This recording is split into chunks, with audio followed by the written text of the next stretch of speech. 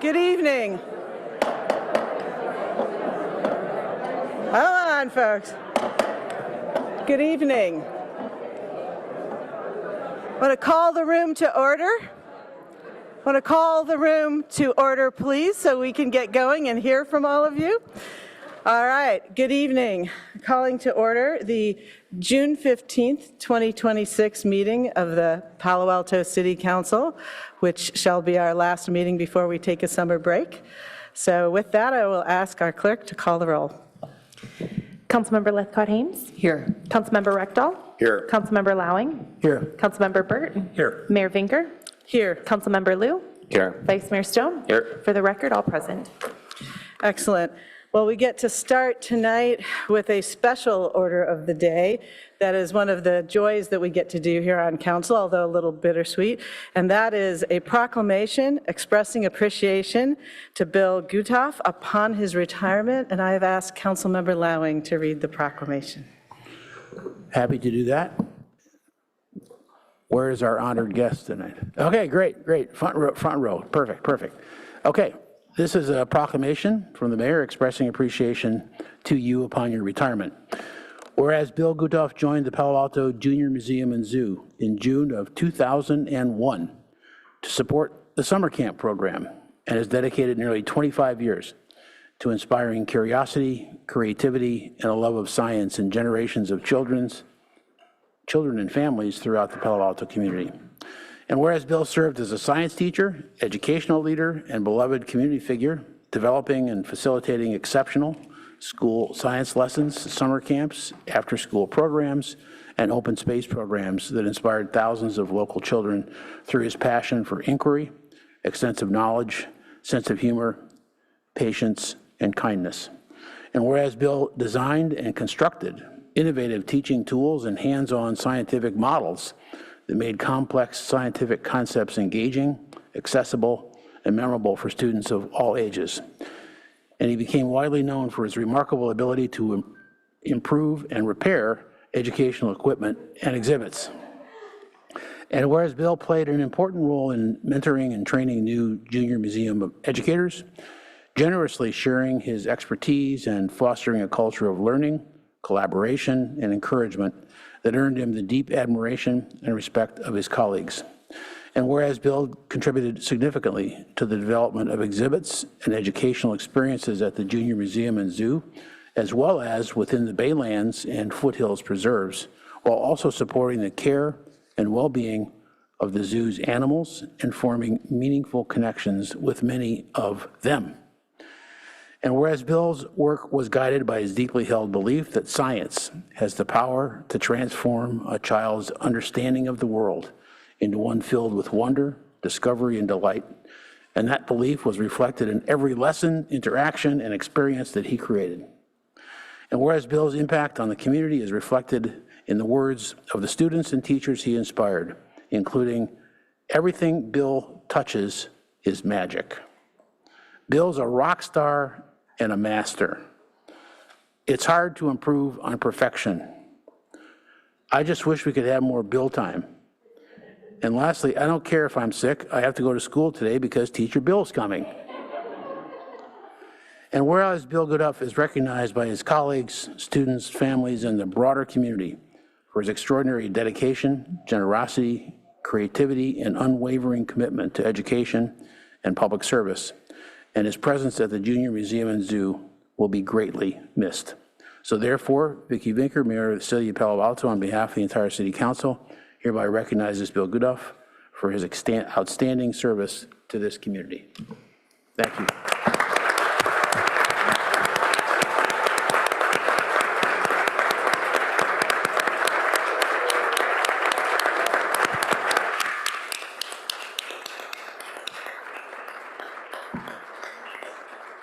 Boy, I don't want to step on that hearty applause, but you deserve it. You are a true gem and really a true asset to our community. I want to thank you on behalf of all the generations of students who have benefited from you and all of us who benefit from them. And maybe you could tell us who's here with you, and then we'd love to have you come up for a photo, unless you'd like to say a few more words first. Well, you guys should know. Just step toward the mic so we can hear. Oh, Look how many Junior Museum people showed Oh, up tonight. wonderful. Raise your hand if you're a junior After- museum person. Oh, look at that.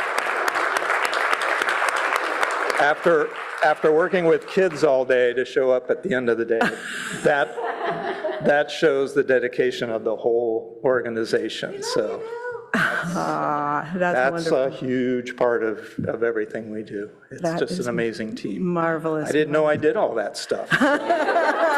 Thanks for letting me know. Well, we are so glad you did. And if you'd like to come up here and have a Where? photo with us, right, just walk on the side on up to the dais. Thank you.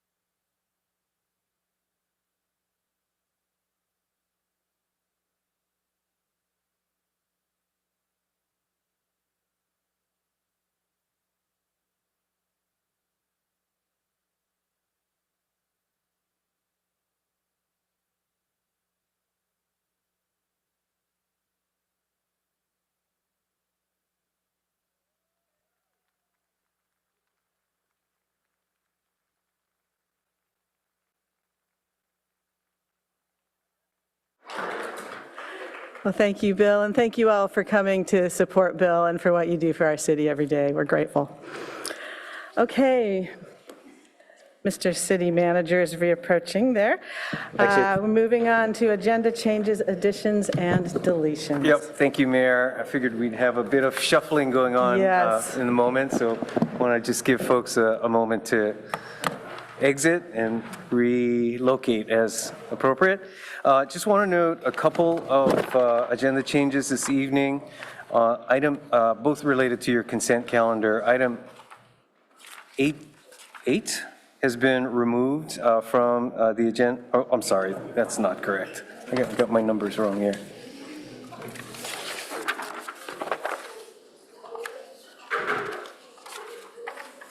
There it is, 18, sorry. Item number 18 has been removed from the agenda for some minor corrections. And item 23, which is related to SB 79, has been re-agendized, itemizing the 3 actions related to that item. So those are the only changes this evening there. All right, thank you, Mr. City Manager. So with that, we will move on to public comment on items not on our agenda, but within the purview of this council. So Madam Clerk, how many requests to speak do we have? We have a total of 24. However, that includes 2 groups of 7.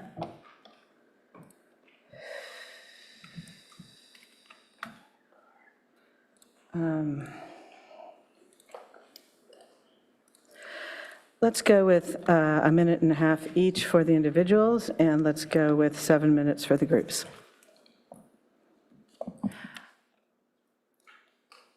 Our first speaker is Charlotte L.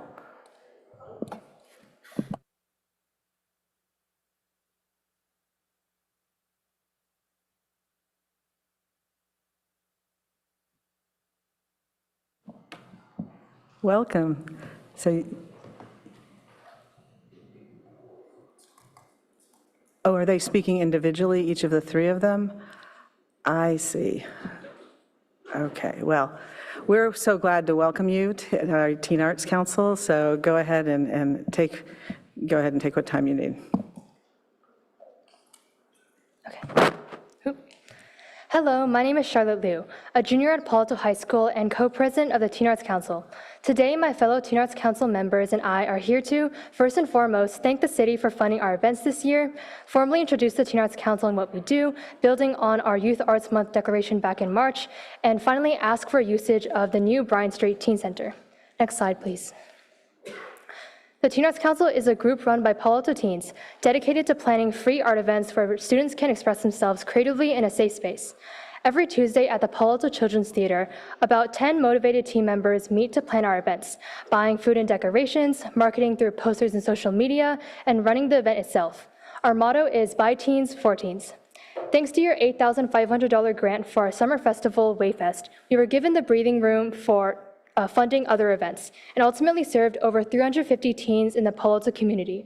Here are the events that we held. Next slide, please. We kicked off the year with our candlelit concert, where teen musicians performed among Halloween decorations and a backyard barbecue. In February, we hosted our Valentine's Masquerade Ball. Teens decorated masks, danced together, and filled out icebreaker bingo cards. Afterward, many teens told us they had an amazing time hanging out with friends and meeting new people. We also hosted our biannual clothing swap and open mic, where teens sipped on boba, learned about sustainability, thrifted for clothes and art supplies, and performed on stage. Next slide. Then we had our annual film festival, Luminescence, which gave creative teens across the Bay Area the chance to share their work and win prizes. We also premiered Picture Perfect, a film by our Teen Arts Council-sponsored committee, the Film Lab, that will be shown annually at Palo Alto High School to teach students about healthy relationships. Right after AP tests and prom, we held our DIY self-care night, where teens made perfumes and lip scrubs, played board games, painted tote bags, and enjoyed service dogs. May is usually the most stressful month for students, as everyone is cramming for AP tests, studying for finals, and grappling with the end of the school year. We wanted to create a break from this cloud of stress by creating an event where teens could just relax and take their mind off of academics. Next slide, please. So I thought you were speaking as a group, and I was trying to give you 7 minutes total. So why don't you take another 30 seconds, and then we'll try to get each of you as a total of 7. Okay, yeah, I'm almost done. Okay, next slide. All right, finally, to kick off the summer, we held Wayfest, our annual art and music festival. Teens bought goodies from local teen art vendors and listened to teen bands and performers. Teens also participated in various arts and crafts stations, played field games, and won raffle prizes. And thanks to the city's grant this year, we also had a food truck, which we are extremely grateful for. These fun community art events matter to us because of how the Teen Arts Council started. I'll hand it off to Mateo to explain the Teen Arts Council's origins. Thank you.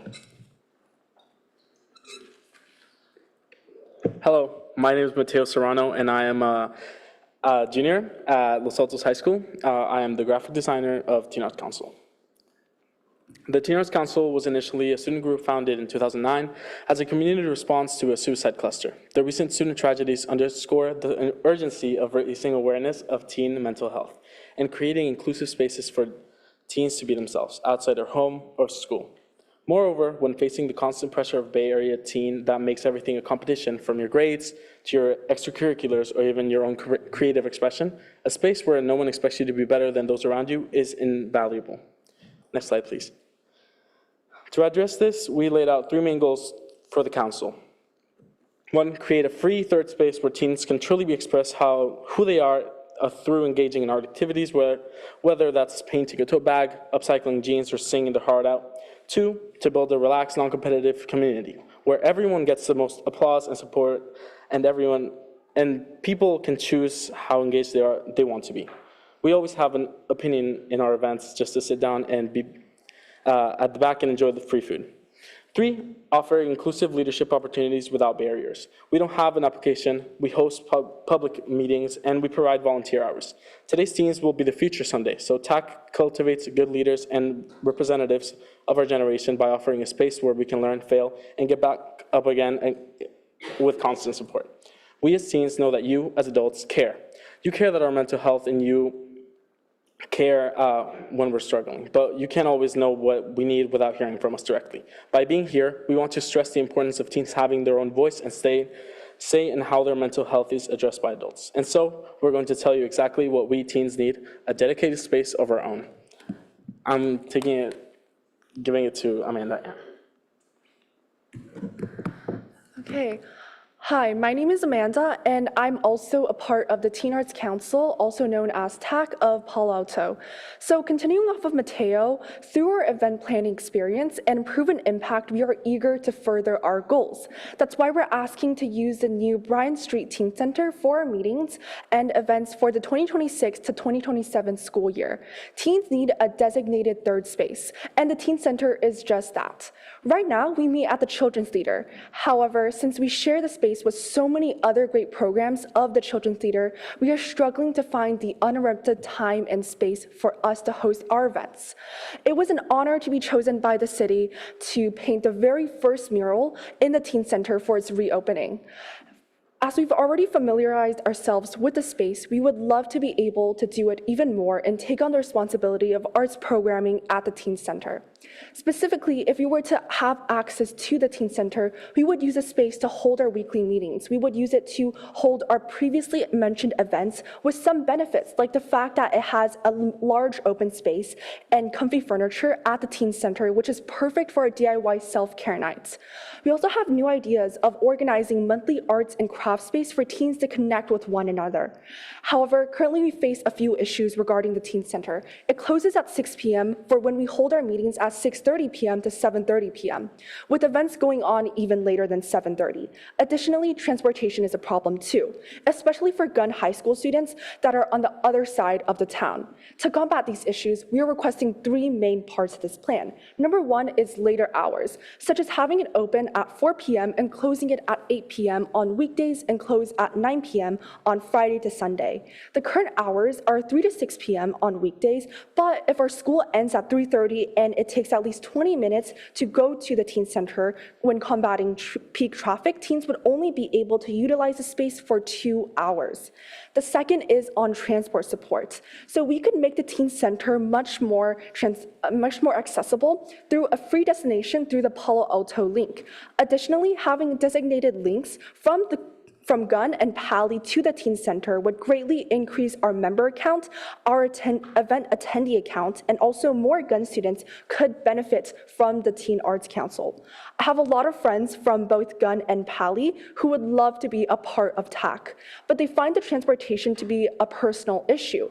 We ask that the city provide two link cars, one for Gunn and one for Pali, which reach the schools at 6 p.m. and are able to come to the Teen Center by 6:30. By having cities— Amanda, I'm going to need you to wrap up, but please do send this to us in an email. Come back, in the fall and talk to us, but we will read it. But go ahead and finish your last sentence or two. Can I take one last minute? Okay, thank you so much. These link cars would reach the schools at 6 p.m. and come to the Teen Center by 6:30. By having city-sponsored, safe, and reliable transportation, it's crucial to increasing our accessibility and equity for hundreds of teens that don't have their own transportation. Finally is the continued funding to sustain our events and initiatives. As we mentioned earlier, some of our main attractions and our events are only possible because of the city's funding and generous support, and we are so grateful that we are able to have them. As someone who has attended the events that TAC hosts and also plays a part in planning them, I've seen how impactful our events are able to be when we have more support from the city itself. Our events combine arts along with core issues like sustainability and also mental health. Our impact can be achieved with your support. Finally, I want to thank you guys for your time, your support, and your belief in Palo Alto teens to be able to accomplish within our community through arts programming, and thank you. Thank you. Right. Our next speaker is Melissa D.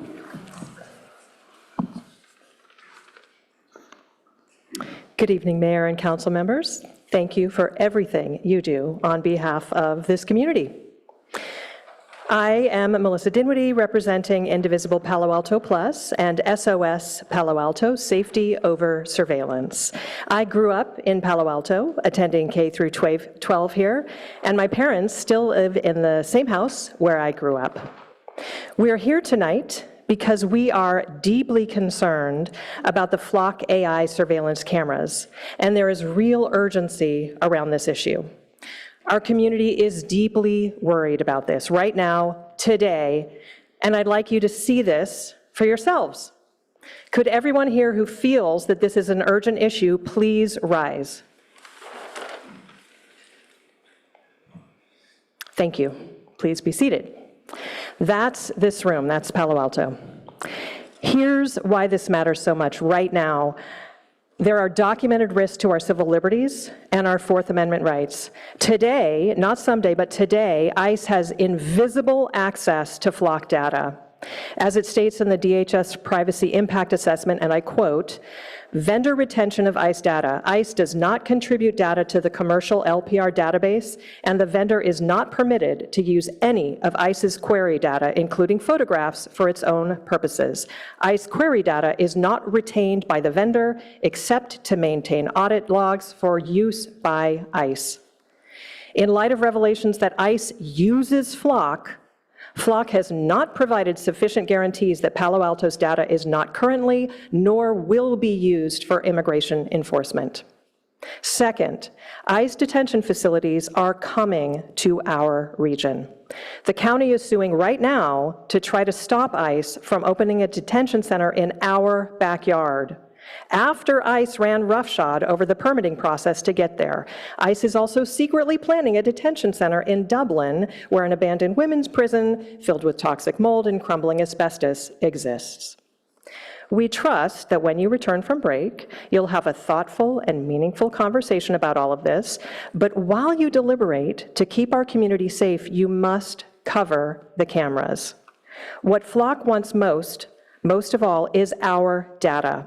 We know this because their current valuation does not match what they charge for cameras unless the value of our personal data is factored in. We are the product. So, while you deliberate, the only safe option is for the police department to physically prevent Flock from collecting this information. This is common sense practice. Once a product safety risk comes to light, prudent actors take that product offline until the safety issues can be resolved. Doing otherwise leads to civil lawsuits and fines. Other cities have done exactly this, covered their cameras to stop Flock from continuing to collect data while they work through next steps. Dayton, Ohio, Olympia, Washington, Evanston, Illinois, Cambridge, Massachusetts. As federal access to this data becomes more real every single day, the cameras here in Palo Alto need to be covered too. And we're not alone in this. As you can see here, more and more cities are canceling their Flock contracts altogether, and that trend is only accelerating. Palo Alto doesn't want to be the last one standing on the wrong side of it. So here's what we're asking city staff to do right now until the city council can take formal action after its break. First, direct the auditor to meet with community members to discuss the scope of this audit. Second, adopt the community-suggested audit parameters. Third, cover the cameras now to prevent immediate harm. And fourth, partner with us to promote our democracy forum to the general public. This is a multi-layered issue, and the public deserves to be educated on these issues as the council deliberates. And when you come back from break, remember, you won't be alone in that room. The Palo Alto community stands strong on this issue and is ready to do what it takes to legally cancel the contract with Flock. And at Stanford, over 1,000 people have signed on, including more than 100 faculty members and leading constitutional scholar Larry Diamond, demanding that Flock cameras be removed. Palo Alto has stood up to this federal government before, and we were proud of you for it. Let's do it again. Thank you. Our next speaker is Linda F.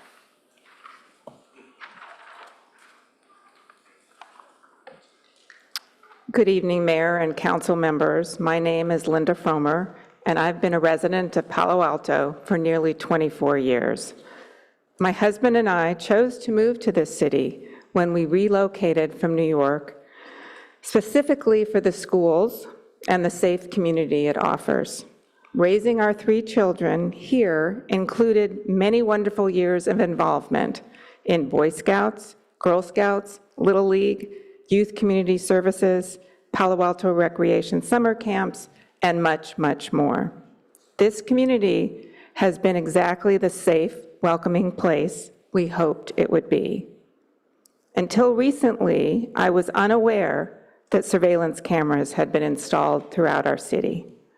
When I learned of that, something shifted for me, and not in the direction of feeling safer, quite the opposite.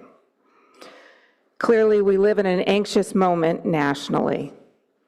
We are watching institutions bend and civil liberties erode in ways that would have been unthinkable a few years ago. In that context, a citywide camera network is not a neutral tool. It can be, and historically has been, used to monitor immigrants, to track and chill political dissent, and to silence the voices of people who are simply exercising their right to speak up. Of course, public safety is a multifaceted issue. Our community deserves to have a comprehensive discussion about safety.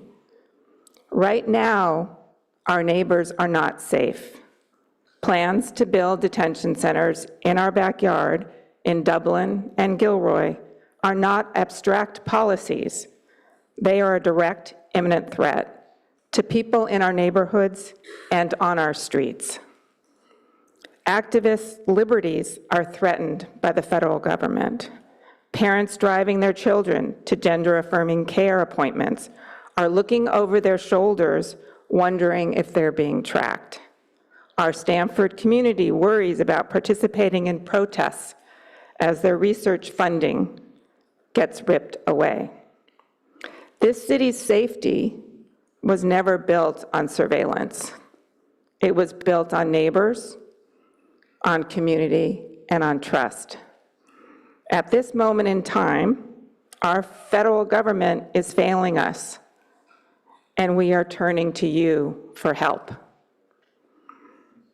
After an initial set of flock cameras was installed in Palo Alto, there was a second wave.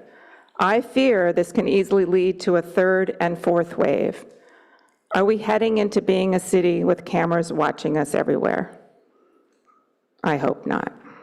It seems as though it would be so easy to upgrade the cameras to condors and other advanced technology that uses AI and facial recognition. Do we need and want that in our community?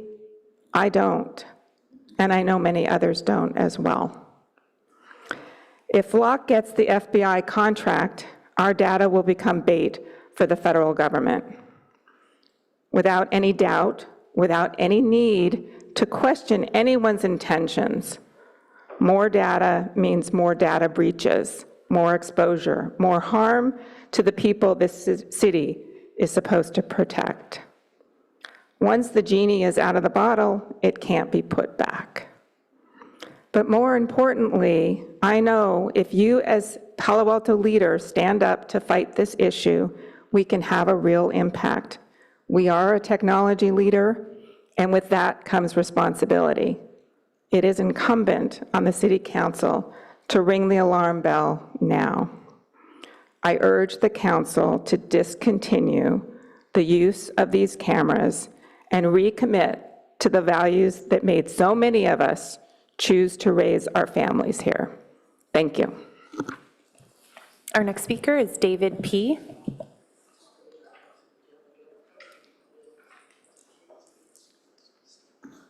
Hi, good evening, everyone. I'm a local homeowner, and I wanted to address SB 79. The city manager mentioned that earlier. I want to give a plug for higher buildings, taller buildings. We have an item on that coming up on the consent calendar, so I think you need to hold your comment for that because that is on the agenda. Okay, All right? thank you. Thank you. Our next speaker is Luis R.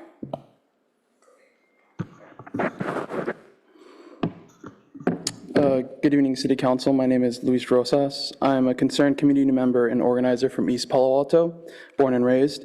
A majority of East Palo Alto is composed of Black and brown working class people of color. Many EPA residents commute to Palo Alto for their jobs, drop off and pick up their children from school. And this is also where EPA families visit for food and entertainment all year round. Flock Safety has been found to share Palo Alto's data to federal and law enforcement agencies from out of state. This directly puts EPA's majority Latino and Latina population at risk as this current presidential administration seeks to target and persecute us indiscriminately. Palo Alto owes EPA many debts, some of which include fighting tooth and nail to deny EPA from becoming its own city, Some of that can also include the racial and economic segregation policies that denied Black and other minority families from living in Palo Alto. All this being said, the city of Palo Alto has the opportunity right now to do what's right by their EPA neighbors to protect them and their families by canceling their FLOC contract. Doing this ensures that Palo Alto's data does not fall into the hands of federal agencies like ICE and DHS. I would say that y'all should listen to your community members and your constituents, everybody who's here, everybody who's been fighting. This is not the first time, as far as I know, that they've come up to you, and this is a fight that is still happening in East Palo Alto as well. So thank you so much for listening. Our next speaker is Sven T.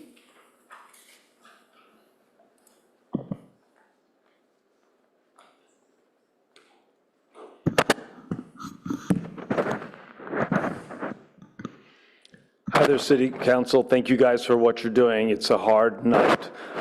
Some slides out to see. This has to do with induction stoves, and thank you very much for the induction stove rebate program over natural gas stoves. And thank you very much for shifting the messaging from that of climate change to, in a way, the more local, the more direct, in a way you could argue the more important, that of health.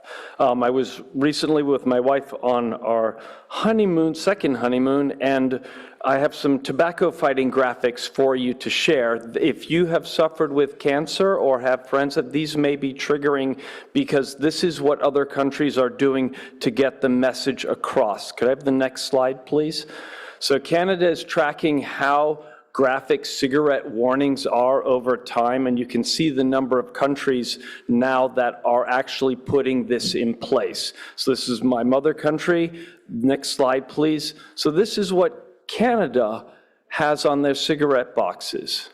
And so think about, this is something to talk, when we talk about natural gas stoves and triggering lung cancer in children and adults.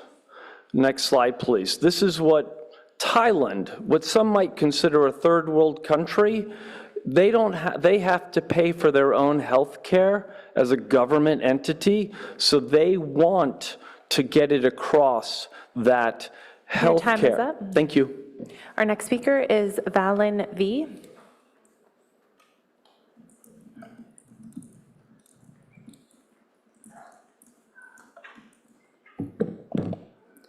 Good evening, my name is Valen Varanasi, and I'm a rising junior at Los Altos High. Thank you for listening. I'm asking council to redesign the Buena Vista utility upgrade as fully electric, the way it was originally planned. Homes with gas stoves have a 20% higher rate of childhood asthma. Gas appliances release nitrogen dioxide and benzene, pollutants tied to asthma and respiratory disease. Buena Vista is home to families with kids and seniors. Locking them into another 20+ years of gas means locking them into that exposure. Now the cost. California's 2022 scoping plan commits the state to carbon neutrality by 2045, and the path to get there decommissions the gas distribution statewide. Installing new gas lines now means ratepayers pay twice, which is very suboptimal. Please reconsider, and thank you so much. Our next speaker is Peter R.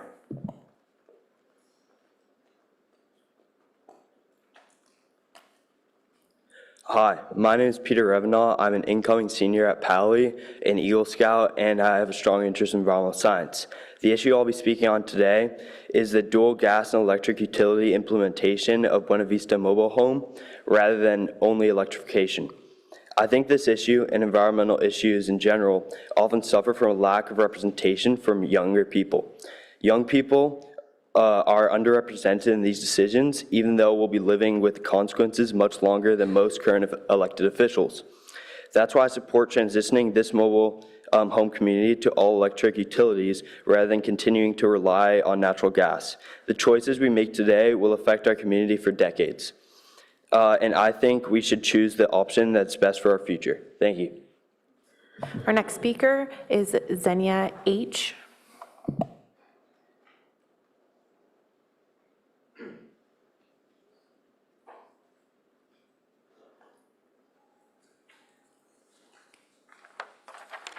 Hello, I'm Xenia Hammer, and representing the San Francisco Creek Neighborhood Group. We're grateful that Palo Alto has initiated the annual bridge replacement project and the Hamilton Storm Drain project. These are meaningful steps, and we appreciate the support. There are two reasons for our concern and urgency tonight. First, we're facing another forecast of a very strong El Nino, similar to the 97-98 when the flood of record occurred. Second, we face a deadline that will not wait until the recess is over in August. On July 14, the Valley Water Board is scheduled to vote to replace its commitment to the 70-year-old flood protection for Reach 2 with a funding-only metric. This would formally relieve Valley Water of outcome responsibility for this project at the very moment when the project needs Valley Water's technical leadership and support the most. This matters because a credible plan already exists. The WRA Alternatives Evaluation Report, published in the spring of '25, provides a viable path to a 70-year-old flood protection, including replacement of the Pope Chaucer Bridge. The JPA reconfirmed the project's design goals. This problem is not technical, it's political will. And a July 14 vote, once taken, will be very difficult to reverse. Please contact Valley Water to encourage them to maintain their commitment to this project. Thank you. Our next speaker is Seamus A.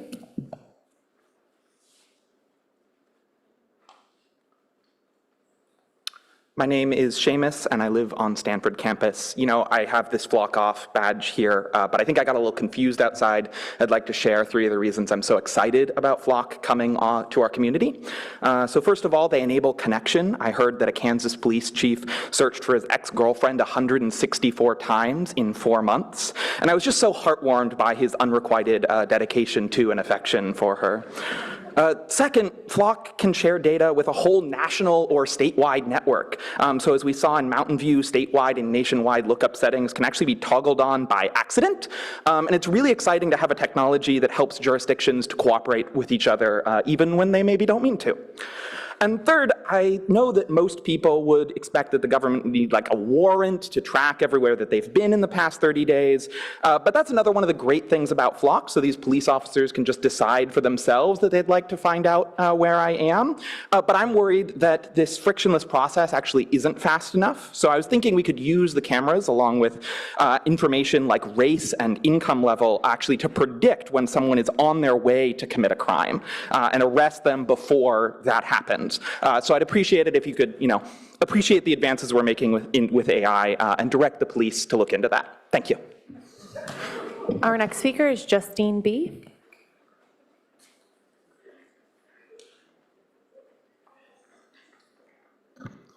Good evening, Mayor Vinker and City Council members. My name is Justine Burt. I'm the Executive Director of the Palo Alto Transportation Management Association, and I'm here to urge you to reconsider something that came up on June 1st.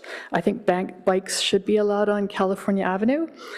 There's an important underpass under Cal Ave Transit Center, the Caltrain station, for Green Middle School students who live on one side of El Camino to get to school. There are a number of Stanford Research Park workers who get off the Caltrain at Cal Ave and would need to bike to work. So it's an important place for bikes to come through if we can keep them slow. And so I know the e-moto bikes are of particular concern. I've biked quite a bit on Cambridge, and the pavement quality is pretty bad, and cars are pulling in and out of the parking lots there, so not a great place for bikes to go through.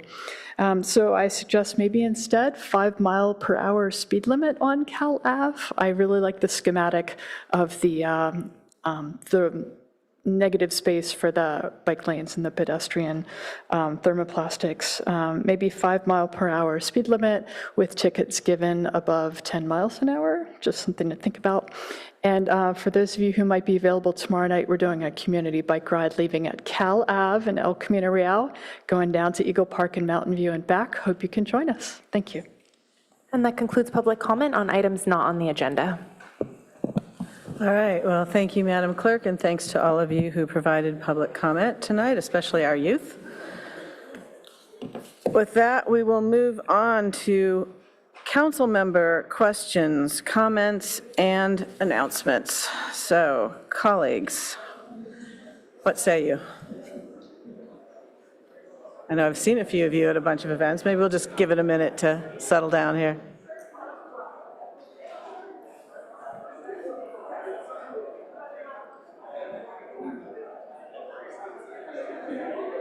All right, if you could take your conversations outside, that would be appreciated. They can't hear me. All right. Okay.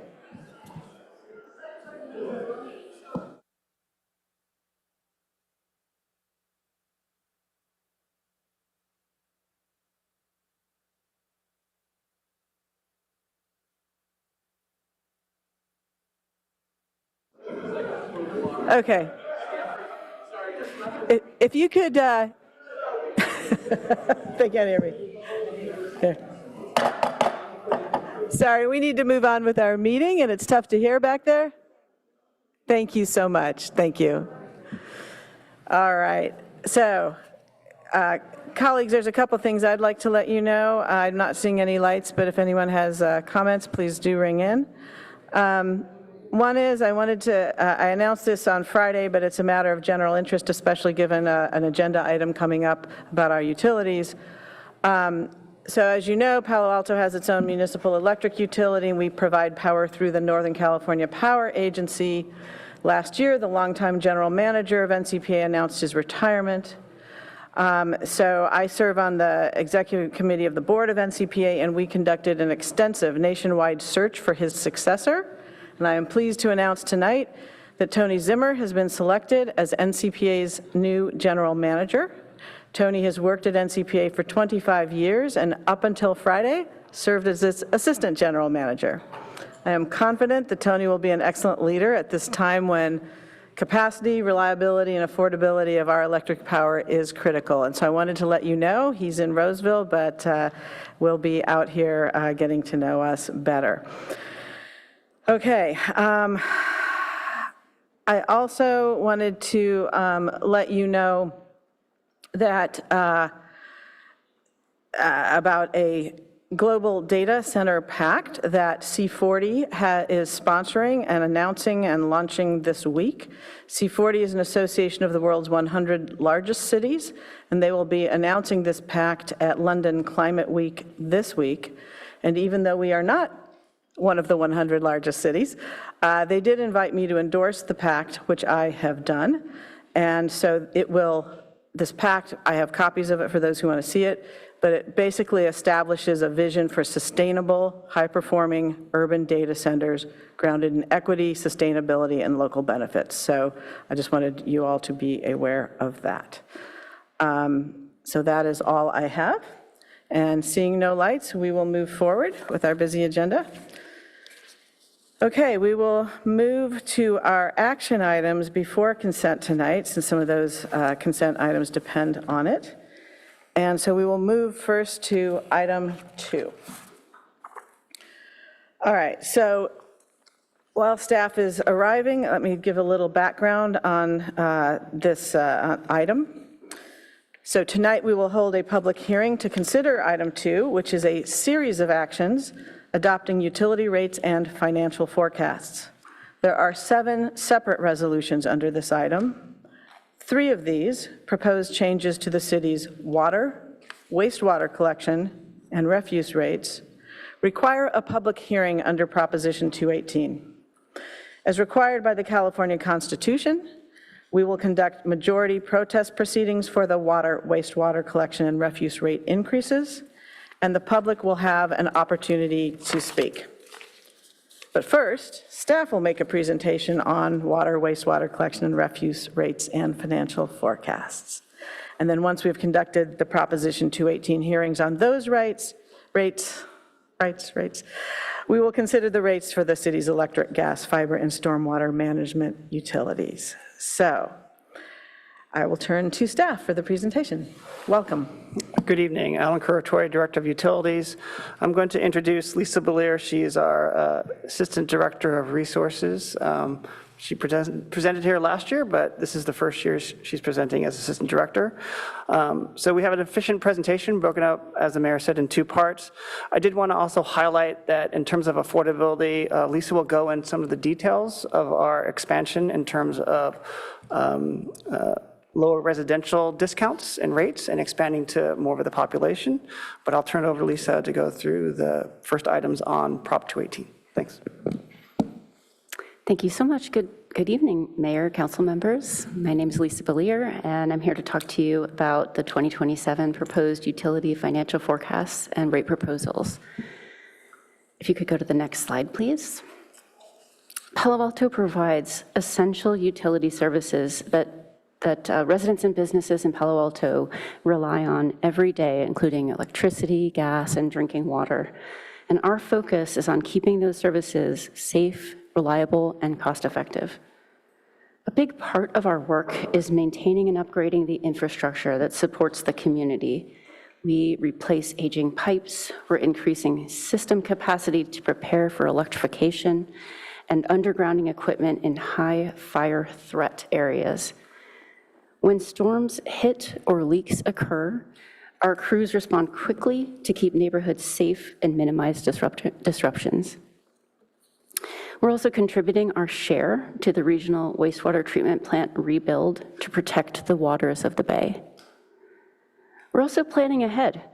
Palo Alto already uses 100% carbon neutral electricity with a significant share that comes from renewable sources. Our electrification programs support residents and businesses who want to electrify their homes, vehicles, or buildings, and we do all of this with careful financial management.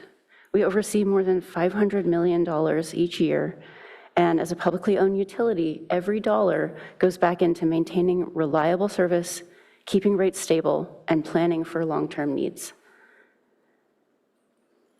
Next slide, please. I want to take a moment to talk about the suite of resources that the city has to help customers save on their utility bills. The bill impacts that we show in our presentations assume that customers keep using the same amount of energy and water, but customers can take advantage of these programs to reduce their energy and water usage, and this is the best way for customers to control their utility bills. So our rate assistance programs, as Director Curatori mentioned, have recently expanded based on council action from earlier this month. More income-qualified residents are eligible, and discounts for the electric utility are larger, up to 35% off of electric bills for income-qualified customers.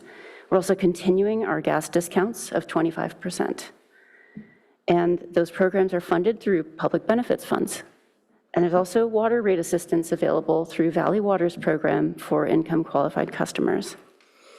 In addition to rate assistance, we have Residential Energy Assistance Program, which provides home upgrades and weatherization to improve comfort and reduce monthly energy usage and utility bills for income-qualified residents. Now, for all of our customers, we have a sophisticated series of efficiency measures and electrification support, ranging from free customer surveys, devices and rebates that help customers save energy and water. And with our advanced metering and automated leak alerts, residents can track their usage and catch any issues early. Overall, these programs help make utility services more affordable, efficient, and help residents manage their utility bills. Next slide, please. I just have this one slide that gives you a brief overview of the water, wastewater collection, and refuse rate increases. These are increases that were reviewed in detail by the Finance Committee, and the Finance Committee recommended unanimously that the Council approve these rate proposals. Finance Committee members noted that reserve balances were drawn down during the pandemic to support lower rate increases, and that the current upward pressure on rates is partially a consequence of those prior decisions. As noted on this slide, there is a pass-through portion of the water rate increase, since the wholesale water rate increase is increasing from the San Francisco Public Utilities Commission. That increase will go into effect automatically, and customers have each received a postcard that notifies them about that increase. For the water utility, what the council's voting on tonight is what is needed for the distribution system needs. It's driven mainly by the investments that we need to make in our water system in Palo Alto. Much of the system of pipes that is within the city that delivers water is decades old, and we need to replace aging mains in order to maintain reliability and reduce leaks. In the water system, we're also investing in seismic upgrades to our water reservoirs so that the system can perform during emergencies or supply interruptions. And these capital projects for the water utility help ensure we have a safe, dependable water supply long into the future. Briefly, on the wastewater collection system, the wastewater collection system is facing significant capital needs, and major capital projects have already been deferred. Now we're at a point where we do need to move forward with replacing old sewer mains to prevent failures, backups, or spills of raw sewage and costly emergency repairs. We need to upgrade a lift station and other collection system repairs as well. Increasingly stringent requirements and aging infrastructure at the Regional Water Quality Control Plant mean that upgrades are necessary there as well, and Palo Alto needs to pay our share of those costs. On the refuse collection side, refuse rates are increasing because of the rising costs of collecting and processing solid waste. The cost of the city's solid waste contracts have increased, and it has become more expensive to process solid waste materials with more stringent state and local regulatory requirements. The 3% rate increase is necessary to make sure we can continue reliable collection service, responsibly process materials, and keep the system financially stable for the long term. Next slide, please. This slide is provided for your reference. It does have a lot of numbers on it. I wanted to just make sure that you had this information for all of the utilities, but I will separately address electric and gas after we discuss water, wastewater, and refuse. The overall, I wanted to bring your eye to the bottom of the column that is outlined in red. The overall increase on the utility bill from this set of increases is 8% on the average residential bill, and this is $35.20 per month. Next slide, please. This is the recommendation and summary for the council to approve the resolutions with the financial forecasts and rate schedules for the water, wastewater, collection, and refuse utilities. And I'll pause there. All right, and so when you say pause, are you done with the presentation? I see there's some supplemental slides. Are those just for questions? Or? My understanding of the script of the hearing was that we would have a portion for the electric and gas after we address water, wastewater, and refuse, but I'd be happy to take any questions you have on the water. I just wasn't sure if you were done with that first part. Yes, done with that first part. Thank you. I'm sorry. No worries. Thank you very much. There's a lot of moving pieces to tonight, so thank you. Well, Director, Assistant Director, thank you very much for the presentation so far. And we will turn to public comment on the proposed water, wastewater collection and refuse rate changes and financial forecasts. But before we do that, the city attorney, I believe, has some background to provide on how the Prop 218 public hearing will be conducted. So, Mr. City Attorney. Thank you, Mayor. So tonight's water, wastewater collection and refuse rate hearing will follow the requirements of a provision of the California Constitution that is commonly referred to as Proposition 218. Prop 218 sets forth rules that local governments must follow before increasing property-related fees. Notice of tonight's hearing was mailed to effective water, wastewater collection, and refuse customers on April 30th, 2026. The city clerk has been accepting written protests against the proposed rates and will continue to do so until the close of the public input portion of this hearing. After the close of the public comment portion of the public hearing, the city clerk will tabulate the written protest against the proposed water, wastewater collection, and refuse rates separately. If a majority of the affected customers have signed written protests against any of the proposed rate increases, the rate increases will not be imposed. Otherwise, the City Council may adopt the proposed water, wastewater collection, and refuse rates by resolution. All right, well, thank you, Mr. City Attorney. So now we will move to public comment on water, wastewater collection, and refuse rates and financial forecasts. And speakers will have up to 2 minutes. So Madam Clerk, would you please organize our public comment? We have no requests to speak and no hands are raised on Zoom for this, for the water and wastewater rates. Very well organized. Thank you.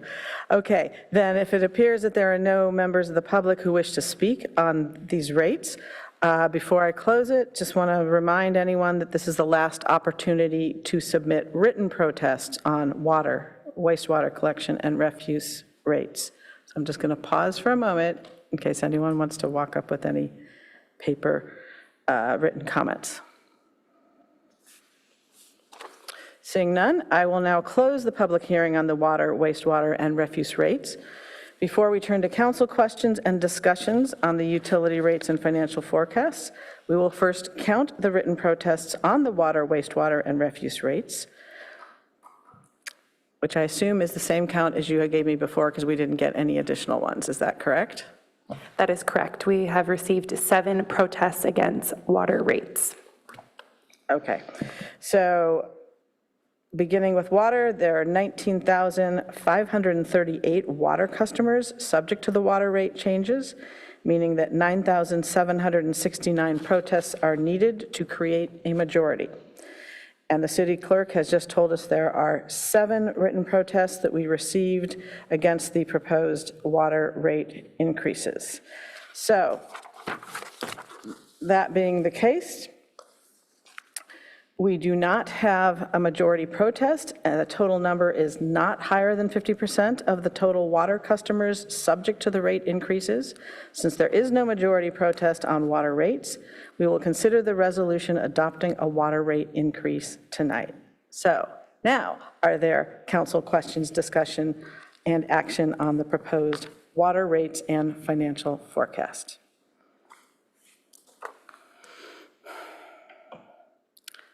Wow, that was like a tie. Vice Mayor Stone.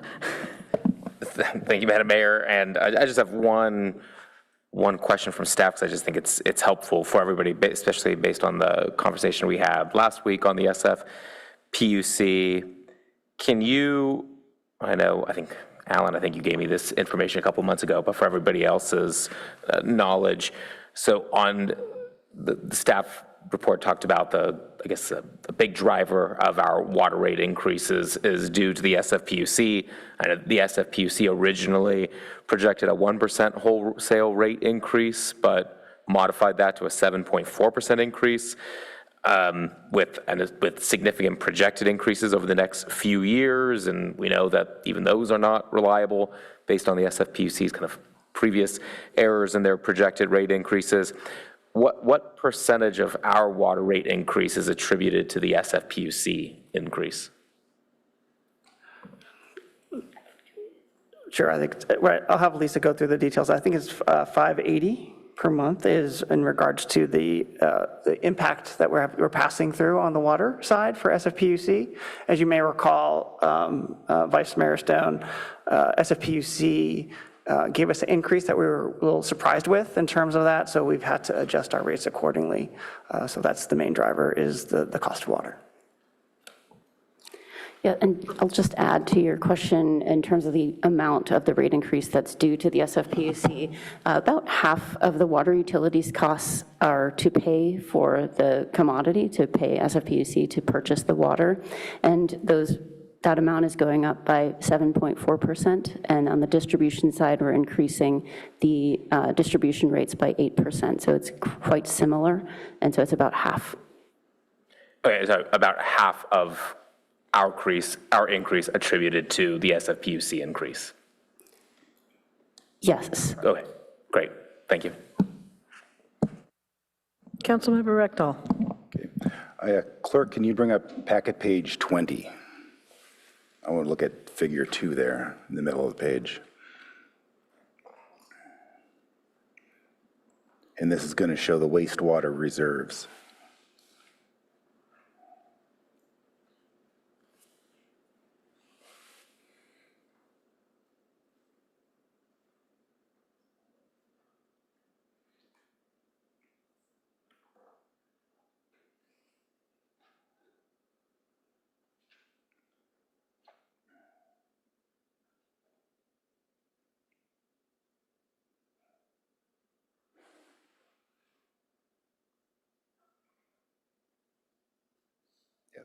Packet page 20.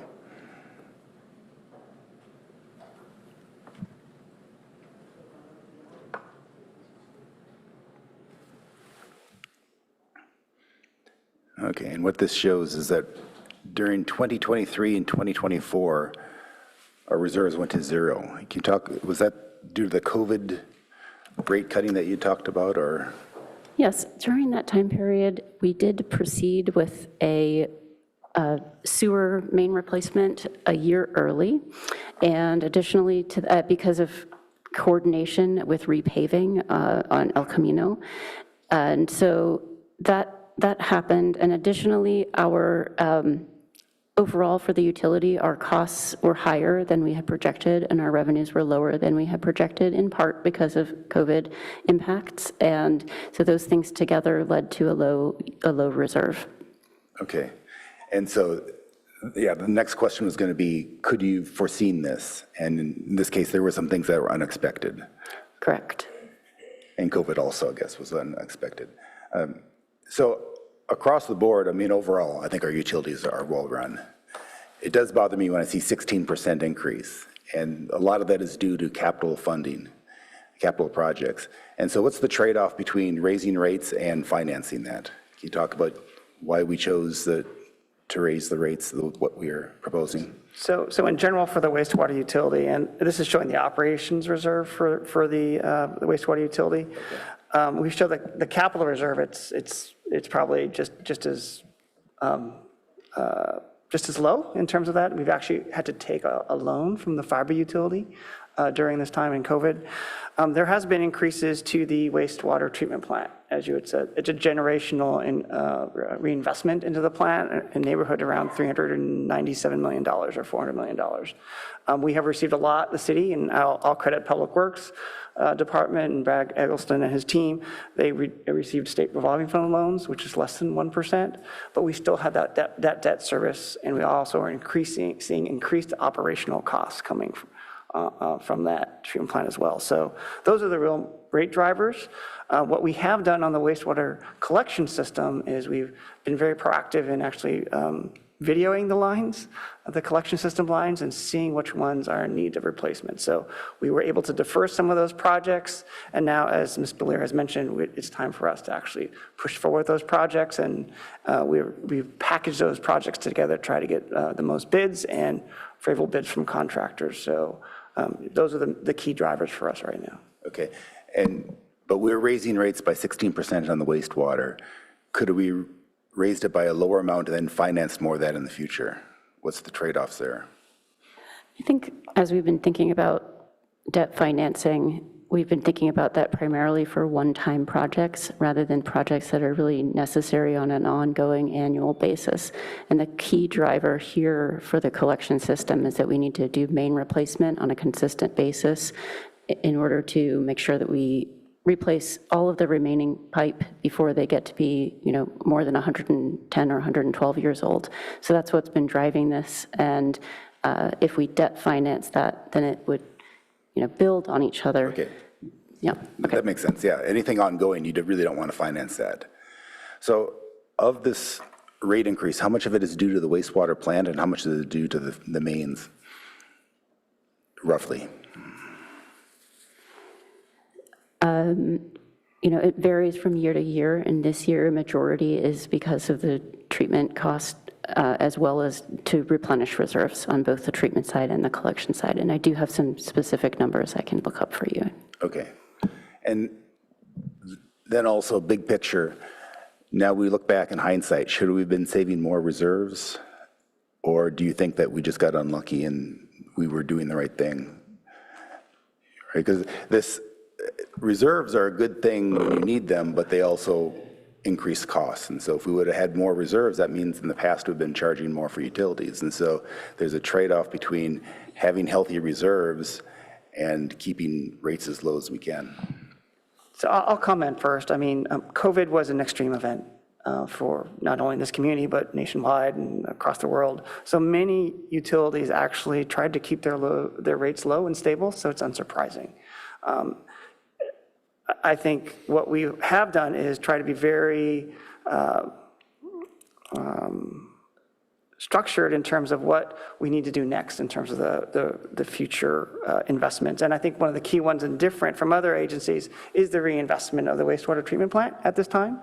And we're also dealing with some of the inflationary costs. So we're hit with COVID, we're also hit with these inflationary costs that, and for those reinvestments, and that's across the board. So, our Public Works team has been looking at similar like projects and reinvestments. The city of Sunnyvale is going and updating their wastewater treatment plants. So we're updating those costs and taking advantage as much state low-cost interest rate financing that we have. So given that perspective, I think the city has been very strategic in terms of trying to keep rates low. But we have been hit with these multiple events. So now we're trying to replenish the reserves, and the city council is going through and taking a look at those reserve policies to prepare ourselves for the next potential events. In your professional opinion, though, do you think the reserves are a proper amount right now, or do we have to consider raising them? I think we're going to have to look at some of the investment costs of the treatment plant, and especially the bids coming through. So it's healthy for the organization to take a look at that in terms of the staging of those projects. And we're working very closely with our foils over in the Public Works Department and how those projects are going. So we will bring that back. I understand that council has referred some of that to the UAC, so that will be a big part of their upcoming work plan and looking at those reserve policies and providing a recommendation back to City Council. But we definitely are going to look at the capital reinvestments to meet the regulatory requirements for the discharges to the bay. Okay, thank you. All right, thank you. Seeing no other lights, so right now we're just focusing on water. Is there a motion to approve the water rates resolution? So move. Thank you. Is there a second? Second. Okay. Seeing no request for further discussion, would you please call the roll?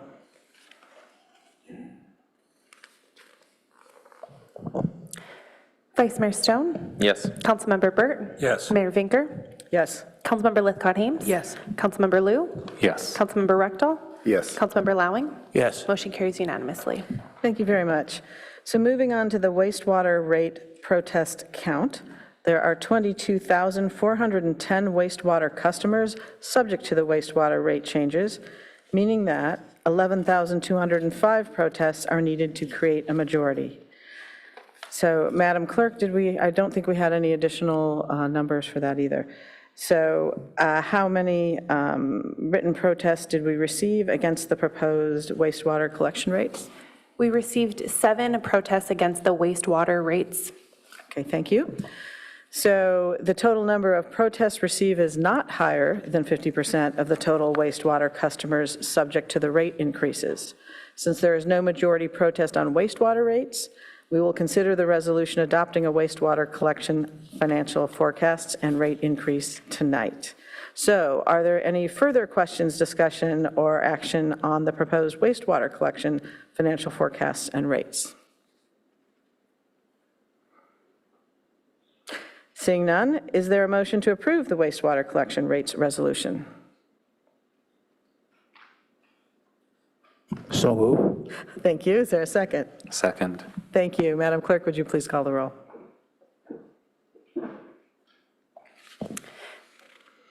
Mayor Vinker? Yes. Councilmember Lowing? Yes. Vice Mayor Stone? Yes. Councilmember Rectal? Yes. Councilmember Liu? Yes. Councilmember Lithcott-Hames? Yes.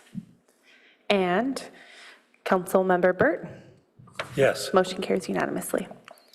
All right, thank you. So moving on to the refuse rate protest count, there are 20,712 refuse customers subject to the refuse rate changes, meaning that 10,356 protests are needed to create a majority. I will now ask the city clerk to provide the number of written protests received against the proposed refuse rates. We received 4 protests against the refuse rates. Thank you, Madam Clerk. The total number of protests received is not higher than 50% of the total refuse customers subject to the rate increases. Since there is no majority protest on refuse rates, we will consider the resolution adopting a refuse financial forecast and rate increase tonight. So are there council questions, discussions, and actions on the proposed refuse rates? Seeing none, is there a motion to approve the resolutions regarding refuse rates? So moved. I'll second. Well, Councilmember Burt move. Councilmember Liu second. Seeing no requests for further discussion, Madam Clerk, would you please call the roll? Councilmember Rectal? Yes. Councilmember Lithcott-Hames? Yes. Vice Mayor Stone? Yes. Mayor Vinker? Yes. Councilmember Liu? Yes. Councilmember Lowing? Yes. Councilmember Burt? Yes. Motion carries unanimously. All right, thank you. So we got through the Prop 218 rates, and we will now turn back to the non-Proposition 218 rates presentations. We will consider the utility rates and financial forecasts that are not Prop 218, as I mentioned, namely adoption of resolutions adopting financial forecasts and fiscal year 2027 rates for gas, electric, fiber, and stormwater management. The order of proceedings for this item will be as follows. First, staff will make a presentation on the proposed rates and financial forecasts for gas, electric, fiber, and stormwater management. Next, we will hear public comment. Speakers will get up to 2 minutes each. Lastly, council will have a chance to ask questions and discuss, followed by motions. So I will turn back to the director and assistant director for the remainder of your presentation. Thank you very much. Just two slides and then the recommendation slides. So for the electric utility, this proposal was unanimously supported by the Finance Committee that took a look at it in detail. The Finance Committee voted for a 4.5% increase in fiscal year 2027. As I mentioned, the electric utility is modernizing the grid and planning to issue bonds to pay for these costs with a planned $85 million bond issuance later this year. Grid modernization is going to improve reliability and resiliency, as well as increasing capacity to prepare for electrification. Electric rates are being affected by rising long-term costs across the entire power system. We're seeing rising long-term costs for grid upgrades that are needed to maintain reliability and support more electrification in the community. State requirements for renewable energy also continue to increase, which means we need to procure more clean power at a time when those resources are becoming more expensive. We're also facing higher requirements for power reliability, and together these factors are driving up the costs of providing reliable and clean electricity. I want to make a note about building permit fees. During the Finance Committee's discussion earlier this year in April, the committee directed Utilities Department staff to develop a rebate program for building permit fees related to photovoltaic generation and energy storage systems. This will be a local decarbonization program, and we'll be proposing to use $225,000 of non-rate revenues for this purpose. And we would keep the amount of funding for local decarbonization the same by correspondingly reducing the allocation of cap and invest auction revenues to the cap and invest reserve. Next slide, please. For the natural gas utility, the UAC reviewed the gas proposal of a 9% increase and recommended lowering the increase by reducing the general fund transfer or possibly using reserves. Staff did investigate the possible use of reserves and found that there are no available reserves to use for this purpose. The Finance Committee also took a look at this issue and voted 2-1 to recommend the 9% overall rate increase. I did want to note that the Finance Committee discussed but did not decide to go forward with an option that would reduce the overall gas bill approximately 1%, and that idea was to slow the recovery of the gas price spike mitigation reserve to 32 months instead of 16 months. Those funds are to mitigate the impact on customers of a price spike similar to the one that we saw in 2023. Next slide, please. This slide summarizes the recommendation that I discussed for the electric utility.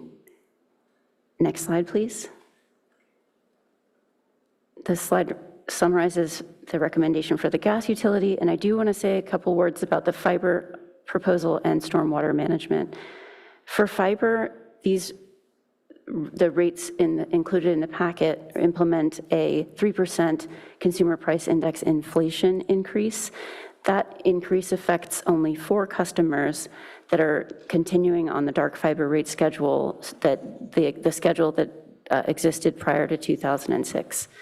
There's also an inflationary increase to the advanced engineering fee for new connections. But most of the dark fiber customers are not impacted by this increase.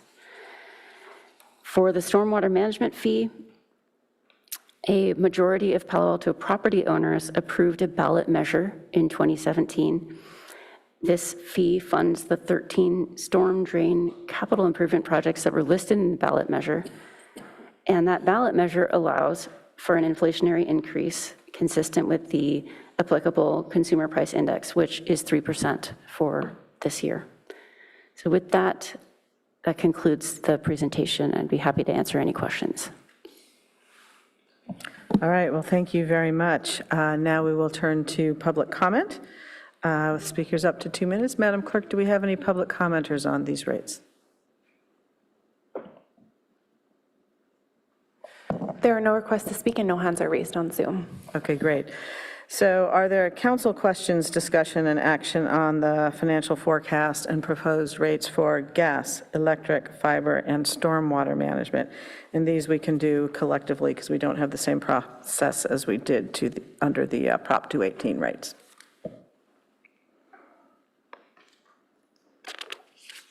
Councilmember Rectal. Couple questions on electric first. In the staff report, you talk about the when and where approach to try and delay the costs. And we can delay the cost. Does that impact our reliability? What's the trade-off there? So the when and where approach is actually for the distribution. So as customers electrify, what we found, especially in this last year, we can keep pace with the customers coming in and looking specifically at the part of the distribution system that serves them, basically the transformers that would serve the residents or businesses. We've been very successful in that regard. The real change is we'll be able to meet those requirements in a nutshell. Okay, and so when you replace the transformers, how old are they? Are they generally fairly old, or are you actually replacing relatively new equipment when you upgrade? So the distribution transformers vary in age and size, but for the most part, the smaller ones have been in the system for quite some time and are in need of replacement. As we look at those, we also look at the poles itself to see if those need to be replacement as well. I think the main focus that we're looking at now is actually looking at the resiliency and reliability of our substations, which, if you look back at them, are circa 1960 or 1970, and they are ready for replacement and expansion. So we are doing those in a manner that is most cost-effective and also improves reliability to our customers. So we're very excited about those projects. As you go through the capital projects, you'll see that as well. As we have very defined projects because we are going for financing as well. Okay. But in big picture, if you look at the speed at which we're upgrading our utility, are you satisfied with that? Actually, absolutely. So we've actually benchmarked some of these capital projects to our neighboring agencies in terms of not only the scope and scale, but also the timing. By timing these projects out and looking at electrification and load growth in general for the city, we have seen some load growth, coming from commercial activities, and we also are projecting load growth with more residential.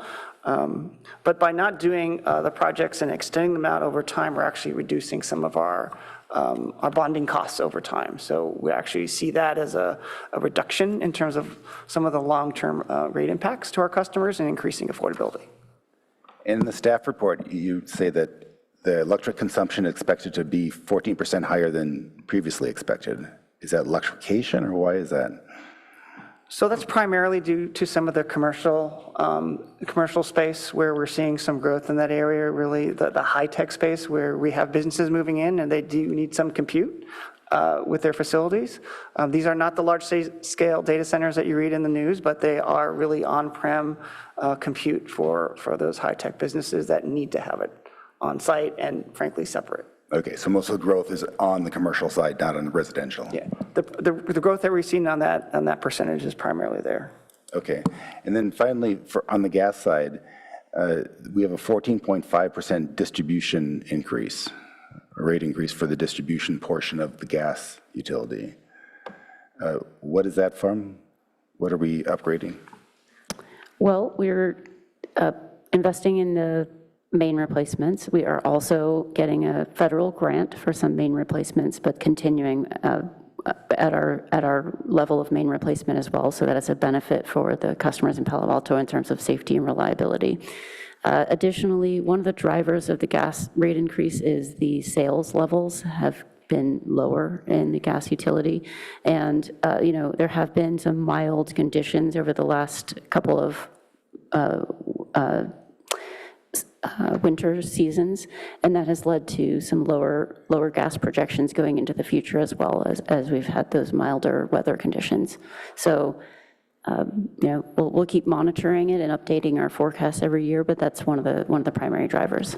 We had a very mild winter, so when we make those projections earlier, you assume a normal year, and that was not a normal year. And just as Ms. Belier has mentioned, the city did receive a $16.5 million federal grant to pay for some of these gas main replacements as well, and we can obviously pass those savings on to the customers. Are we seeing electrification cut into our gas use, or are there other effects that are bigger than that? We will have a lot more information on that, I think, when we can analyze our AMI data, but for right now, and we think it is having some impact, and that's what we see when we look at the regression. However, much larger impact on one year to the next is weather changes. Okay, yeah, I love AMI. I think that's going to really help us be more efficient. Okay, thank you. I have a question. So for the electric utility rates, you mentioned using the building permit fees for non-rate revenues for the local decarb efforts with PV generation and storage. And then you also mentioned that taking some of the cap and invest auction revenue and putting it in the cap and invest reserve. And I'm wondering if any of that is related to CARB's very recent decision about the cap and invest program and creating the new $4 billion fund for industry. Some would call them polluters to pay in. Or does that have any impact? Because aren't we getting increased revenue from that? No, this is not a change that's related to that, but the name has changed, the cap and invest, but this is a reserve that the city has had and the electric utility to capture those cap and trade in the past, and now cap and invest funds in an equivalent amount to the REC exchange program. So this is because of a council decision from several years ago that we're capturing some of those funds for local decarbonization programs. And I also do want to add, you had actually two embedded questions there. The second question was, yes, this utility is expecting more cap and invest monies based on CARB's recent decision, probably about almost double what we received in the past. So that is roughly 1.8 million, if memory serves me correctly, around there, but depending on the auction revenues, so those are, we're trying to estimate those forward-looking. So those would be able to be used for basically what the CARB requires us to use for our customer programs, energy efficiency, renewable energy, and of course our SCAP programs as well. Right. I guess what I was trying to figure out, there's very recent awareness of a likely increase in revenue from the GGRF, which comes from CARB's decision on the cap and invest. And so has any of these decisions on what we're doing with our cap and invest revenue and putting it in the reserve, has any of that been affected by the expectation of the increased money? That's what I'm trying That is a really, really good question. And sorry I didn't catch it the first time. So, but that's true. This is late breaking. We're at the stage of just making those estimates of how much money that's going to be. One of the items that we're committing to as part of the resolution tonight on the electric utility is to bring back to the council within this fiscal year report on our carbon neutral plan and also on our rec exchange revenues. So we can at that time bring forward any changes, and the council could weigh in on any changes to the way that that program operates, and that would be an opportunity to weigh in on the use of those funds and get an update on what those projections are at that point in time. But That's great. Yeah, because we might want to make some adjustments, and it is very late breaking, so I wouldn't have expected much change, but I wanted to check and see, where we stood on that, because it is quite an interesting, quite a change of plans in some ways with GGRF and the Air Resources Board recent action. So thank you for that. All right, seeing no further lights, where are we on this? All right, we did the public comment, we didn't have any, we have the discussion. I guess we're just I guess I'm ready for a motion. If there's a motion to approve the resolutions that have the rates and financial forecasts for gas, electric, fiber, and stormwater management, I would entertain that now. I so move. Second. All right, Councilmember Rectal on the motion, Vice Mayor Stone on the second. And when you're ready, Madam Clerk, please call the roll. Councilmember Burt? Yes. Vice Mayor Stone? Yes. Councilmember Liu? Yes. Yes. Councilmember Lithcott-Hames? Yes. Councilmember Rectal? Yes. Councilmember Lowing? Yes. Mayor Vinker? Yes. Motion carries unanimously. All right, excellent. Well, thank you very much, Director and Assistant Director, and that will close out item 2. So now we will move on to item 3. And look at that, we are on time. I shouldn't have said that out loud, right? Okay, so item 3, which is the adoption of ordinance adopting the operating and capital budgets and a whole lot of other stuff that's in your agenda. So tonight, we will hold a public hearing to consider item 3, adoption of an ordinance adopting the budget for fiscal year 2027.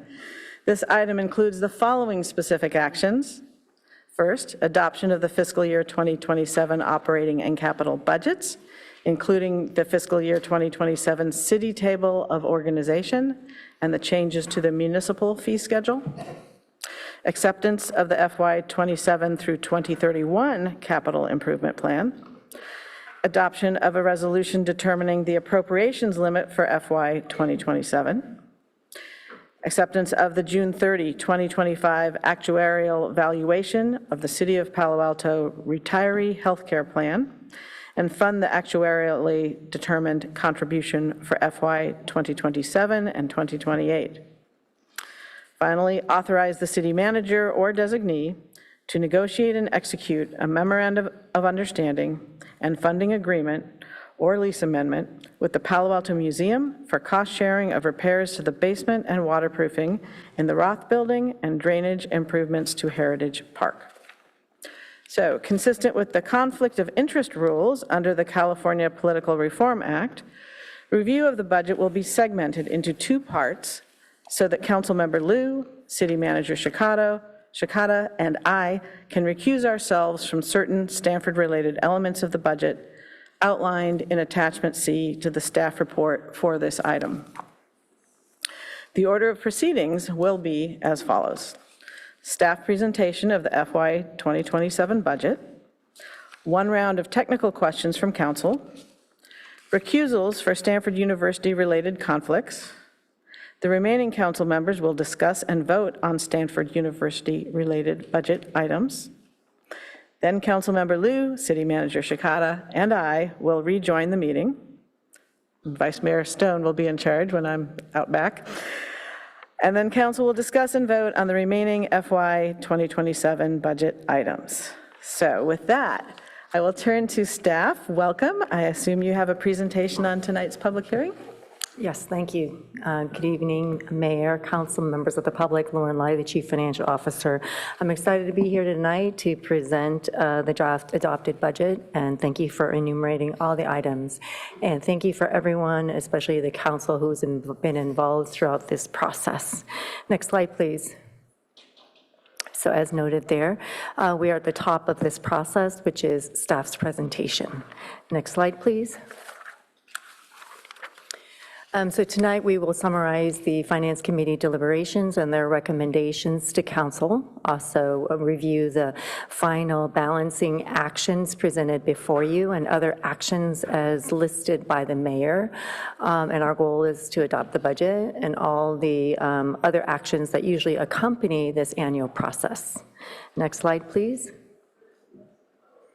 This shows the chronology of the budget development process beginning in earlier than May, but it starts here in May and where we are tonight, which is the draft document for your consideration and adoption as the fiscal year begins July 1st. Next slide, please. This is a summary of the general fund budget. As noted there in the last column, the general fund budget is about $312 million. The citywide budget, which includes all the enterprise fund plus the capital budget, is about $1 billion. Within the capital fund, we have a $1.2 billion 5-year plan, and the 27 CIP budget, which council is asked to approve, is $316.8 million. The general fund BSR, which is our reserve, is projected to be at $53.7 million, or about 17.2% of our expense. Our staffing level will be about 1,089 positions. That is a reduction of 21.25 net positions because we're closing a structural deficit. So that's about 2% citywide. Next slide, please. Most of these recommendations you have seen as of May 11th. I'm pleased to share that we, city staff, and the committee were able to rebalance the budget with technical adjustments. It's very important for us to preserve our services and also move forward with capital investments. So with the technical adjustments, predominantly around revenues, we were able to rebalance the budget. What I will call to your attention that's different than what you saw on May 11th as a council is the Office of Transportation. You'll notice there we have one assistant engineer position. This is in an extension of the part-time position that was slated for OSV, the Oversized Vehicle Program. We're proposing a full position that will also deliver other projects and services and programs related to OOT. So Finance Committee evaluated this, staff reviewed it, and it's bringing this back for your consideration. As noted there, it is a leveraging $150,000 of OSV reappropriation already. So the fiscal 27 impact is shown there on the screen, which is about $38,000. Future year funding will be yet to be determined, which will be a variety of funding sources. Next slide, please. In total, the general fund impact is $939,000 of additional appropriation. Again, as noted, these have been rebalanced with either Measure K or new revenues and or reductions of the net impact to CIP transfers. We mentioned in the memo before, and we'll mention again, we're hopeful that the prior year adjustments for sales tax will be favorable by $2 million. We have more than that set aside. Should that manifest, we are hopeful that our BSR will actually be about $55.7 million, or closer to 18%. Keeping in mind our target is 18.5%. So wanted to call your attention to that because that is an important component of our fiscal sustainability and our fiscal strategy. Next slide, please. We like to have a look ahead. In our annual process, we have a 10-year long-range financial forecast. In our budget development process, we usually have a 2-3-year look ahead as we move towards budget adoption. As some of you may recall, this fiscal 27 budget had a projected general fund deficit of $17 million, so we've done great work to balance it, most of which is using ongoing solutions. As noted there in 28-29, we still have some work ahead, but these are very manageable differences here of $1.7 and $3.2 million. So great work to everyone who's been involved, and certainly there will be some service impacts in areas. So we want to note that that comes along with these types of budget reductions. However, very pleased with where we are today. Want to also note that this does assume a certain level of partnership with PAUSD and cost sharing.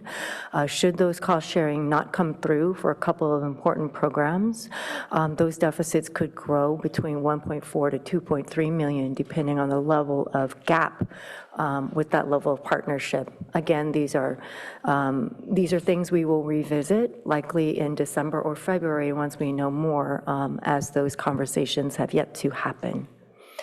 In addition, in fiscal 29, every 2 years, we do our OPEB study. So in the last couple of studies, there have been an uptick in expenses. We will bring that back in a couple of years, and we'll continue to monitor that.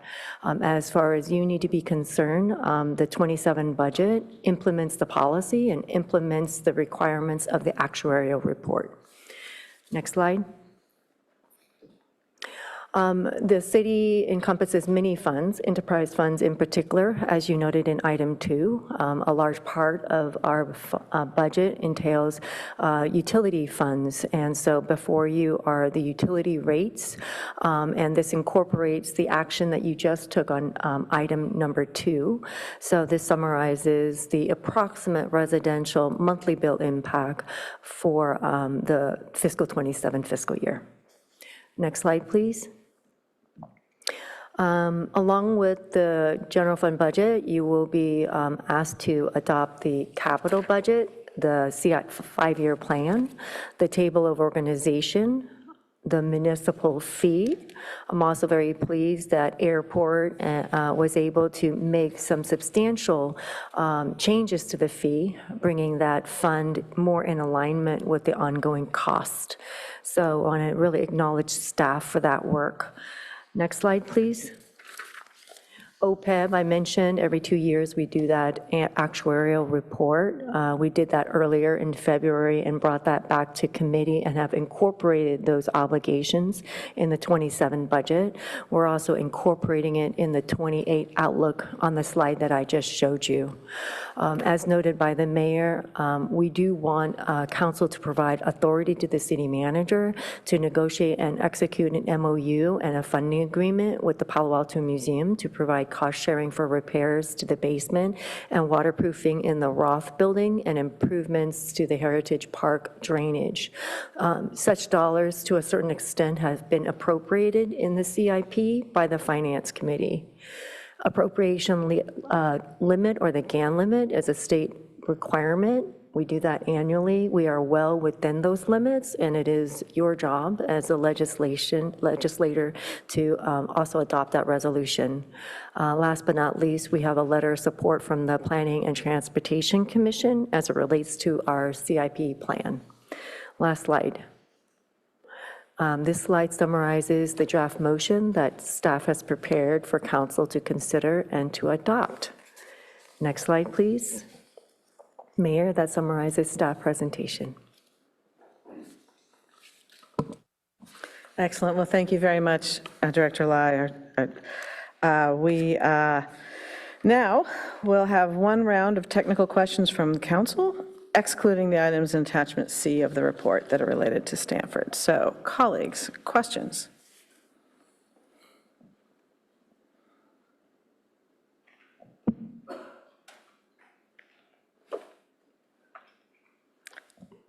Councilmember Liu.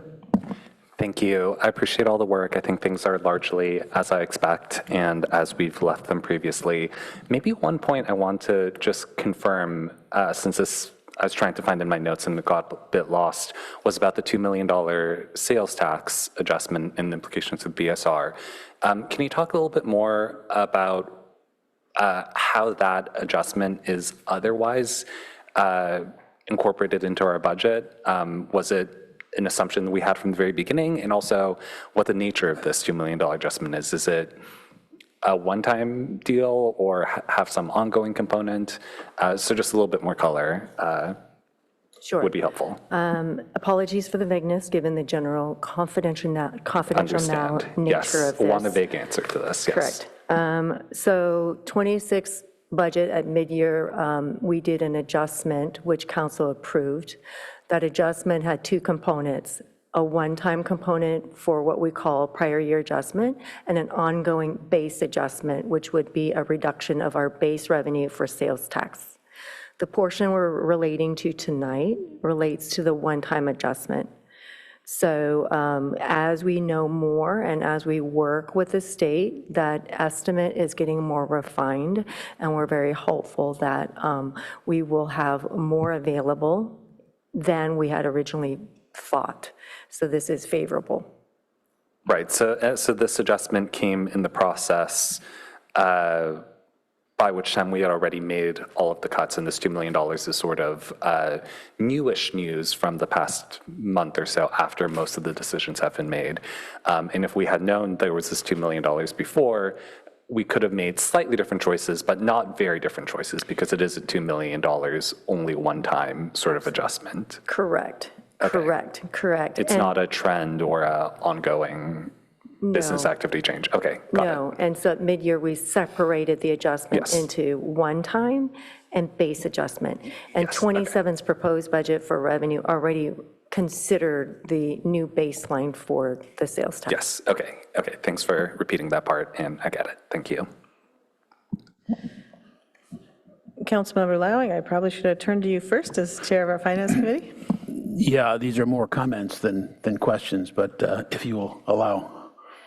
Well, we're going to come back after the public for more comments, but if there's some things. I just want go to get ahead. an overview where we are and have our finance staff take a bow. This was an extraordinary challenge, as you know, going into it, and Director Lai and her staff has just performed extraordinarily, as I said before. There is no now forecasted structural deficit for the year. It's a balanced budget. And we didn't know coming in what we're going to have to do for that.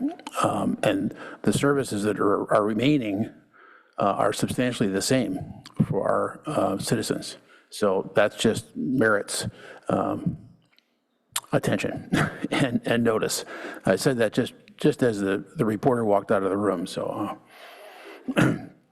but I'll let you repeat it later. Yeah. And I'm also delighted to see on your timeline the little red badge that say it's tonight, after all this work, that we hopefully are going to do that.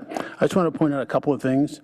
You notice the ad for OOT, that +1, and I really want to emphasize that because in getting a budget together, it's possible that sometimes for good intentions, in my judgment, and the committees, they can go too far in making cuts.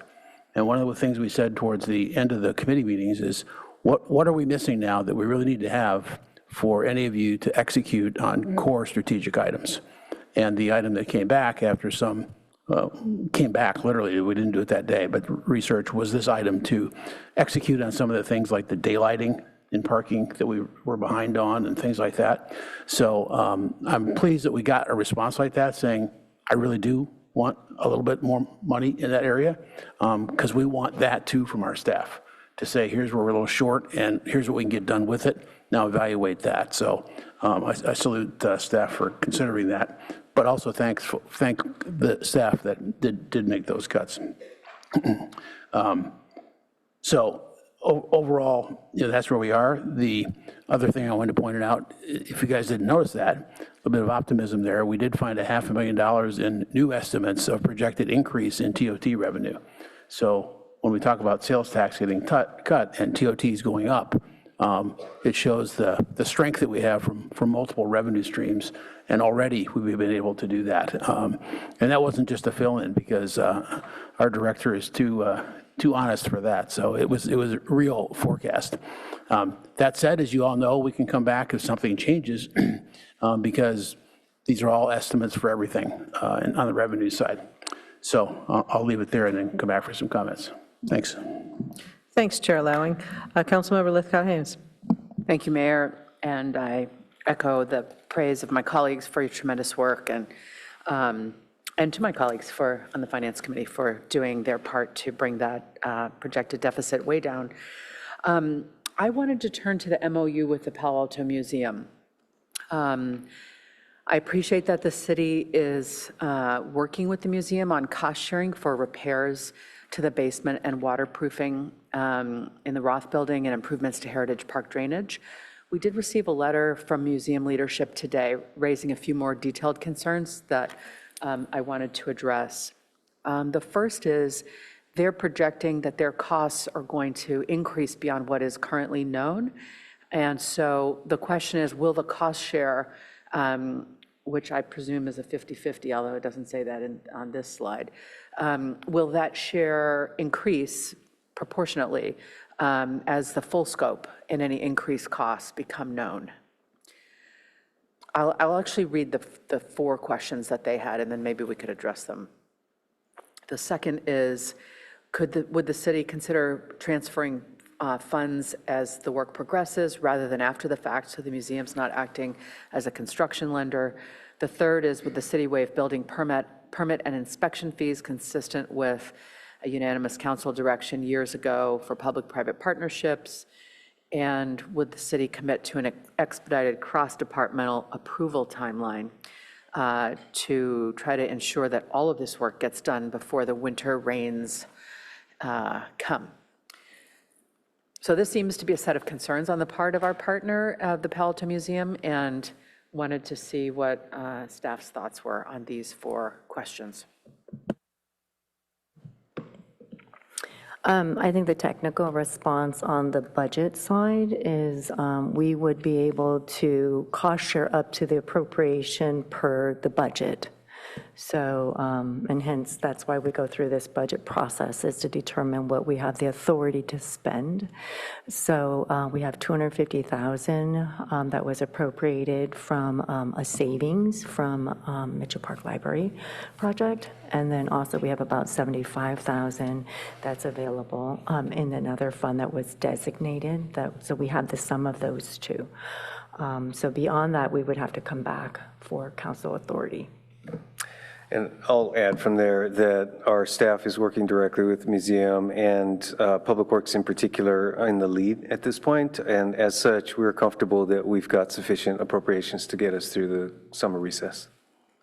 And if any further action is needed by the council, that we can cover that after you've returned.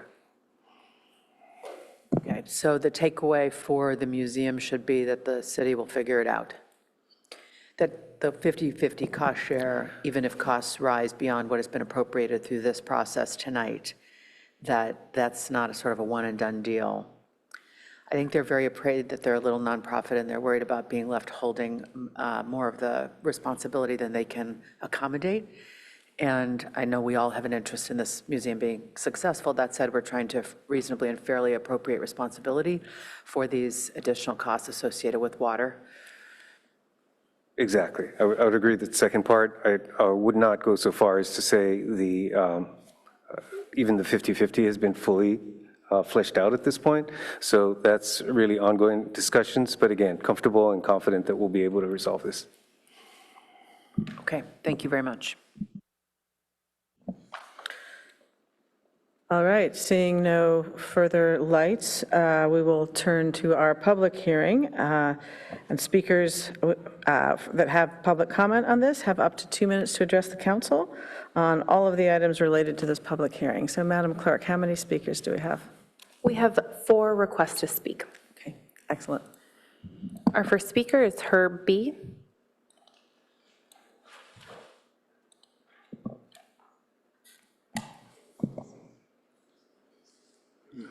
Thank you. I'm speaking on the item that Councilmember Lithcott-Haynes was mentioning, which is the Roth Building and the park. I checked online. this afternoon before the meeting, and I didn't see anything posted on the agenda item that you just were talking about as to the details of the project. And I don't know anyone else in the public who's seen that before the meeting. I don't believe that you should proceed with this, and I think you should move to this because you have received substantial money for the Roth Building for restoration from the county's Historic Heritage Program that requires when the city owns the property that it be dedicated to parkland. And the way to dedicate something for parkland in Palo Alto is through a charter amendment that was adopted in May 1965, which is by ordinance following a resolution of intent to do that ordinance. And we essentially have made false statements to the county in each of 3 resolutions that the Roth Building is in Heritage Park, which it is not. And the one where I was able to check the packet material for the most recent one, that included showing a city zoning map that shows that it's included in Heritage Park. So you're given 2 reasons to go ahead and do it at the last meeting before a 9-week vacation. The first is by putting it here that was amended by the Finance Committee now at the very last minute, and second by now getting some cost items from History Museum that's essentially saying, oh, we just must do it now. Don't do it. Thank you. Our next speaker is Bruce G.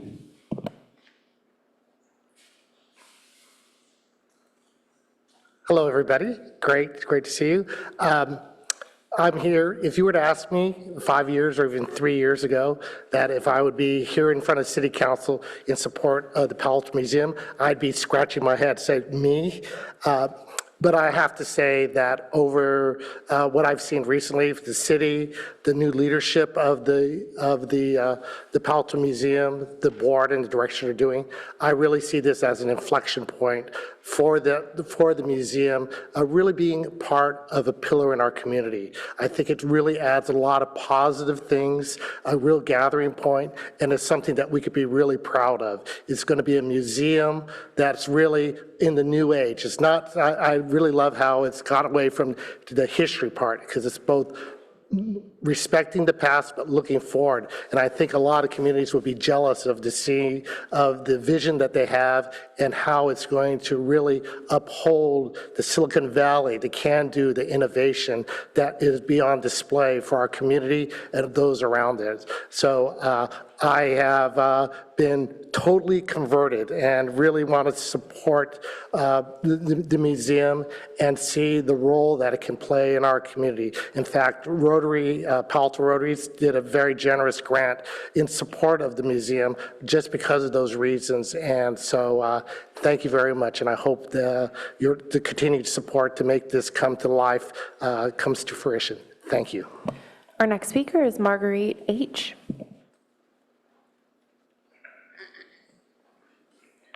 Good evening, Mayor and City Council. My name is Marguerite Gong Hancock, and I'm a lifetime Palo Alton, as well as the inaugural president and CEO of the Palo Alto Museum.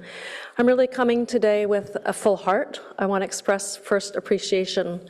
You know, as being a new person in this kind of a role for a new institution has meant a tremendous amount since I joined the museum a year ago, to see the kind of collaboration that has come from city staff across so many departments, public works, public art, administration, planning, of course, the city manager's office, library, and others. And also thank you to each one of you city council members. You have come to the museum. You have heard about our vision and plans. You have added your ideas. You have come to participate in our events, and you are helping make the vision and the plans better. So thank you for leaning in. And our whole board, and I am thankful, because the vision we have is really worth showing up for. Imagine walking in and seeing the story of Juana Briones, or I Am Palo Alto, with icons as well as unsung heroes, where everybody has a place. Imagine walking into a gallery of seeing the life of trees in Palo Alto's innovative role in environmental sustainability, or Palo Alto's role in movies. Imagine going to the gallery where community members have participated in their view of the future of Palo Alto at 150 in our Palo Alto 2044. So all of those things we're moving forward to be a community hub, a place that holds our stories, builds our connections, and inspires a better future built by, with, and for the community. And then in January, the water came in. The rains came down and the floods came up, and not once but multiple times. And we faced the wrenching challenge of moving our collections to safety, postponing our opening, and delivering that news to our partners, donors, community members who have been working so hard along with us. So it's been a challenge. Your time is up. And we want to thank you for all of that and the moments that you have now at this time to support us in the ways that count for us to open our doors. Thank you very much. Our next speaker is Bill R.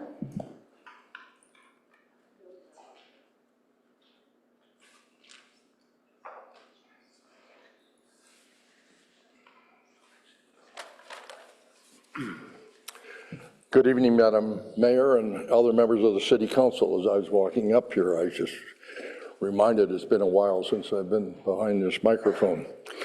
I've lived here in Palo Alto for 67 years, and just looking at you people, I think I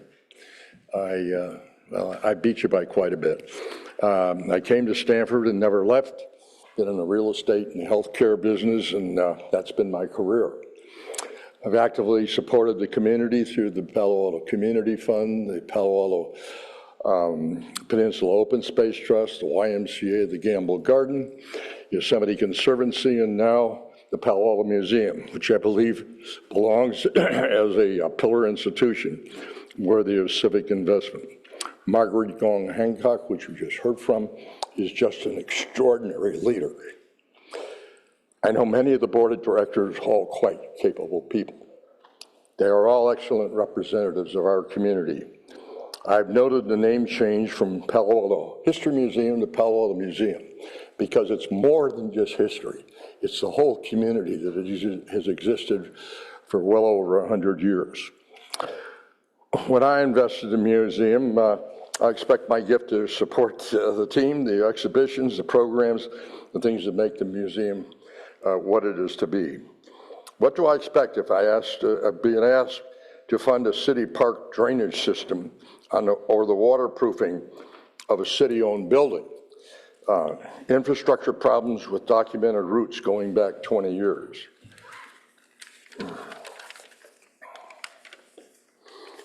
To cover at least part of drainage costs that are the city's responsibility and commit to a clear path, what I'm asking of is for the closing and funding gap as the full scope becomes known. Your time is up.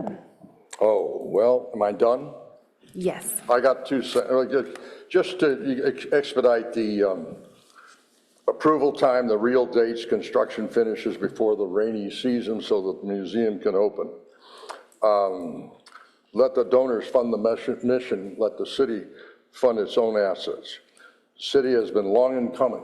Your time is well up. over 30 years. Oh, come on. There are many missteps along the way. Okay, thank you very much. Thank you. And that concludes public comment for action item 3. All right, thank you to our public commenters, and thank you, Madam Clerk. So seeing no more members of the public who wish to speak, I am going to close our public hearing on this item. And so now we need to turn to the recusals. The California Political Reform Act requires city officials to recuse themselves from matters where it is foreseeable that the city's decisions may have a material impact on a person or entity that is a, quote, financial interest to that official, and allows the cities to segment multi-part items so that the parts of the item that are the subject of the recusal are separated from the remaining parts of the item. This year, Councilmember Liu, City Manager Ed Chicata, and I will be recusing ourselves from certain Stanford-related elements of the budget. Those elements are listed in Attachment C. So we will now each disclose our financial interests for the Stanford-related items, and then we will depart to the back until this portion is over. So I will start. For the record, I have a disqualifying conflict of interest under the California Political Reform Act with the items listed in attachment C to the staff report, which are partially funded by Stanford University, which is a client of my law firm. Accordingly, I'm recusing myself from this matter, and I will not participate in discussion on this item and will leave the room until the item has concluded. So, Councilmember Liu? I will similarly recuse as my spouse works at Stanford. City Manager? And I will similarly recuse as my spouse is employed by Stanford Healthcare. Okay, so we will depart, and you are now in the good hands of Vice Mayor Stone. All right, thank you, Madam Mayor. So let the record reflect that Mayor Vinker, Councilmember Liu, City Manager Ed Shikata have recused themselves from and will not participate in discussion and have left the room. So we will now proceed with the discussion of the Stanford University related budget items. Are there council questions, discussion, and action for Stanford related items in attachment C? See, Councilman Richtol, that for later, okay. Any questions or discussion on Stanford-related items? I see no lights. Is there a motion to approve Stanford-related items for the fiscal year 2027 budget? So moved. Second. Great. Would you like to speak to your motion, Councilmember Lithcott-Hames? Nope, thank you. Councilmember Burt? No, thank you. Any discussion on the motion? Seeing none, when the clerk is prepared, we can take the vote. Councilmember Burt? Yes. Councilmember Lowing? Yes. Vice Mayor Stone? Yes. Councilmember Lithcott-Hames? Yes. Councilmember Rechtel? Yes. Motion carries 5-0-2 with Councilmember Vinker, or Councilmember Liu and Mayor Vinker recused. Great, thank you. Well, my power was short-lived, so I'll return the gavel back to the mayor. So we'll wait until they come back.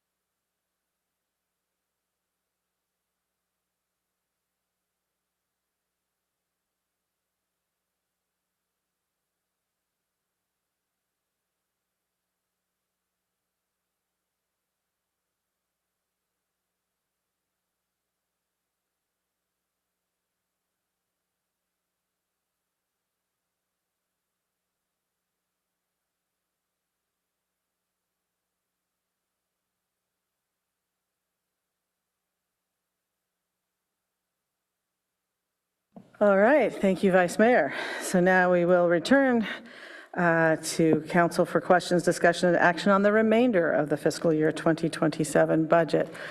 Councilmember Burt. Thank you. So I'd just like to follow up on my colleagues and some of the speakers on the item that staff reported on the expense on the Roth building. So first, when we did discuss this at the Finance Committee, and we were able to identify two prospective funding sources. They were not anticipated as a cap on what the city might contribute. And I just want to make real clear on that. They were what we have allocated to date. And so that might have been unclear. But the committee did discuss that, and we were clear that that was not the limit, but we didn't have a number at the time, so those were identified sources. Then more broadly, I do think it's important to frame the issue. There's really become increasing enthusiasm about the museum as really a city asset, a destination, a valued facility for our residents, even a facility that staff has embraced for utilizing. And I'm especially enthused about the way that the content of the museum has continued to evolve, and embracing and celebrating our multicultural history and our technological history. So in that context, it is also a city-owned asset. And as I have kind of looked at what are the issues that are involved with the delay in their opening and the urgency that this get resolved quickly enough so that hopefully the necessary repairs to the flood control from the park and the runoff that has come into the building from the park, as well as the waterproofing of the building itself, that needs to happen as quickly as possible. And I also, as I've thought about it, you know, we've heard from donors that say, look, we've been contributing and are willing to contribute to really the exhibits and the build out of the building, but I don't see any basis why the museum should have to share in the cost of repairing the runoff problems from the park that have been identified for 20 years and are clearly outside of their responsibility. And then that leaves the issue of the waterproofing of the building itself and those aspects. And I'd like to hear my colleagues' thoughts on whether that's what we should be sharing the cost on with the museum, and the city should bear responsibility for the park costs. So I want to put that out on the table. And then also we do have, I think, a history of waiving city inspection fees for nonprofits. So hopefully that could be part of the ways in which these urgent repairs get funded. Other than that, I just more broadly on the budget, I'm real pleased that we were able to resolve what started as a challenge in deficits, much through ongoing savings, others through one time, and that our sustainability of our budget going forward is not without challenges, but is much more manageable than it appeared to be even months ago. So I want to thank staff for all the work that they had done on really moving us forward in that regard. Thank you. Thank you. Councilmember Rectal. Yeah, I do. I question the whole cost-sharing aspect of the Roth building. Certainly, the park, they had nothing to do with the park. That would clearly, in my mind, be 100% city. But even the building, I mean, this is Palo Alto city property. It's nothing that they did that caused the problem. This was a pre-existing condition. And I don't understand why we're cost-sharing at all. Like on any commercial lease, even a triple net lease, the landlord would be responsible for major structural issues, and this is a major structural issue. Can you talk about why are we cost sharing at all?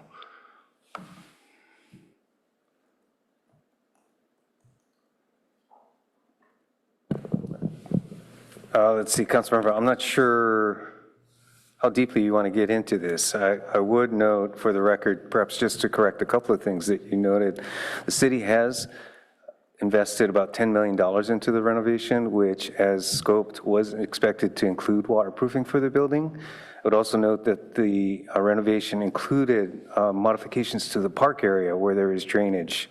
And so that was all a part of the scope of the renovation. And so. But they didn't design the park.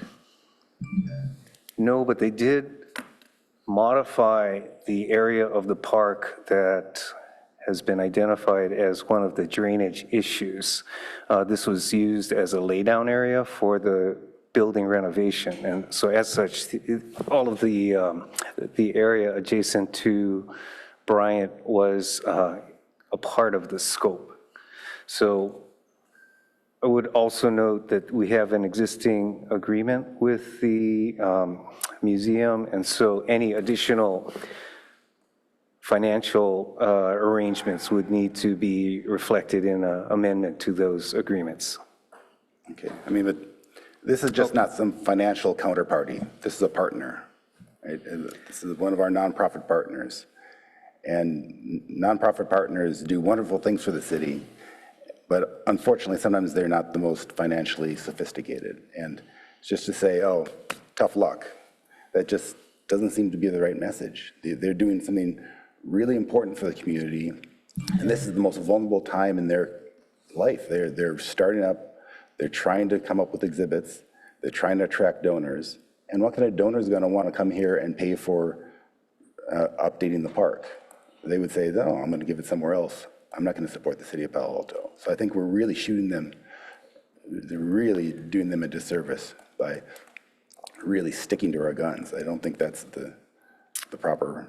Well, Councilmember, just to be clear, I did not say we're either saying tough luck, sticking by our guns, any of that. Again, my description in response to your earlier question is that we're confident that we'll be able to work through this through the council's recess. And should any further action be required by the council, that would occur when you return from your recess. Okay. Can I add to that as well? I think for some context, as a Finance Committee member and Council Member Burt mentioned, when we took this up back in May, originally it was just the appropriation from the Heritage Park project, which was about $77,000. And then as the conversation evolved, we actually appropriated more towards this purpose, which was another $250,000 from the Mitchell Park Library project savings. So in aggregate, that's like $325,000, and that's only in the span of 30 days. Another aspect I want to add to this conversation for those that are not aware is we actually added this authority for council with the desire for us to move quickly, right? We don't have a contract in place, but at the same time, we're looking for council to provide city manager and staff authority so we can move quickly as we can administratively, recognizing that there are more unknowns than knowns. And in the last 4 weeks, we've been meeting with the museum at least once a week or every other week and been working with them very closely on this issue. Wanted to highlight that because this has really evolved and our partnership with them is really important. And as noted, we have enough here in appropriation to get through the recess period. And given the urgency and obviously the importance of this, we will bring it back timely. Okay, thank you.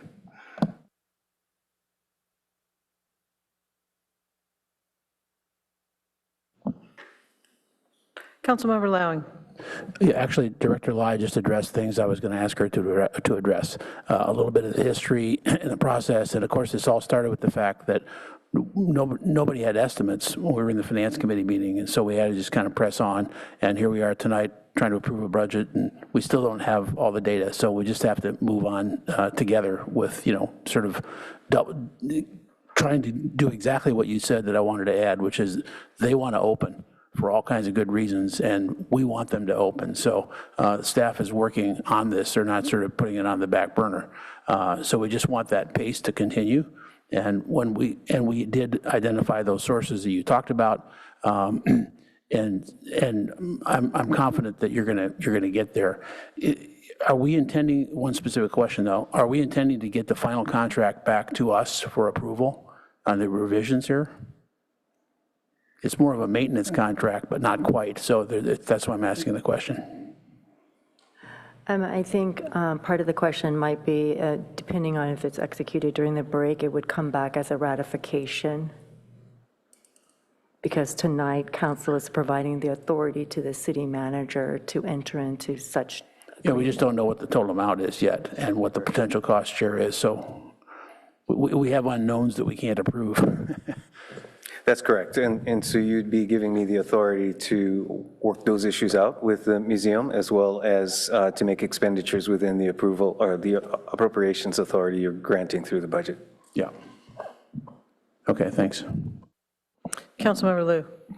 Thank you. I was going to really make the same point as Councilmember Lowing. I think there's still some moving pieces. We just got some information today.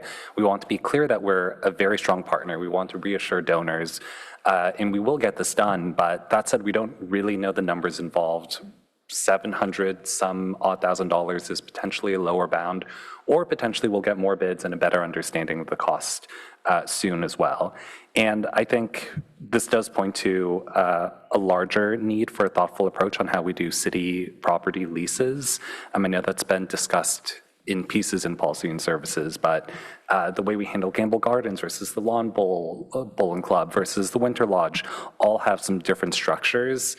And so we've created another sort of special structure in the museum. That's not ideal, but I think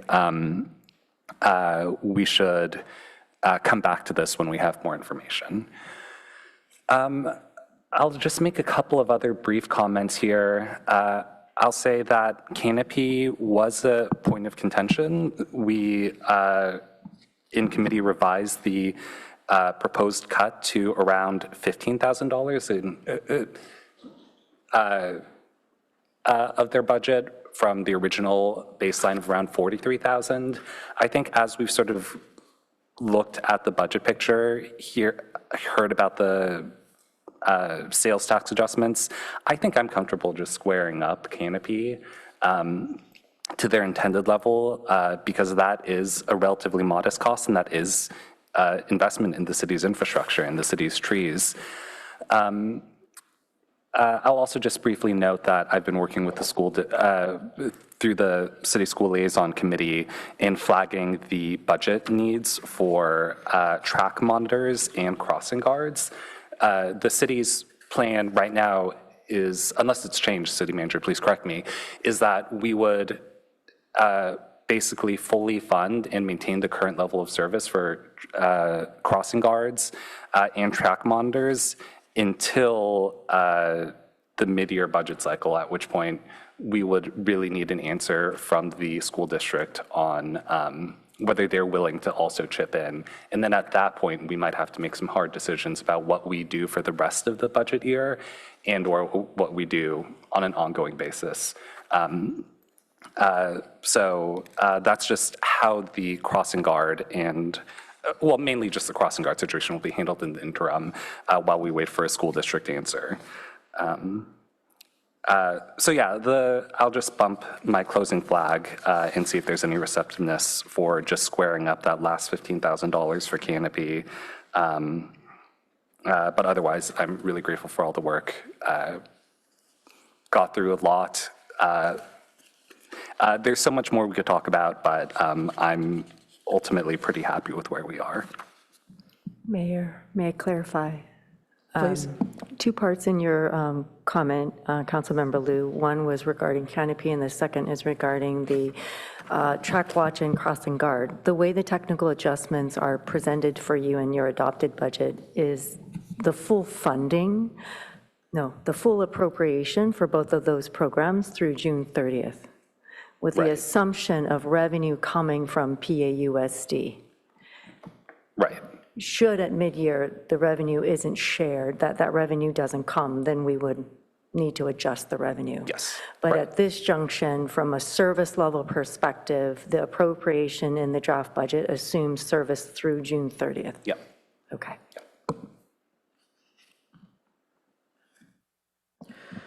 All right, thank you. Were you next? Yeah, Vice Mayor Stone. Thank you, Madam Mayor, and just also big thanks to Director Lai and your entire team for this. I know a credible lift, and things looked really bad many months ago, and I think we were all very anxious about what potential cuts we might be seeing in this community, and what you've done is nothing short of brilliant, so I appreciate that, and the faithful shepherding of the Finance Committee. Appreciate all the work that was done there as well. I think most things that I was concerned about have been resolved. I know at this point it is challenging to even move a small amount of money around. I mean, I think generally I'm supportive of what Councilmember Liu suggested as far as the canopy funding, but I know $15,000 even at this point can be a bit of a challenge. So if you want to speak to that. Sure. If the desire of the majority of the council is to maintain canopy at the current contract level, which is adding 15,000, we would just modify the CIP transfer by the 15. Okay. So that's how we would offset it. That said, I would note that we are aware of other community partners that have expressed an interest in potentially providing funding to Canopy. So I think that there are a number of conversations underway. So again, we follow the council's direction, but do want to share our awareness of that. Okay, well, that's interesting. Okay, and then just my next issue, just to second what Councilmember Burt had suggested regarding kind of cost sharing for the Palo Alto Museum moving forward. I think a cost sharing of the building makes sense when it comes to the park. I agree. I think the city should take on that funding, or at the very least, I'm interested to learn more about what the city manager said regarding a potential trying to better understand to, I guess, what percentage of the kind of the damages are attributed to work that the museum did to the building. And so if it was, just throwing out a number, 10%, I mean, maybe then they take on 10% of that cost share for the park. So I think we should be taking on either the full amount, or if we can better understand that, if we even know that, I would support something along those lines, and ultimately agree with a lot of what already has been said about the real potential of this partnership. And I know staff has been working incredibly hard to be able to do this. And so I think your proposal tonight was a reasonable one. I think we can just improve it a little bit to make sure that our partners are able to, our partner in the Palo Alto Museum is able to continue on the path when there's been a lot of unforeseeable kind of disasters that have occurred, that have knocked them off the path there. So thank you. All right, and I also want to add my thanks to staff for bringing this forward in this posture. I echo what Councilmember Lowing said, that when we had our first look at this, it was a bit scary, and to see the work that has gone into it, not just since then, but you were laying the groundwork antecedent to that, and to show up in this way with this deficit reduction from not just the one-time cuts, but the ongoing cuts, it's really encouraging. And while we have more work to do in coming years, this is really a great situation to be in tonight. So thank you for that. I also want to thank my colleagues on the Finance Committee, because I know you did a lot of work. Also, that's always a heavy lift, and clearly from your comments tonight, there were a lot of good discussions that went on at the Finance Committee. So with respect to the museum, I think it's unanimous up here that we're all delighted to have it in our community, understand its potential, its impact on enhancing the community, and know that it's in good hands with those who are stewarding it currently.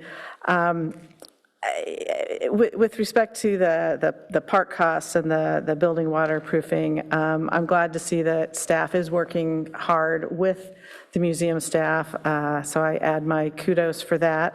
And kind of align myself with Councilmember Liu that we just need to know a little more, but want you to keep it going so that we're not slowing them down while we're in recess, to find a way to get through that time period, and then we can sort things out when we get back in a way that's fair, and make sure that we do all we can to see their opening come in a timely way.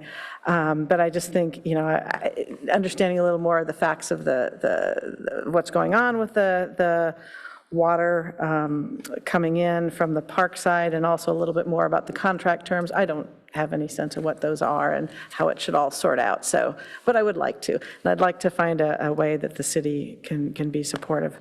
So I am happy leaving that in your good hands now, although I would be eager to revisit it come August so that we can support next steps. I like the idea of squaring up Canopy, actually, because I think Councilmember Liu makes a good point about the infrastructure being essentially city infrastructure. I do note, City Manager, thank you for letting us know that there are some people exploring perhaps helping them out. Would there be a way to check in at like the 6-month mark and see if those have come to fruition, or if we could be of further help at that point? I'm sorry, Mayor, could you repeat the question? Well, what I'm trying to understand is, I would like to let the people who are looking at supporting Canopy, I'd like to see that play out. But if it does not play out, I would like to have another conversation about what we could do to support that. Certainly, we can stay, or we will stay in touch to find out what we can about third-party philanthropic support. Yeah, I mean, it's a modest amount, so we could just do it tonight, but I think it would be, but given that they also aren't the only one out there with needs, I think it would be good if some community partners stepped up to help us in this instance, given our deficit and given all we've done to reduce staff, et cetera, et cetera. If that could be the case, that would be ideal.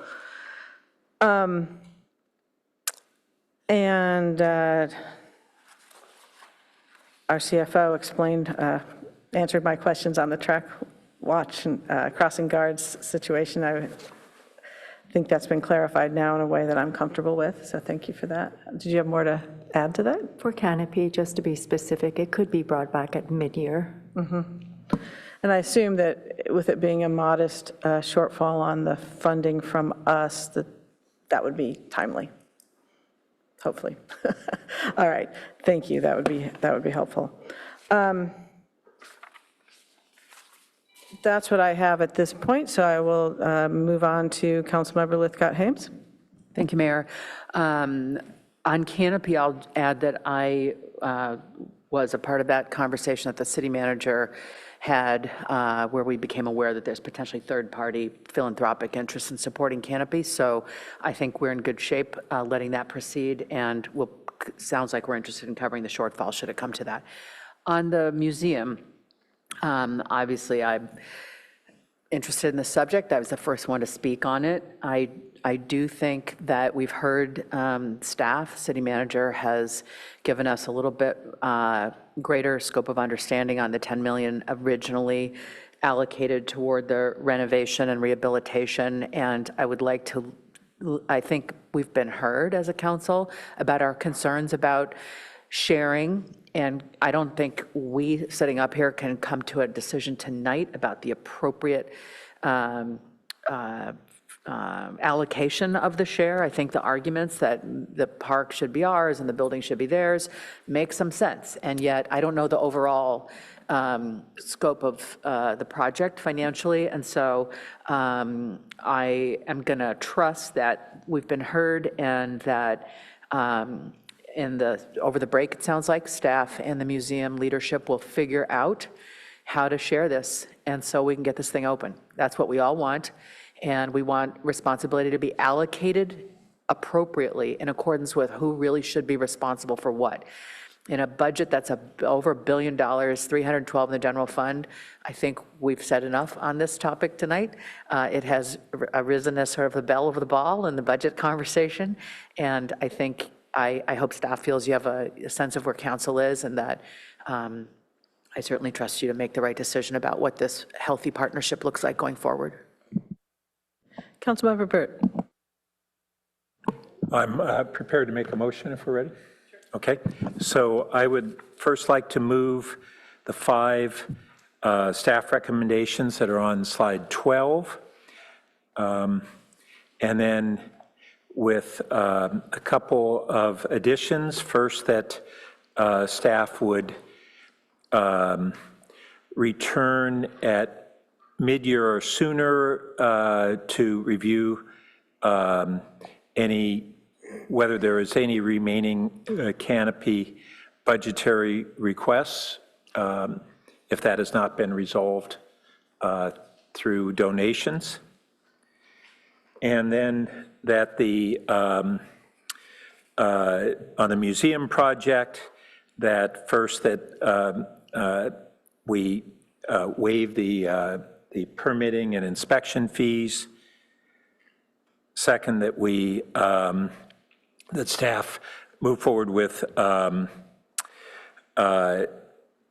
cash flow support for the museums, or for the repairs toward the museum, so that they are not asked to bear the burden that they don't have the resources to do on the cash flow, and that we support the continued expedited process that the staff is already pursuing. And then last, that we request staff to, that the city cover the expenses for the park repair to the extent that it can be determined that it is principally the city's responsibility, and that the city manager negotiate a cost sharing on the building repairs.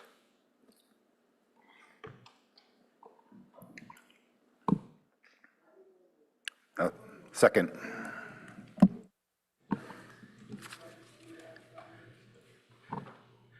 And I don't think I need to comment further. Thank you. Councilmember Ekdahl, do you want to speak to your second? No. Okay, is there discussion on the motion? Does staff have any comments on the motion? Just a clarification on fee waivers. We typically don't waive fees. It would be a reduction of revenues because these would be revenues coming into the city. So just want to clarify that point. Is that how we normally do it when we essentially waive them on nonprofits? I think it essentially becomes a general fund cost for the cost of the permits. So that we don't inspections. charge the fees then? Right, the city absorbs those. Oh, and I should have mentioned one other thing, my recollection is that the bulk of the city contributions were transfer development rights, and those are not actually city operating revenue. The city is a steward from receiving those or selling off those rights and receiving them. I can't remember how to describe the mechanism, but they're not out of general fund, correct? That's correct with respect to TDRs. I don't recall the specific breakdown among the funding sources used. Well, I'd suggest that we'll let the city clerk capture all of that, and then we can take a look at it and see if there's, how we're feeling about the language. Mayor, I do have a Yes. question in the motion. City Council Member Burt, you mentioned cash flow support as number 2. Will you clarify that, or is that just a general statement yet to be determined by the city manager? To be determined by the city manager, Okay, but thank you. the intent is to help support the cash flow on the renovation and repairs, so that and my understanding is the museum will, in all likelihood, be managing the project. And so we wouldn't want, for instance, them to have to shoulder the city's share of the cost from a cash flow basis. Okay, so what I heard from this clarification is that this is general direction deferring to the city manager in working in partnership with the museum as we work through project management, go through the technical review, determine more specifics. Thank you. Thank you. Perfect.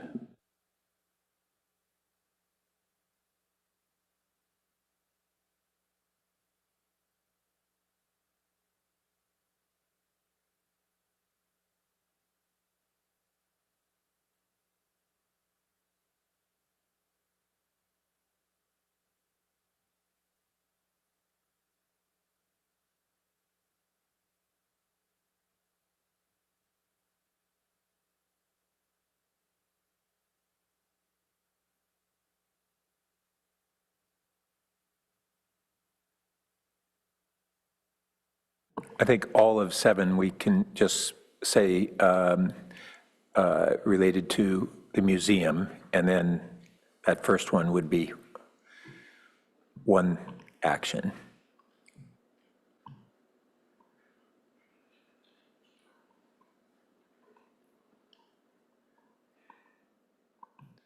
Do you follow what I was meaning? So 7 is all about the museum. And then that first sentence on waiving the permanent inspection fees would be sub-bullet 1 under that.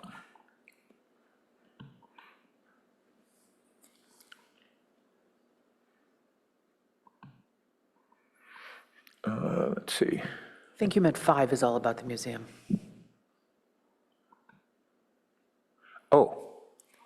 Oh, we got 2 places. Sorry, I didn't pick that up. 5 was what staff had coming into tonight. Oh, I see. And then yours are So at the this would bottom. all be under 5, I suppose. Everything under 7 would be sub-bullets under 5. Does that make sense? I think if we move them there, we can sort it out, but 6 is separate. Yeah. Madam Clerk. Yeah. Whatever the canopy one is separate. Yeah, there you go. Okay, let's see.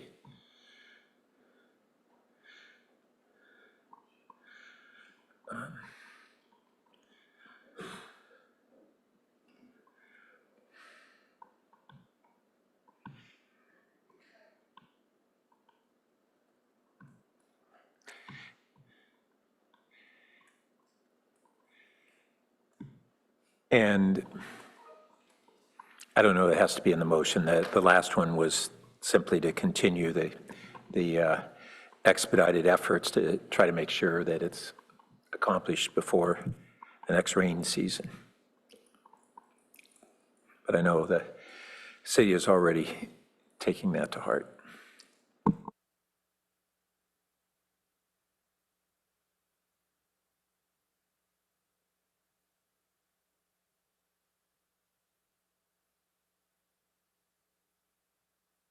Would you accept a friendly amendment?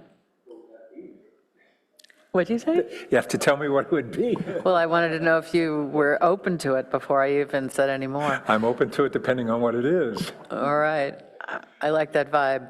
I think you want the rainy season bit at the end of that big sentence that is number 5. So it's to provide cost sharing for repairs to the basement and waterproofing in the Roth building and improvements to Heritage Park drainage in an expedited manner to try to make sure that repairs are done prior to the start of the rainy season, something like that. Sounds good.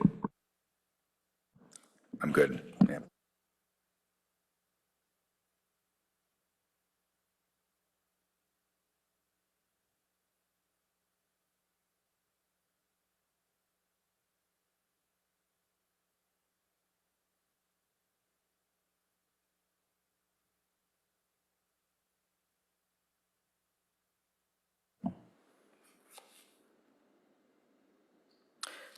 Staff, does that give you the clarity you saw it? Do you have any concerns about? Okay.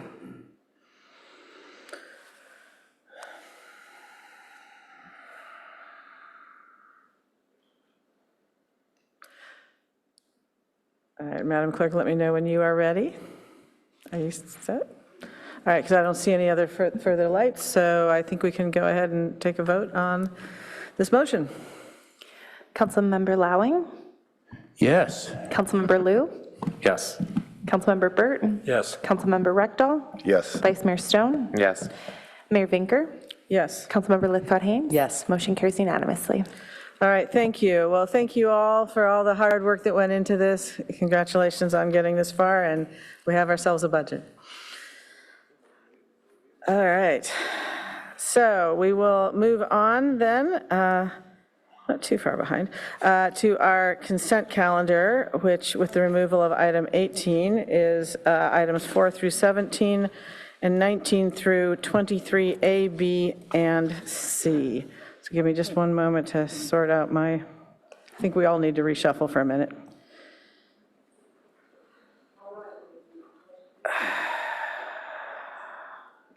Hold on a minute. I got the wrong page in front of me.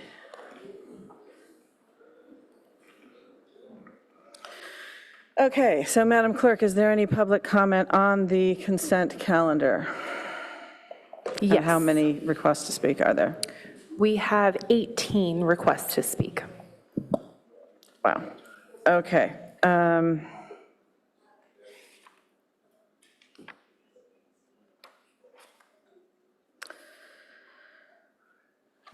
And an additional hand was just raised in Zoom, so we have 19. So now we have 19. Okay, then we'll go with 1 minute for individuals, and there aren't any groups? Correct. There are no groups, just individuals. Okay, so in case any other more come on, let's go with, what do you think? If I go a minute each, if I go with a minute and a half, it's going to be 30-something. Yeah, we'll go with a minute each. All right, thank you. Our first speaker is David P.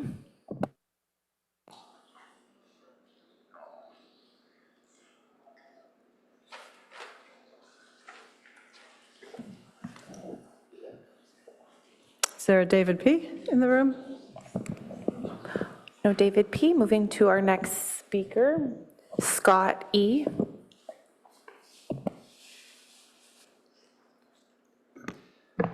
Hello, I'm Scott Ellison. I'm an 18-year University South resident, and I'm also here on behalf of the University South and Professorville Neighborhood Association. We urge Council to keep the SB 79 item on consent and approve the half-size option now and without amendment. The people living in these neighborhoods were never consulted, and we prefer as much of the status quo as possible until the city meaningfully engages with us as residents. We stand ready to support our city council and staff in driving forward with this engagement and navigating this issue together. Thank you as always for your time and service. Our next speaker is William O. Good evening, Mayor and members of City Council. My name is Will Ostler. I serve as chair of the Menlo Park Housing Commission, but I'm speaking tonight strictly as a private citizen. I lived in Palo Alto for 6 years before moving to Menlo Park. For half of that time, I did not own a car, and I biked and used transit regularly. Despite that, it was surprisingly difficult to find apartment housing close to the Caltrain. Eventually, I reluctantly had to buy a car in order to maintain the mobility I wanted. I believe that combating our housing crisis requires us to build much more housing. Housing near transit has many advantages, both for the people who live in it and for everyone else who has to deal with car traffic. We should be taking advantage of the entire transit corridor on the peninsula. For these reasons, I am an enthusiastic supporter of Senate Bill 79. I called our mutual state representatives multiple times throughout the process to support it when it was under consideration. This is a bill backed by local voters, approved by our representatives, and tailored to our area. The policy being advanced by Palo Alto tonight is clearly not the intent of the law. It's a bold stretch to claim that Your time is up. Okay. Our next speaker is Erica S.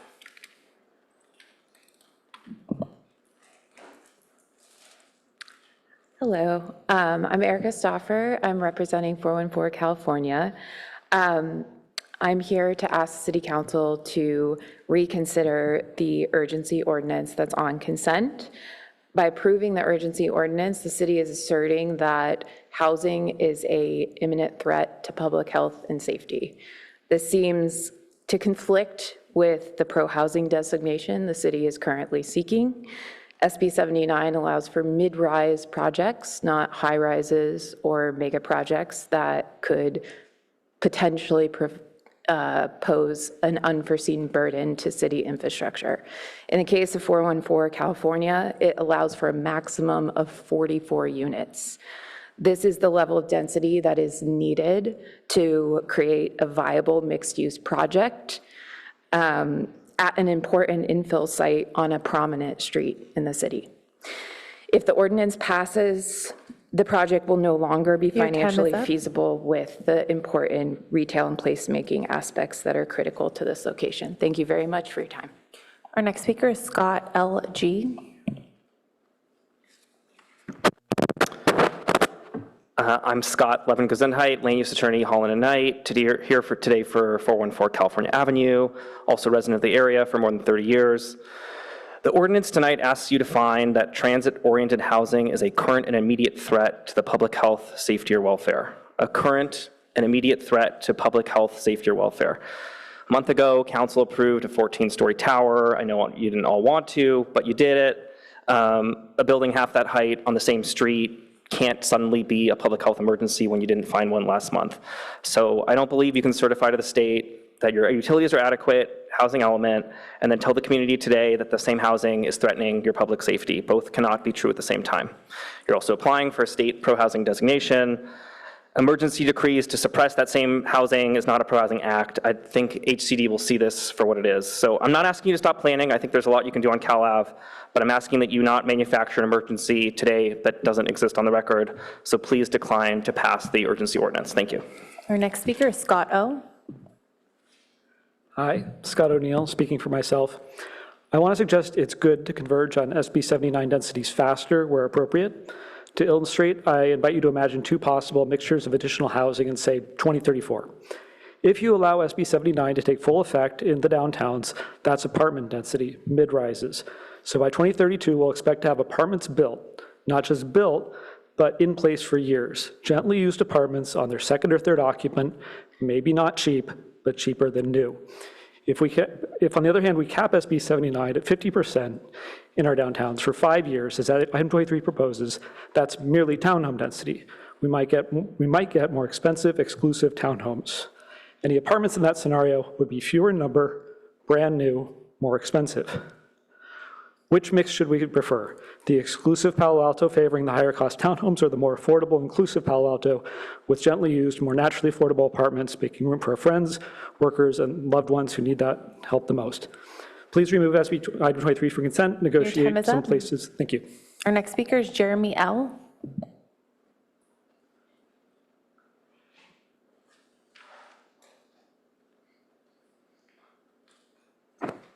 Good evening, council members. Thank you for your time tonight.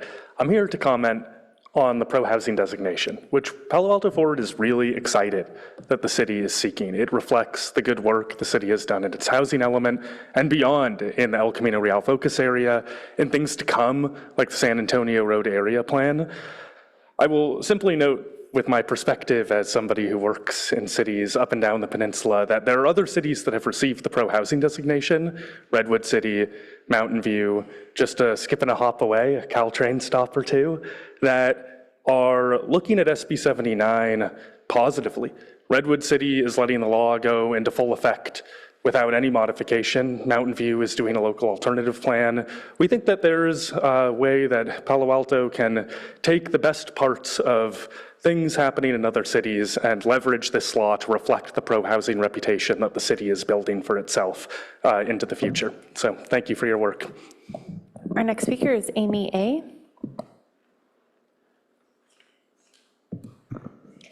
Good evening, Amy Ashton.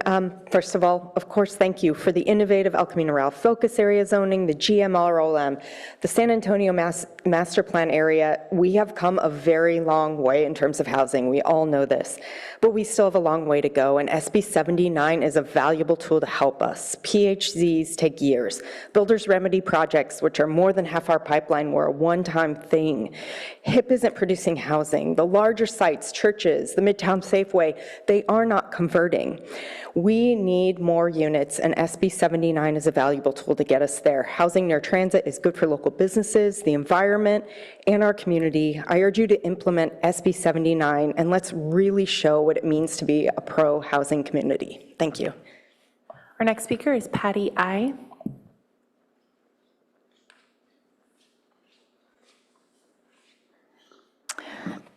I'm Patty Irish, and I live at 850 Webster, Channing House, an 11-story building nearby.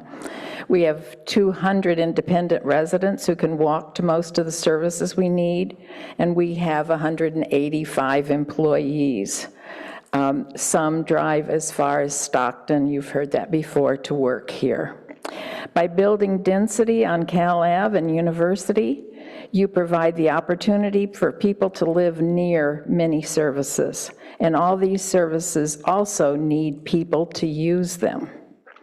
Cal Ave and University are key areas of Palo Alto, and it's much more costly effective for you to support building where much of the infrastructure is already there, not starting new. Please build up. It's wonderful, actually, to live in a higher rise, to take advantage of conserving land and reducing the costs. This will allow more people to work here and live here. Please respond to the urgent need. Thank you. Our next speaker is Shawnee Kay.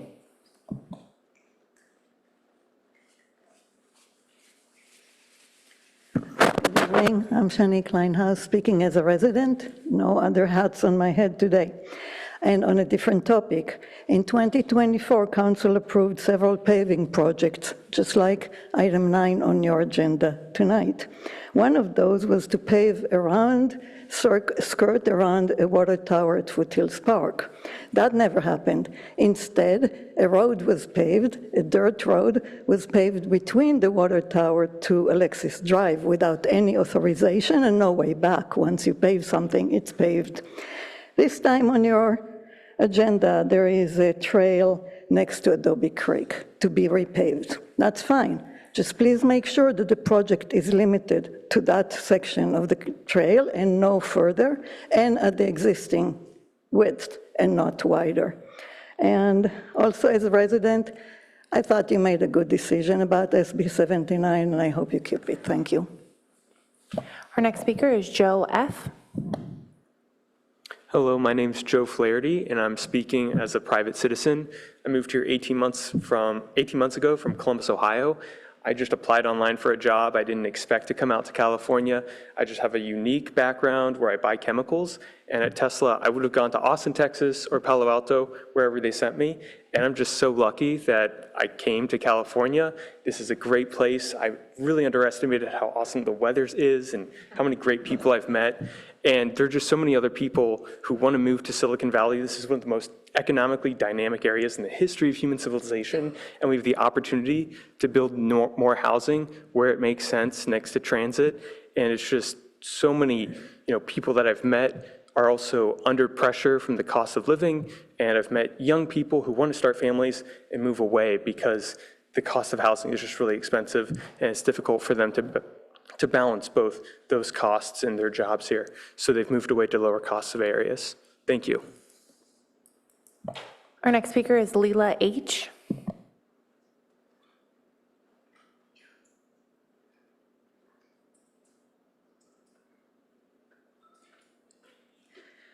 Good evening, everyone. Thank you for the opportunity to share my thoughts today. I'm a longtime resident of the Ventura neighborhood, and I think SB 79 topic should be come off the consent agenda. I also suggest not delaying the full implementation of SB 79 because the community needs more housing units that low and lower middle income families can afford. That's more of an emergency than delaying it because it already takes a long time to build housing, so why delay it further? I think a community that has residents from different income brackets is richer because we're exposed to more people with different life experiences, such as young professionals who are just starting their careers, seniors looking to downsize, and staff at PAUSD and teachers. So thank you for your time, and I'm done. Our next speaker is Adam S.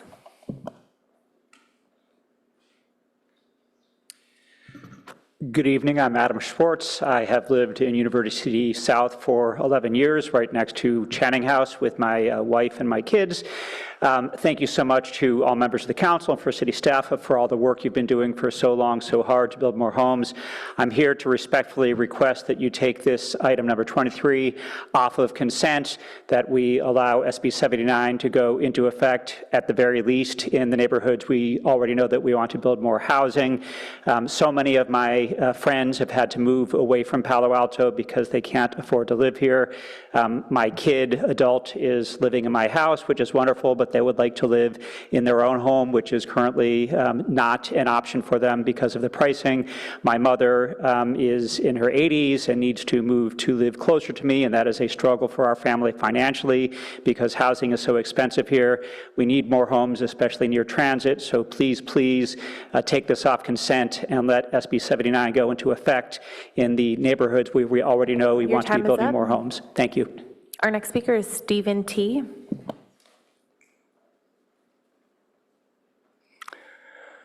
Good evening, Mayor and members of the council. My name is Steve Chang, and I've lived in Palo for 43 years. First, I strongly urge the council tonight to pull the SB 79 urgency ordinance off the consent agenda.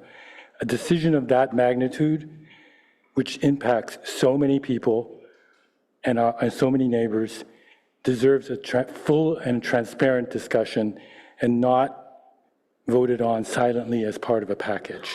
That doesn't seem right to me. I chose to make Palo Alto my home and to raise my family because of the vibrant, walkable neighborhoods, its tree-lined streets, and the promise of a forward-looking community. But today our city is facing a real emergency, a severe shortage of homes for our teachers, workers, and lower middle income families. They can't afford it. Instead of trying to delay and scale back the implementation of SB 79 with a questionable and non-compliant ordinance, let's choose positive civic leadership and let's pull off consent and stop the delays and take an opportunity to build a great Palo Alto. Thank you. Our next speaker is Abby Y.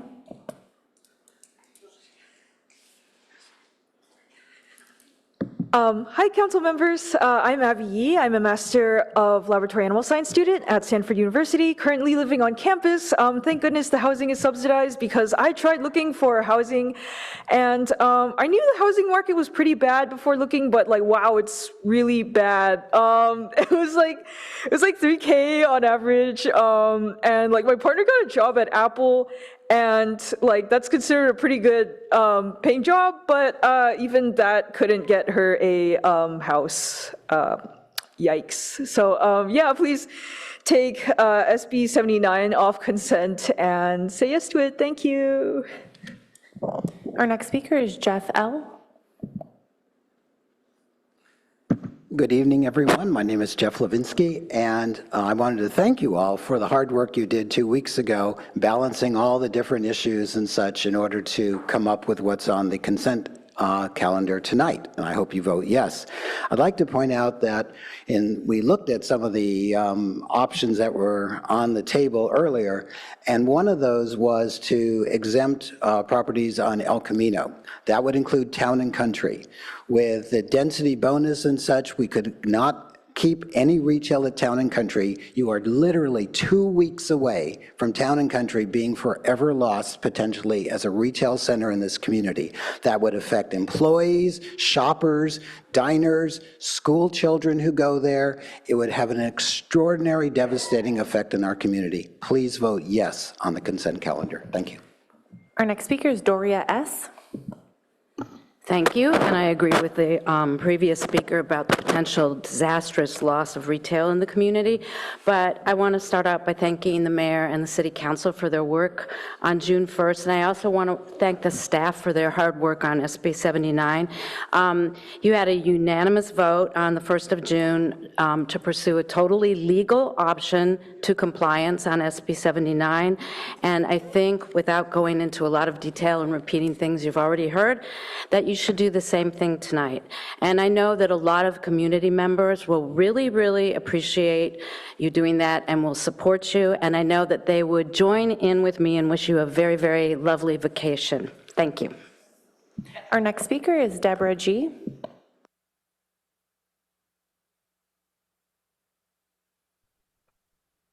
I am astounded that this SB 79 issue got put on the consent calendar. I don't know whose idea that was. That was just nuts. This is way too big an issue. I mean, I'm not sure you all know, but property values in Palo Alto are dropping.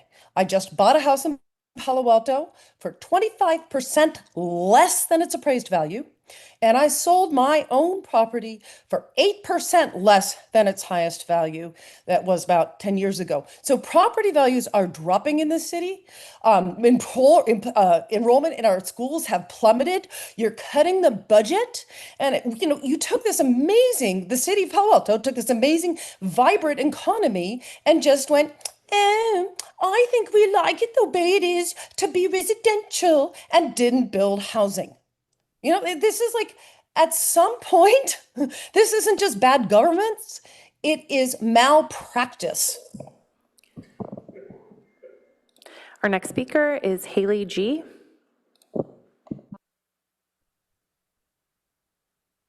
Hi, good evening, Council. My name is Hallie, speaking as a previous resident and current case manager for unhoused adults at the Opportunity Services Center. While I support the city's application for the pro-housing designation program, I would like to suggest improvements to strengthen the application, specifically regarding the city's approach to working with unhoused individuals and encampments. I've observed firsthand how difficult it is to regain affordable housing after experiencing homelessness. When assisting these individuals in reapplying for housing, the housing they do qualify for can have wait lists that extend for years. I've seen up to 10 years. Although I appreciate the city's investments and solutions to this issue, significant barriers persist to obtain housing and shelter. According to the shelter hotline, there's a current 3 to 4 month wait list for congregate shelters and close to a year for the home key sites. As the city applies for the pro-housing designation program, I encourage the council to strengthen the application by demonstrating how Palo Alto will continue to expand access to realistic housing and shelter opportunities for our unhoused neighbors. Thank you. Our next speaker is John S.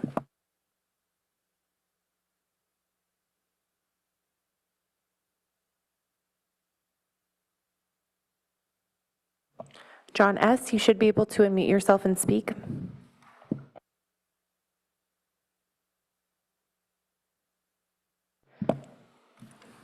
All right, that concludes public comment on the consent calendar. All right, well, thank you, Madam Clerk, and thank you to all of our public commenters. We appreciate the time you take to come down and speak with us.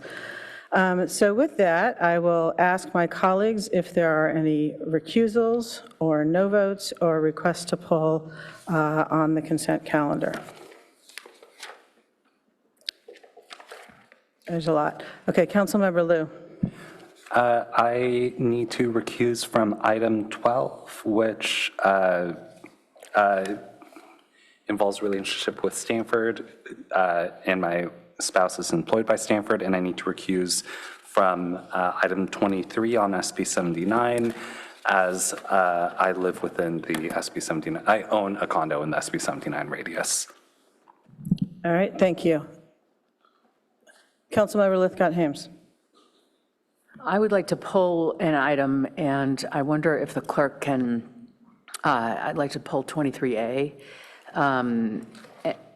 Because this item was initially agendized as one item with 4 ordinances within it, and now is 3 sub-items, I just want to be clear that I'd like us to assist the public in understanding which one I'm talking about. Do you have anything handy that shows what 23A is? If you don't, I can just... But the city attorney might be able to. It's hard to put you on the spot. Okay. So item 23A would be the 2 temporary ordinances that council adopted at first, or introduced at first reading on June 1st. So one would be a temporary ordinance exempting certain historic sites from SB 79, and the other would be a temporary ordinance exempting other properties from SB 79 and establishing development standards at 50% of the standard SB 79 density that comply with the standards in the statute. Thank you. And then if I'm sorry to interrupt, if I may, we do have a copy of the materials in the back of the chambers for public display and review. Okay, thank you. So I'd like to pull 23A. My reason is, while I support historic properties being protected, it's been lumped in with the 50% overlay throughout the SB 79 splash zone, which I'm very concerned about because it'll roll back our existing progress toward greater density in those areas. And I feel it's inconsistent with our quest for pro-housing designation, which we're simultaneously going for tonight with item 7. Can I just remind our colleagues that we have the new protocol where you have up to a minute to explain any requests to pull. Thank you. I would also like to pull item 23B. My reason, this is the urgency ordinance on historic buildings, because I haven't been able to find anywhere in the record presented to us any emergency findings that warrant an urgent ordinance on historic buildings. Therefore, there's the potential that we're putting the city at legal risk by pressing a set of potentially really problematic findings. And finally, I would like to pull 23C, the urgency ordinance on the 50% of SB 79 overlay. My reasons are, first, this urgency ordinance will kill 414 California Avenue, a mixed-use multifamily housing application with ground floor retail, which we all felt largely supportive of when it came before us in a study session. In fact, this council encouraged that developer. I don't understand why we are considering killing it. Second, there are credible concerns that our emergency findings for this urgency ordinance may be found to be quite problematic, therefore putting us at legal risk. Third, if we do this, we truly lose all hope of earning a pro-housing designation. So I believe council should discuss potential amendments to this ordinance. If some meaningful amendments are made, I will support it. Otherwise, I will vote no. Thank you. Vice Mayor Stone. I'll vote to pull 23C. Council Member Rectal. I need to recuse myself on item 23 due to my home's proximity to the San Antonio station. Okay, and I need to recuse on item 12 because of my law firm has Stanford as a client. And I would also like to pull 23C for much the same reason that Councilmember Lithcott-Hames mentioned, basically reflecting on the issues raised by public commenters regarding the interim ordinance that seeks 50% reduction in SB 79 standards. I am not comfortable making the necessary findings that it meets the high standard for urgency, absent any amendment. That standard says that there's a current and immediate threat to the public health, safety, and welfare. I also believe that there would be adverse impact on our pro-housing designation application, and importantly, the grant money it could unlock.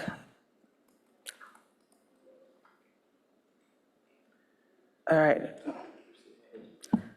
So I see no further lights. With those three requests to pull, I believe that item 23C is pulled.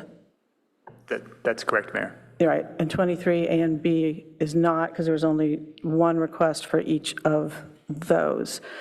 So what we can proceed to do is vote on the non-pulled items and then return to the pulled items.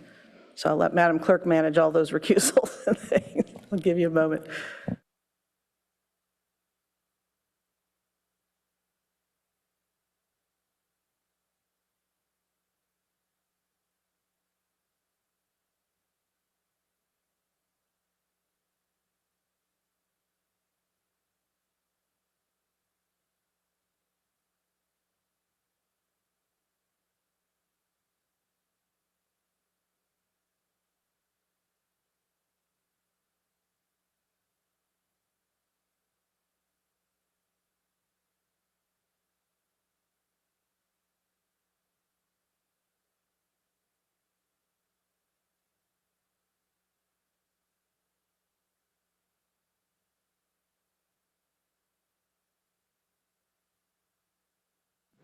Madam Clerk, I should have made clear that in asking to pull that I will be voting no on the ones that I requested to pull.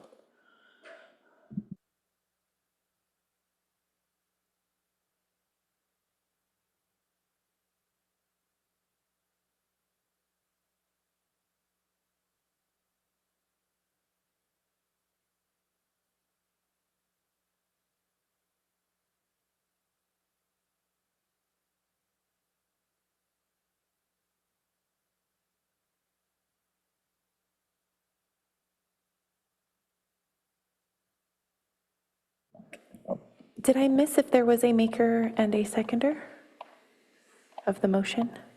Oh, that's a good question. Would somebody like to move the consent calendar in the form that the clerk has put out here? So moved. Thank you. Is there a second? I'll second it.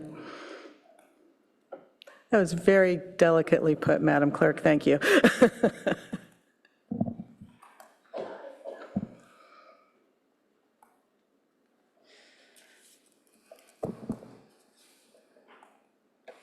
Councilmember Lithcott-Hames? Yes. Mayor Vinker? Yes. Councilmember Rectal? Yes. Councilmember Burt? Yes. Councilmember Lowing? Yes. Vice Mayor Stone? Yes. Councilmember Liu? Yes. Motion carries. Councilmember Lithcott-Hames, would you like to speak to your no votes? I think you were. I don't think I need to speak further to my no votes because I explained why I was pulling. And I assume that with the item being pulled, we're going to figure out when to talk about that item, whether it's tonight or. That's what I'm moving to next. I just wanted to give you that opportunity on A and B. So with respect to agenda item number 23C, I would like to see us discuss it now because this can't really wait until after break. And I think having started with the reasoning, I would like to do that absent any objection from the city manager. No objection. Staff's ready to go when you are. Okay. And I think because of the importance of this item that I believe that we should, if we can't get it done in 10 minutes, we need to keep going until we finish it again because of the urgency of just getting a resolution one way or another for this item. So with that, I will open up discussion on item 23C. Can we get it posted? Can we get it posted on the screen? Yeah, and Mayor, we might have an extensive discussion here. Should we have our break before proceeding on a very substantive discussion that might take a while? It's already been at it. I think let's go at it. Let's go ahead and see how we do, and if it just gets extended, we could take a break at that point. And so, I'm sorry, Councilmember Lowing, what would you like to see on the screen? 23C, 23C. the one we're talking about now, Yep. so everybody in the chambers can see it as well. Okay, so I guess what we're looking for, so would you like the staff recommendation that we, because it's basically the interim urgency ordinance with respect to the 50% reduction in SB 79 standards. There's a 2-page interim ordinance. Is that what you want on the screen? Or what would you like? No, just that, if that's all there is. I just want everybody to know what we're, I agree. This is what I was getting at in referencing something we could put on the screen and talking about pulling it. Perhaps what staff gave us when they told us it was being broken out into 3. I have an idea. Why don't we put the revised agenda item? That might help us. Would that satisfy you? Okay, great. Thank you. Thanks for raising that.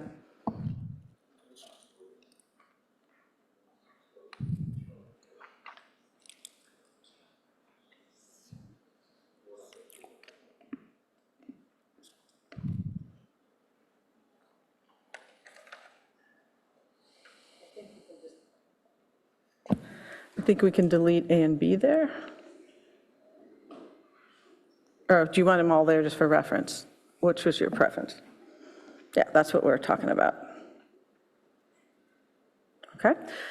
All right, so with that, let's return to council discussion.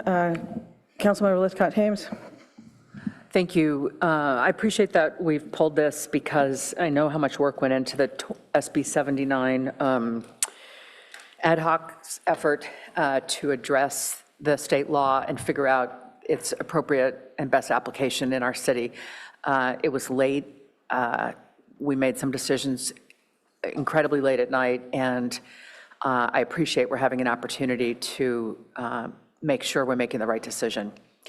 My concern with this urgency ordinance on the 50% overlay over these transit-oriented development sites articulated by SB 79 starts with what we're doing with 414 Cal Ave, as I initially said when I pulled. I want us to think hard about why we're adopting an ordinance that's going to block an application that is, in the main, something we felt largely supportive of, even if we had some aesthetic concerns. And more broadly, looking at Cal Ave, everybody on council has really agreed that there needs to be housing development there, more density. That's where we want to encourage dynamic mixed-use neighborhoods. So I'm concerned that we are considering adopting an ordinance that prevents that from happening, at least temporarily. And legally, if we get in a position of having to defend what we've done, we'll devote money and staff resources to defend the temporary interim ordinance that is blocking something that is something we want to see happen anyway. My second concern is legal.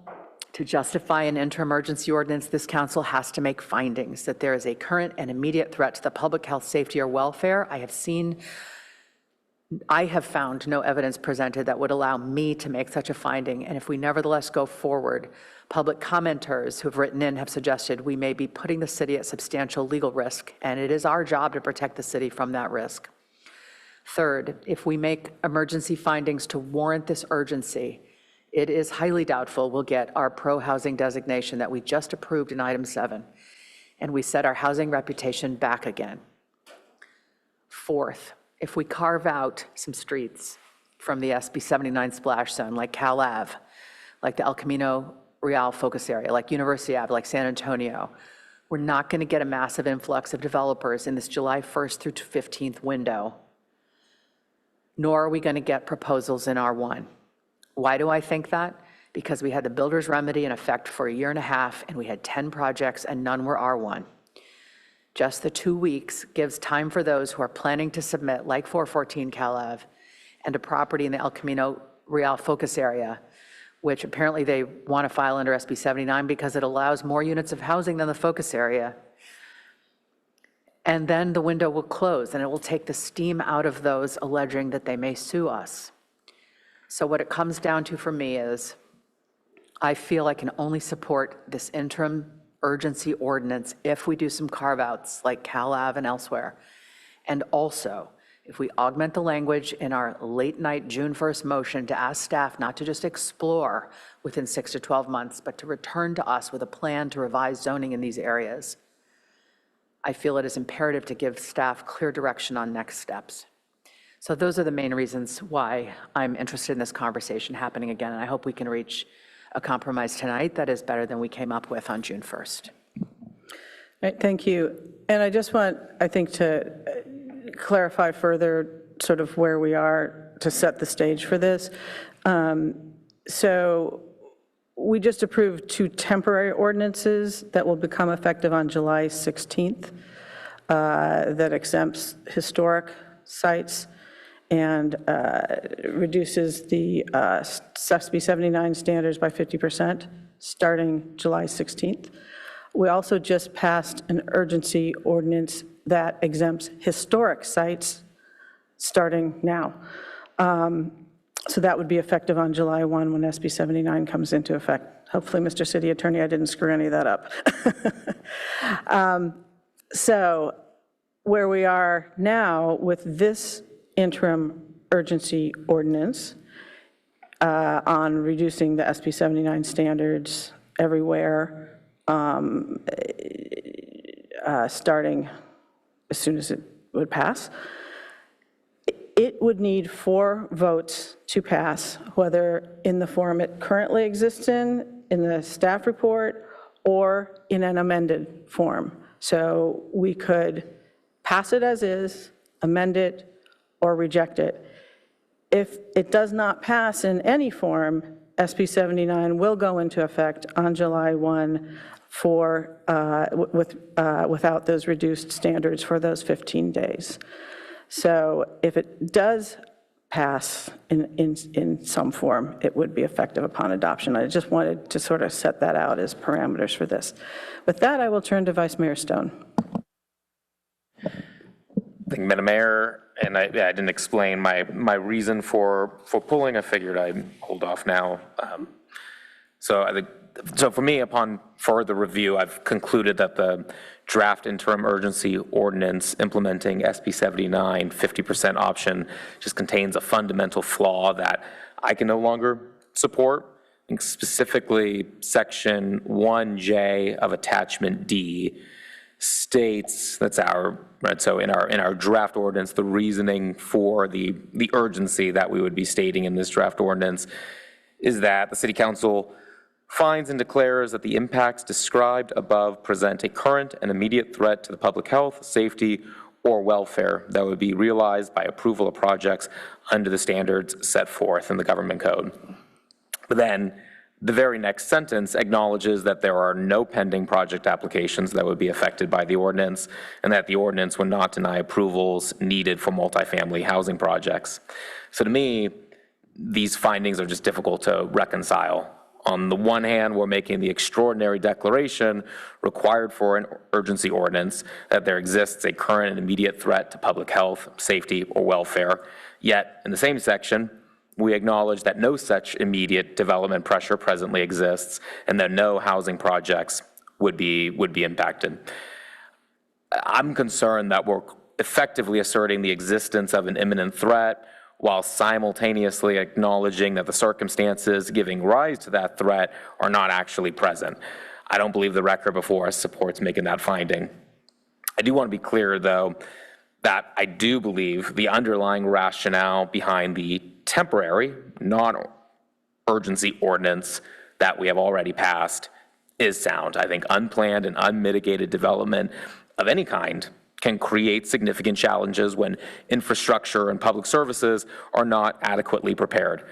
If fully maximized, the development potential enabled under SB 79 could place additional strain on existing wastewater capacity, public safety services, transportation networks, and other critical infrastructure. And I think those are legitimate planning concerns that I support.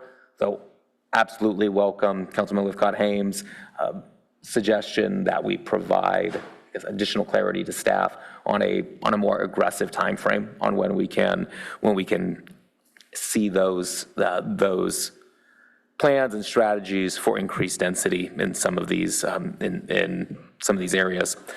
So for that reason, I continue to believe that pursuing the 50% TOD eligible parcel approach while simultaneously accelerating those planning efforts is the most prudent and balanced path forward.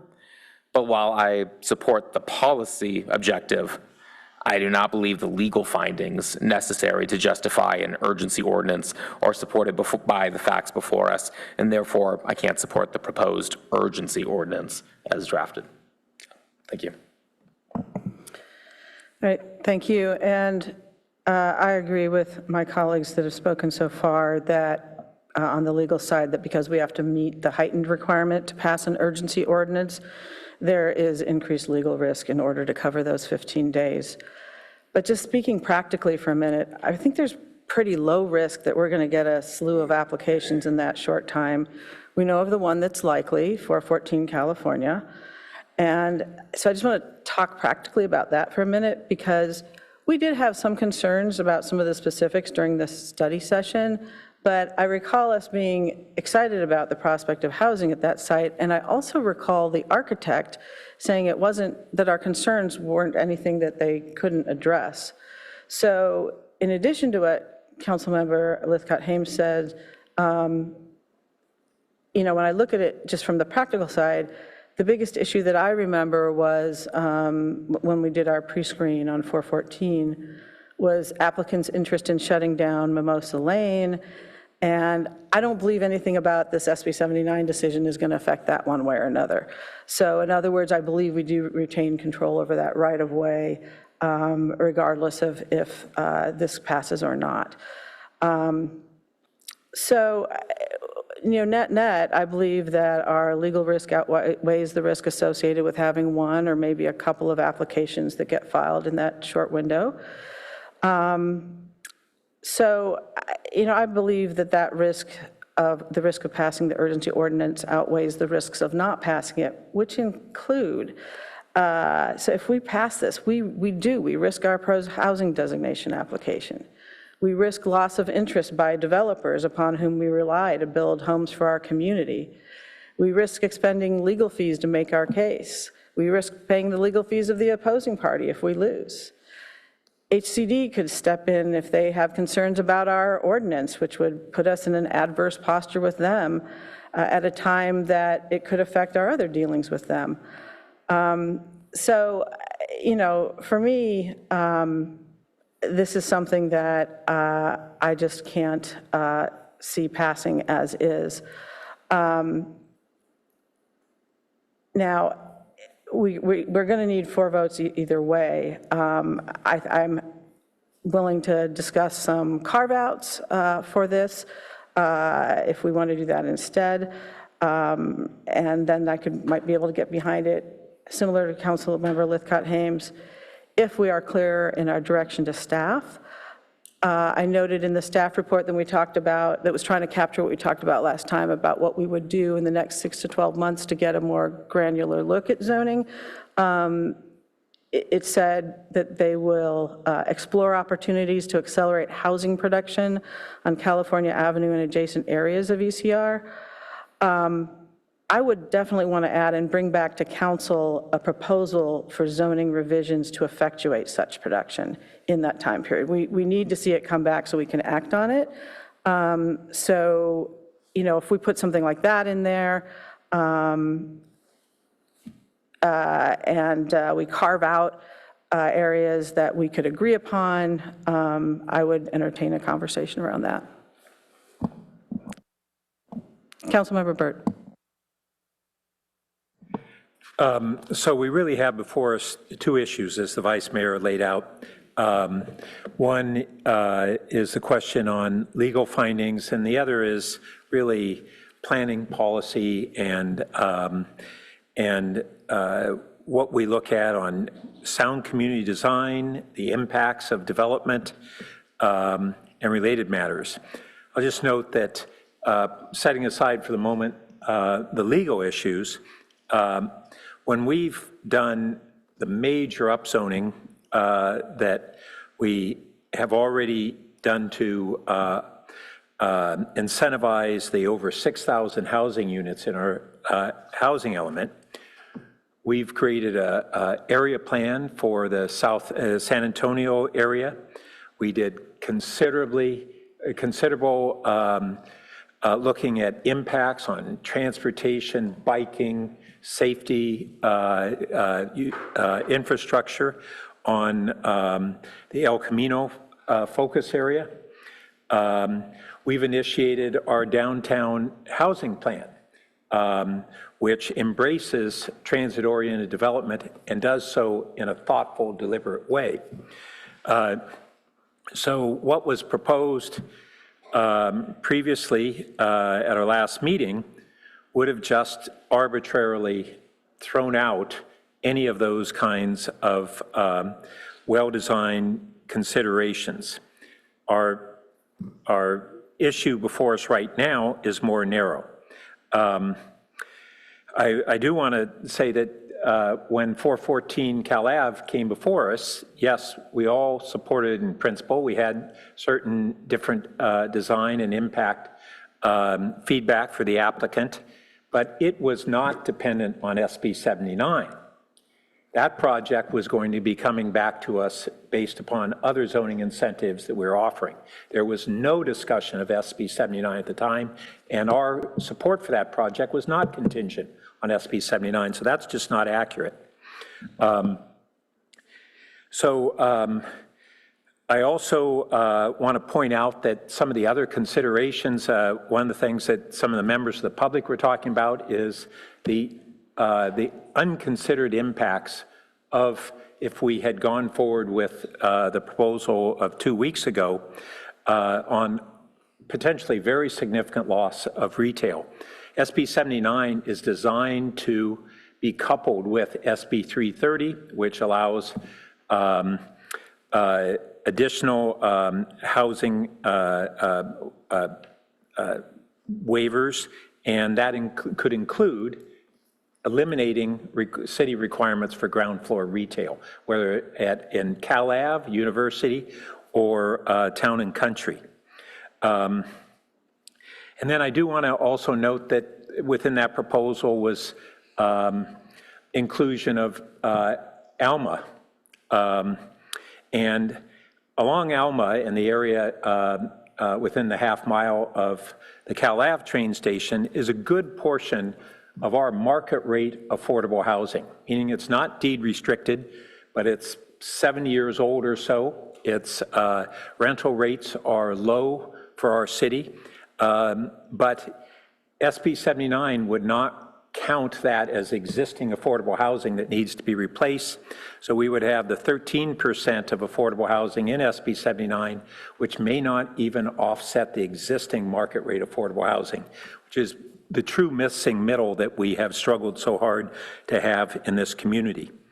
And then I just want to note that even on the issue of 156 Cal Ave, the Molly Stone site, we looked at impacts for over a year on that. And that sort of consideration is the very sort of evaluation that we will be looking for to come back when this returns to the council, so we'll make good, sound judgments on where we do want to upzone in these transit-oriented development areas. The representations by members of the community that somehow us looking at doing this in a deliberate manner means that we're against transit-oriented development is false, and it's demonstrably false. And we will continue to show that it's false. So I would really hope that the public would not misrepresent the extensive actions and positions that this council has taken, nor the impacts of what is being considered. So I wanted to put those facts on the table.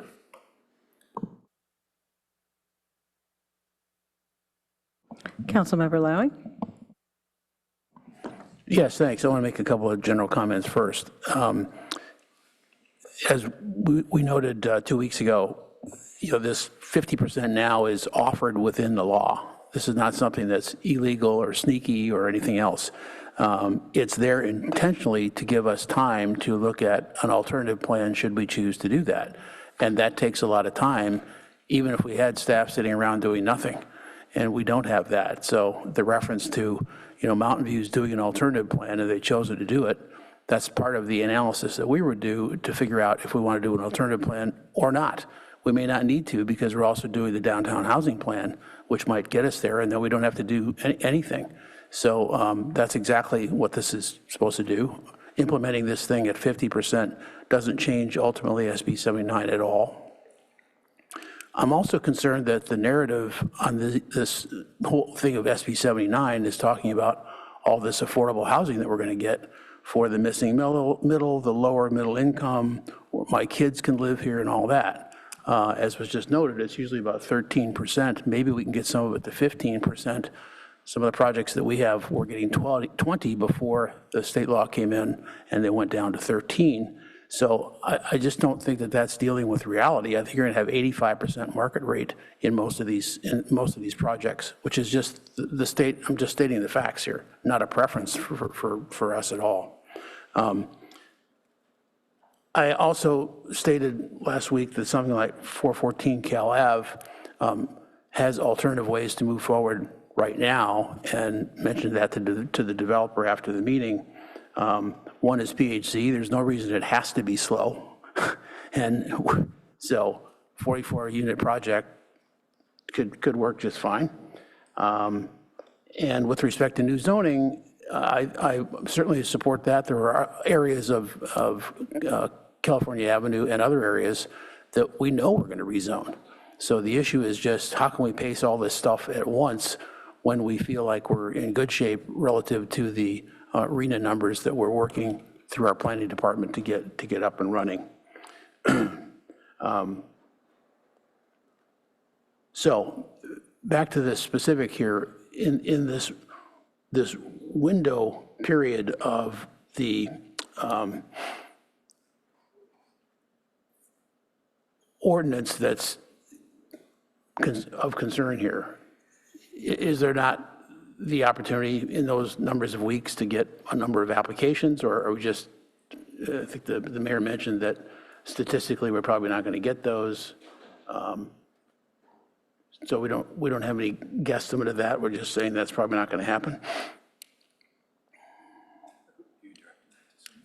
Are you asking staff? Well, no, I was asking you first, just because you came up with the conclusion. So.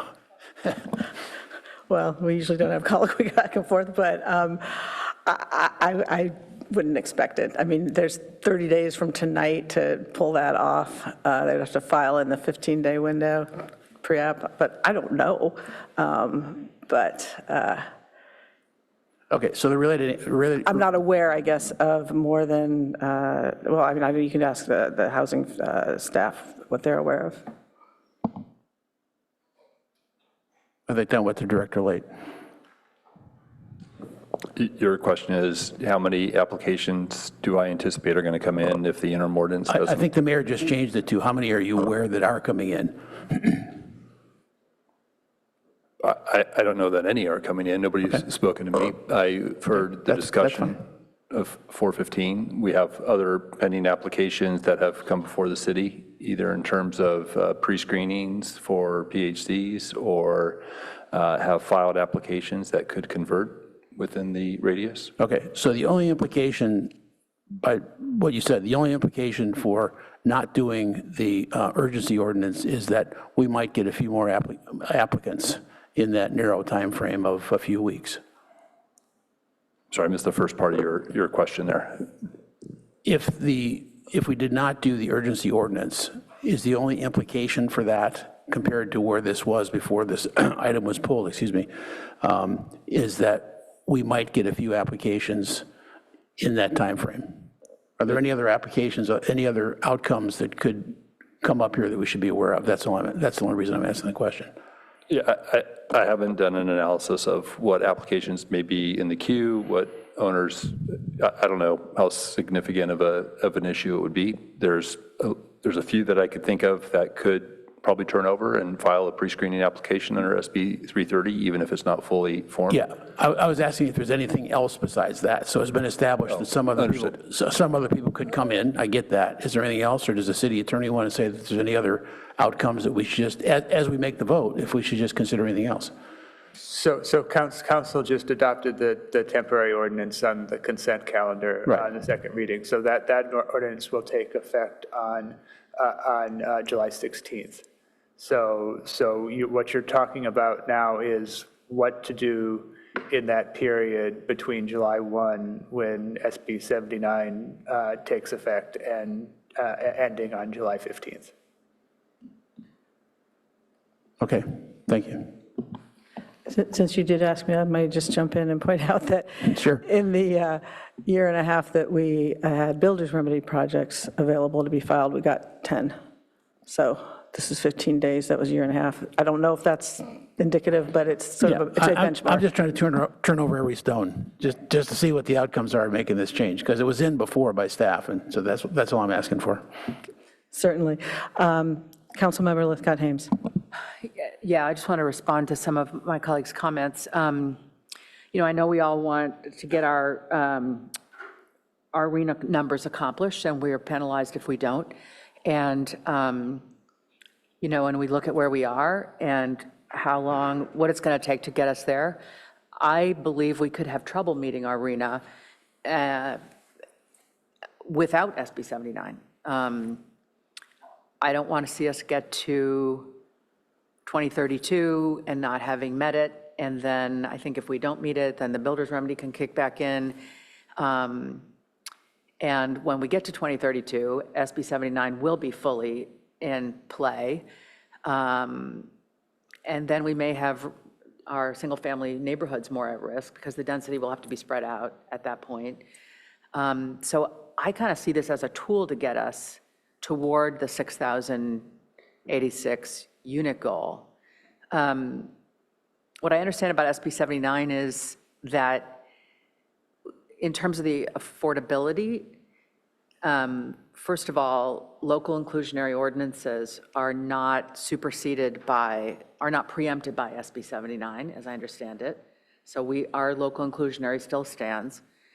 And what it does is it allows for an increase in floor area ratio and dwelling units per acre, but not height, which means you end up with squatter, more compact buildings with a greater number of units, which ought to be more affordable. And as I understand it, SB 79 can't be used to displace renters. It can't be used on a building that has had at least 3 or more rental units and where those units have been rented out in the last 7 or 8 years. So I don't see it as displacing renters in these sort of naturally affordable buildings you're talking about.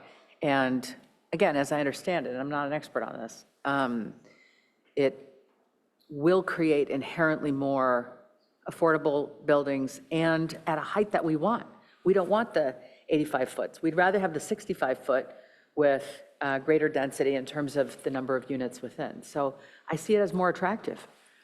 And that's why I'm interested in some carve-outs, just a few streets like Cal Ave, where we could say, hey, we all know we want to liven up this street. We all know what it has the potential to be.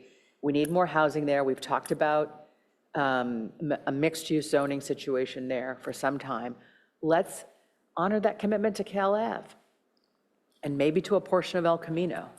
Like, I started out 2 weeks ago with a whole lot of streets, and I'm pulling back from that.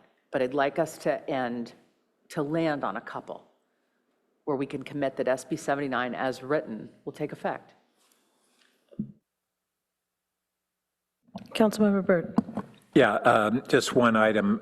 Director-late Councilmember Lithcott-Hames asserted that SB 79 would not increase our heights.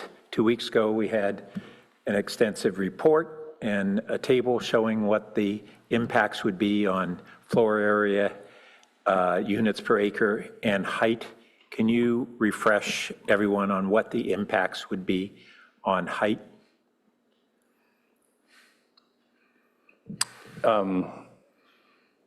I'd have to pull up the record, but it's in the neighborhood of 65 feet, 75 feet, and I believe 85 feet as you get closer to the concentric center. So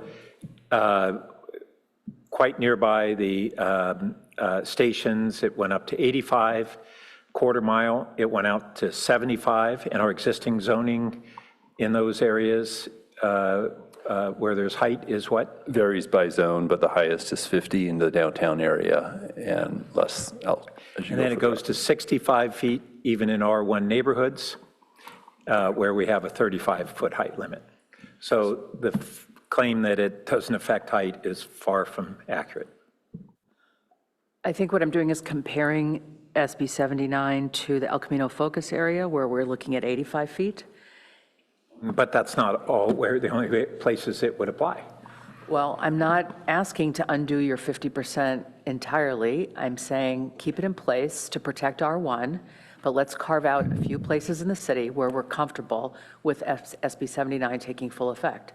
Yeah, that was the intent of the referral to the Planning Commission, is we would do exactly that. But we have a more narrow decision right now on this motion. Right, and so I want to just mention a couple things, and I'll come to you, Councilmember Lowing, and then to the Vice Mayor. So I don't know if I was inartful in how I stated things or what, but Councilmember Burt, when you were talking about somehow 414 being dependent on SB 79, I don't recollect saying that. If I did say that, that's not what I, oh. Okay, because I think it's just that the 50% reduction would be a problem. Okay. What I wanted to say is that, because I may not have made it express when I explained why I wanted to pull, but, you know, if we can get this amended in a way that we're comfortable with it, and in the two ways I mentioned before, that would be of interest to me. But if not, I would join Councilmember Lithcott-Hames in voting no on this. And so that is, so if you're interested in not having two, or I don't know if there's three, no votes in order to get something passed, we should be talking about that. And I believe Councilmember Lithcott-Hames listed several carve-outs that she was interested in. And so, you know, if there's interest in that, fine. If there's not, I think we're left, we know where we're left. So I just wanted to make sure we're understanding where we are in the conversation. With that, I'll turn to Councilmember Lowing. Yeah, so that's exactly what I was going to come back to. Per the discussion the other night, you know, there's time to do a new look at other zoning, but that's not at midnight, and it's probably not tonight. But what I think I'm hearing you saying is that if you got a fourth vote to eliminate the urgency ordinance, then we're done, because that goes away?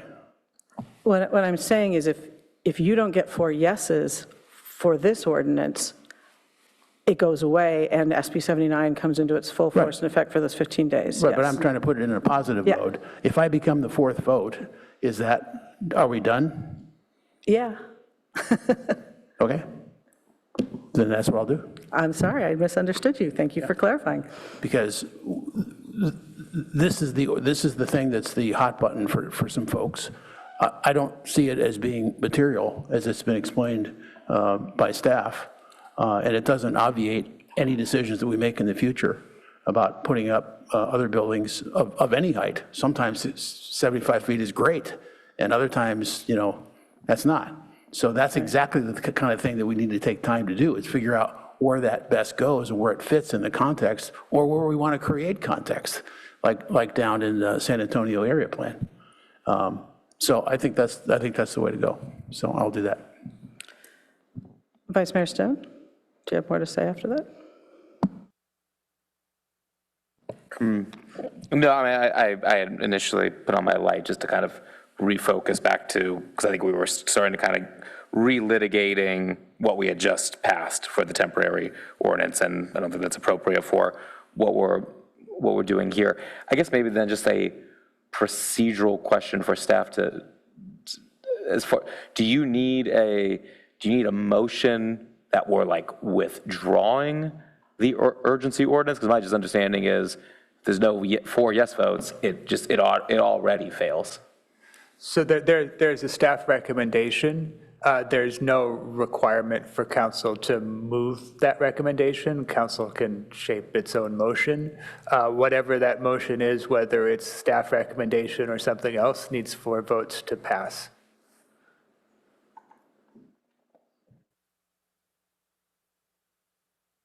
But I think just to clarify, yeah. So without a motion, then nothing happens, and the situation we were explaining to Councilmember Lowing remains in force, which basically there's a 15-day gap where SB 79 would take effect to its full extent through all 3 transit-oriented development areas.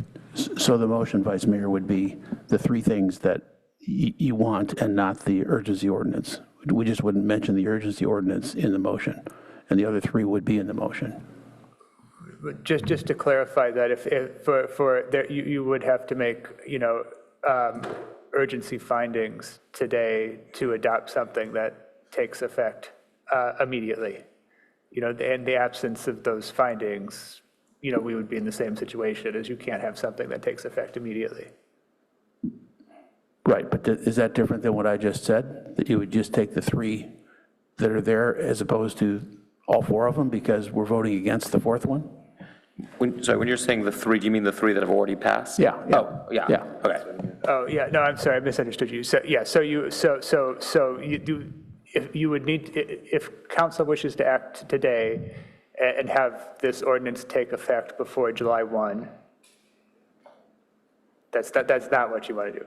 No. So there have been 3 ordinances that have already passed. Right. If council does not take action now, those 3 ordinances are passed. The urgency ordinance that council just voted on takes effect now, and the 2 that you voted on the second reading will take effect on July 16th. Right, so we don't have to vote separately on this item at all because there's 4 opposed. We don't have to.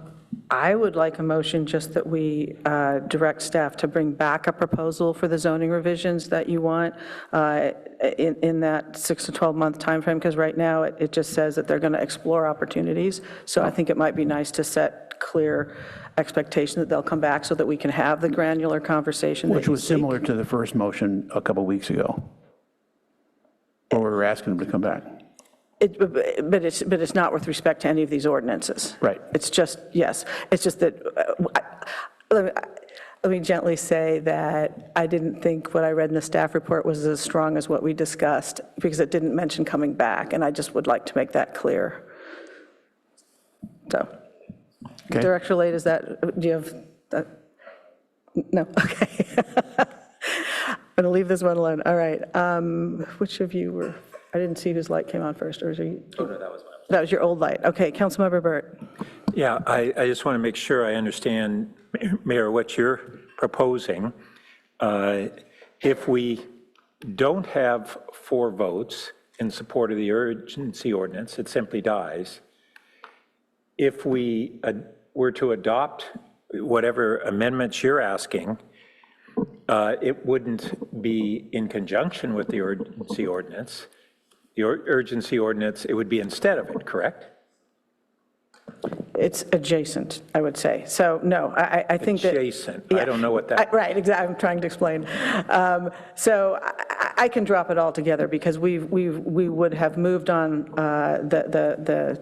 the main thing before us, which is the interim urgency ordinance would be, by inaction, would not come into effect. What I was suggesting was that it's within the scope of this item if we wanted to be clearer on when staff comes back to us, because I think that's still just going to happen. That was separate from these ordinances, that they're going to come back.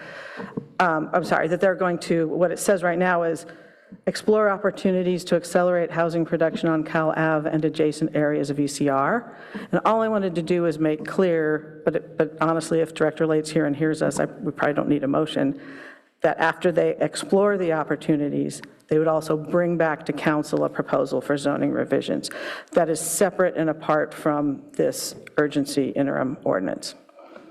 Well, while I anticipate that bringing back zoning recommendations would be part of that process, I don't know the sequencing. I could very much see that it would be Planning Commission review it, come to the council, we give feedback, and then subsequently there would be zoning to reflect that. But I don't know that sequence, so I don't think I want to be too stipulating right now. We've given that direction, we've given the time frame. I think the process is good. Okay. I don't know that it changes the process that would otherwise be followed. It's just giving a sort of timeline. And I think, so let me just ask the director, is that added language that I proposed comfortable for you? Or is there any concerns, I guess I should ask? You're asking if I have concerns about adding language, returning with an ordinance within 6 to 12 months instead of just exploring the changes. Is that correct? Yes, to bring back a proposal. Yeah, I don't have an objection to that as if that's the council's direction. Okay. Well, let's just so we can wrap this, because I think we're getting close to burned out here. I don't see any more lights. I'm going to make a motion that we direct staff to explore opportunities to accelerate housing production on California Avenue and adjacent areas of ECR, and bring back to council a proposal for zoning revisions to effectuate such production within the next 6 to 12 months. Is there a second? Okay, we have a second. Any further discussion on that? Councilmember Byrd? Yeah, so on the item that was pulled, it doesn't speak to that. So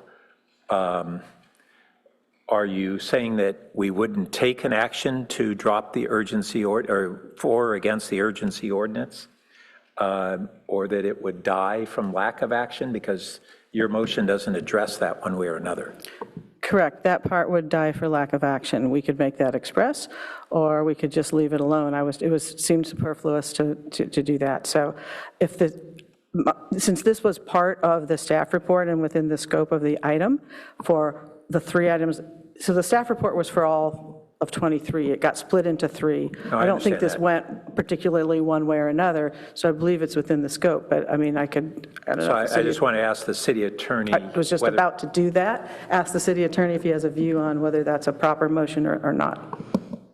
So, it's general direction to staff. I think it is within the broader scope of the agenda item. Just to maybe to tie it back to this specific action, it might be better to explicitly include the language that Councilmember Byrd is suggesting, even though I understand your view that it seems like a little bit superfluous, but to say, in lieu, something to the effect that in lieu of acting on the interim urgency ordinance, provide direction to staff to bring back an item within 6 to 12 months using the language you proposed. And if I'm that's, happy to take that as a friendly amendment, if you could help the clerk with the language. But Councilmember Byrd, go ahead. yeah, if that it goes forward, I'd like to ask that motion be split between the dropping of the urgency ordinance and the additional direction to staff. Well, I think it's just stating the circumstance of this motion. I think I heard you say in lieu of adopting the urgency ordinance. Yeah, I'm not sure that I understand the basis for splitting the motion unless the Well, maker and because seconder substantively, agree. those are two different things. No, one is a One circumstance. One is because we're acting to not go forward with the urgency ordinance. The other is whether we're going to direct staff to take additional action. And I want to be able to vote on those two things separately. Okay, I think that's a request to the maker and seconder, though. No, thank you. Okay, Councilmember Lowing. Yeah, I just wanted to point out in defense of staff that this adds a significant workload. I'm going to support the motion. I just want to point out that, we need to be a little tolerant as to when it actually comes back. And there may be a choice to take it to PTC at some point. So it's a chunk and it's not on his workload yet. So just noting that, I'll still support it. All right, thank you. Councilmember Byrd, is that a new light? Yeah, I just am requesting that the motion be split. Right, and I think the city attorney's answer was that it was up to the maker, and I declined that? Or is that different? Or Yeah, I'm not aware of a parliamentary requirement for the motion to be split, so it would be at the discretion of the maker. I think our protocols actually, if I recall correctly, address that. It's at the discretion of the mayor, but if they can be reasonably separated and request to do so, that is our normal procedure. So are you asking to split it with the addition of the language that you sought? Because that's not on the screen now, but is two that parts. One would be to vote on not going forward with the urgency ordinance. The second would be whether to give the additional direction to staff that you requested. I understand your request. I think what we need to do is first get the motion. Since I've accepted your friendly amendment, and I believe the seconder, are you okay with that or not? I am okay with it. I think it makes sense for the record to reflect that there has been a decision not to go forward with the emergency urgent ordinance, and that there's this Part B, or the second part, that is about what we're doing going forward. Okay, well then I think we need to work on the language. Let's first get the language that the city attorney had mentioned, because I'm not sure it lends itself to two, so we may want to further revise it along the lines that Councilmember Lithcott-Hames just mentioned. So I think, Madam Clerk,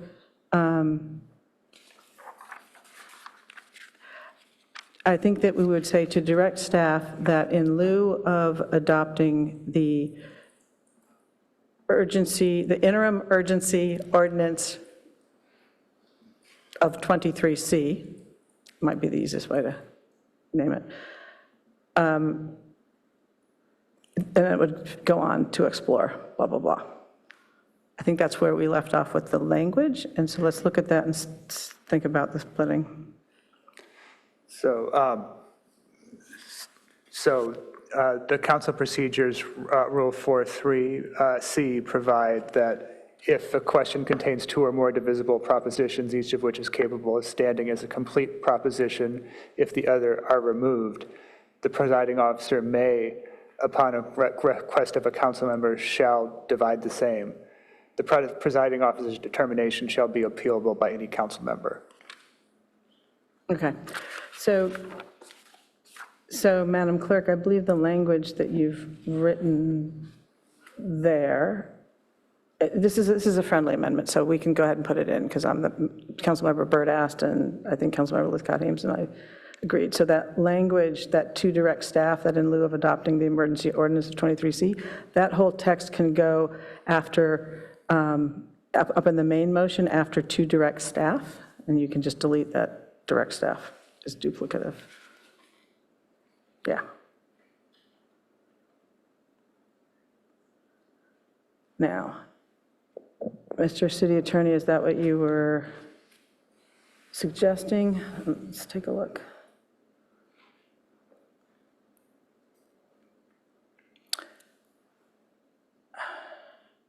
To direct staff and okay, after 23. That's consistent with the, I believe that's consistent with the language I proposed. I think we need a comma after 23C and then 2, TO. Just, okay, but no, I'm sorry, I interrupted your thought. No, I would just say that I would defer to Councilmember Byrd as to how he proposes to divide the motion. It's very simple. It's that it allows the council to vote on the urgency ordinance and then to vote on this additional direction to staff as two separate items. So they need to be broken apart for purposes of that vote. Okay, well then let's just rewrite it as the two motions, honestly. Let's just do two motions. I agree with that. Okay. So thank you, Madam Clerk, for bearing with us through that. I think now what we want to do is to say, to do kind of what you were trying to do. Okay, there. Introduce and adopt and, oh, sorry, things moving around. All right, so that was the original motion as presented by staff. I want to get the city attorney's view on that. Sorry, Mayor, what's the question? So we didn't move this is the problem. Yeah, no, I believe that the remedy to address this would be to withdraw your motion and then make, and it would have, you would have to withdraw your motion and then, revise the motion to include a vote on the staff recommendation, and then a second part of that motion would be the direction that you recommended providing for staff, and then Councilmember Burt has requested that those questions be divided and council vote separately on each of them. Can we just put this one back the way it was, vote for it, and then have a motion, or are you saying we need to do in the other order? I just don't want to end the item after, if we vote on the motion that the clerk had up there a minute ago on the actual urgency ordinance. If we vote no, I want to make sure this comes up. So, yeah, so if we, so we just need someone else, because we have to have different movers, right? No, you can move, so I believe what's being requested is that you move both parts. I don't want to. Yeah. That's the thing. Yeah. On this particular thing, I mean, it's. Yeah, so you are not compelled to amend your motion. I'm just suggesting that as a path forward. I'm happy to have the vote taken. I'm just saying I don't want to be the maker of the motion to adopt the interim urgency ordinance. I think Councilmember Burt would probably be happy to do that, and then we. All right. And what I had suggested several times is that the motion be to not proceed with the urgency ordinance, consistent with your main motion, to not proceed, not to proceed and vote against it, simply to not proceed, and then you have a second split motion that is to direct staff as you proposed. We do this a lot. I understand. I'm just looking at what the clerk has, which is looking to introduce and adopt it, which I don't want to do, but I think I like your suggestion of making clear on that second one that I think just went away, that it's the reverse, that it's to not adopt, right? That's essentially what you want, right? We could have split it out, but I'm just making two separate motions to make it cleaner. So if that language could come back, Madam Clerk? And I think what you're saying is to put it in one, so we can split it. Okay, to direct staff to not proceed with adopting the.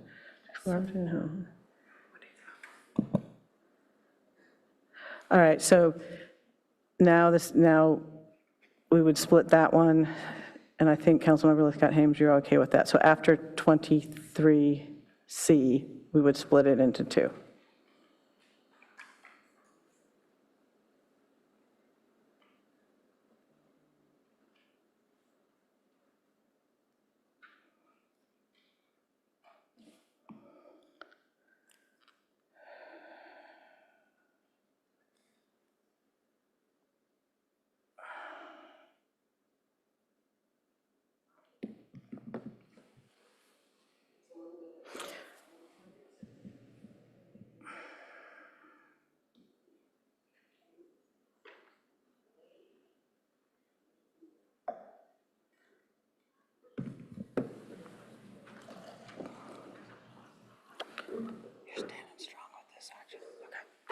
All right, I think we're there. I think the problem, so just to clarify, like, both of these, there's one main motion on the floor. So both of these elements have to be part of the same main motion. And then that question is that motion can be divided for purposes of voting as requested by Councilmember Burt. Is that clear to everyone? I'm sorry. So this I'm just concerned because this looks like it's two motions. We can only have one main motion on the floor, and so this should be made as a single motion and then divided, and then the separate vote should be taken on the divided motion. Just to Yeah, be, she does have motion split for the purpose of voting. I see. And she Okay, had I'm the- sorry. I did not. Yeah, I think because we had the one on the screen prior that had them both, and then she has a motion split. If you're good with that, I'm good with that. Okay, yeah, if you could just be clear that you're making the motion and Councilmember Lithcott-Hames is seconding it for the record, I think that would be helpful. I think it's embedded in each, or is that not enough? Okay, Right? yes, okay. I'm missing the concern.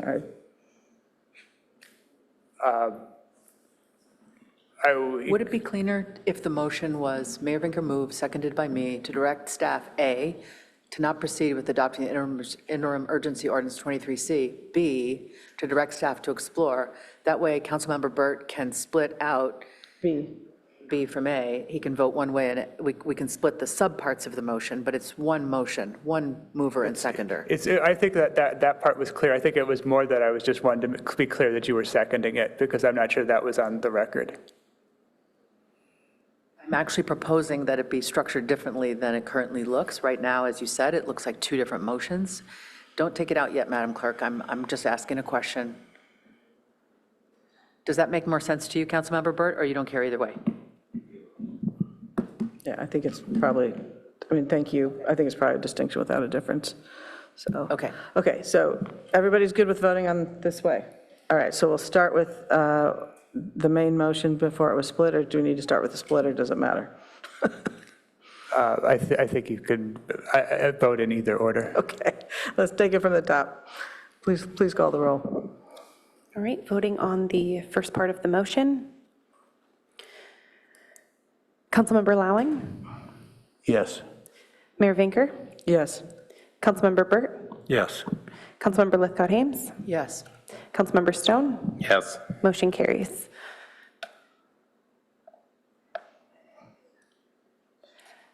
Voting on the second part of the motion, Councilmember Burt? No. Councilmember Lowing? Yes. Councilmember Lithcott-Hames? Yes. Vice Mayor Stone? Yes. Mayor Vinker? Yes. Motion carries. All right. Okay, thank you all for persisting through that. I know it was a little painful, but we're going to take a break. We're going to go get dinner. Let's see. We'll be back in 15 minutes. All right, thank you all.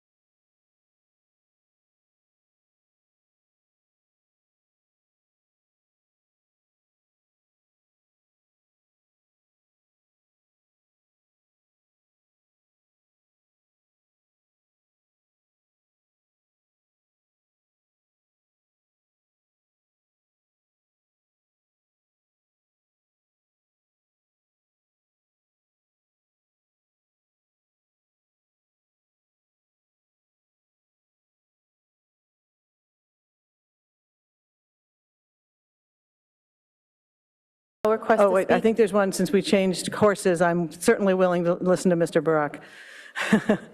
Is there anybody? We have one request to speak. Okay, excellent, welcome. Herbie.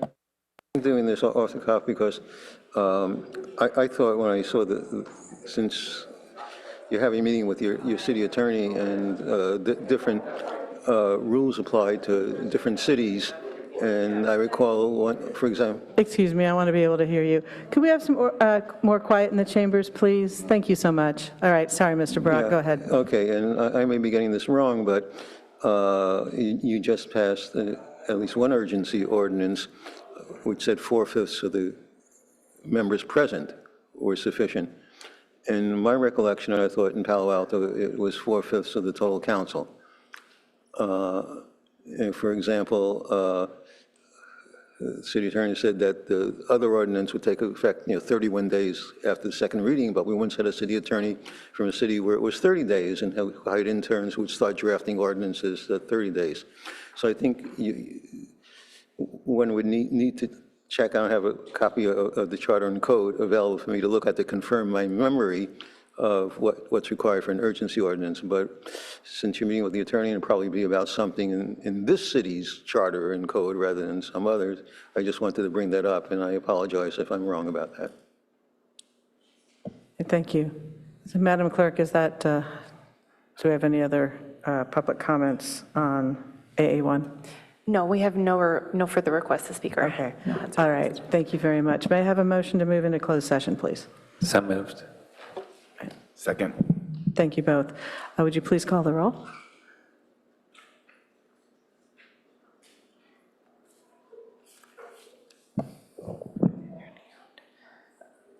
Councilmember Lithcott-Hames? Yes. Councilmember Rectal? Yes. Councilmember Lowing? Councilmember Burt? Yes.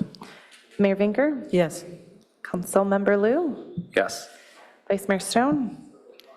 Motion carries 5 to 2. No, 2 absent for the vote.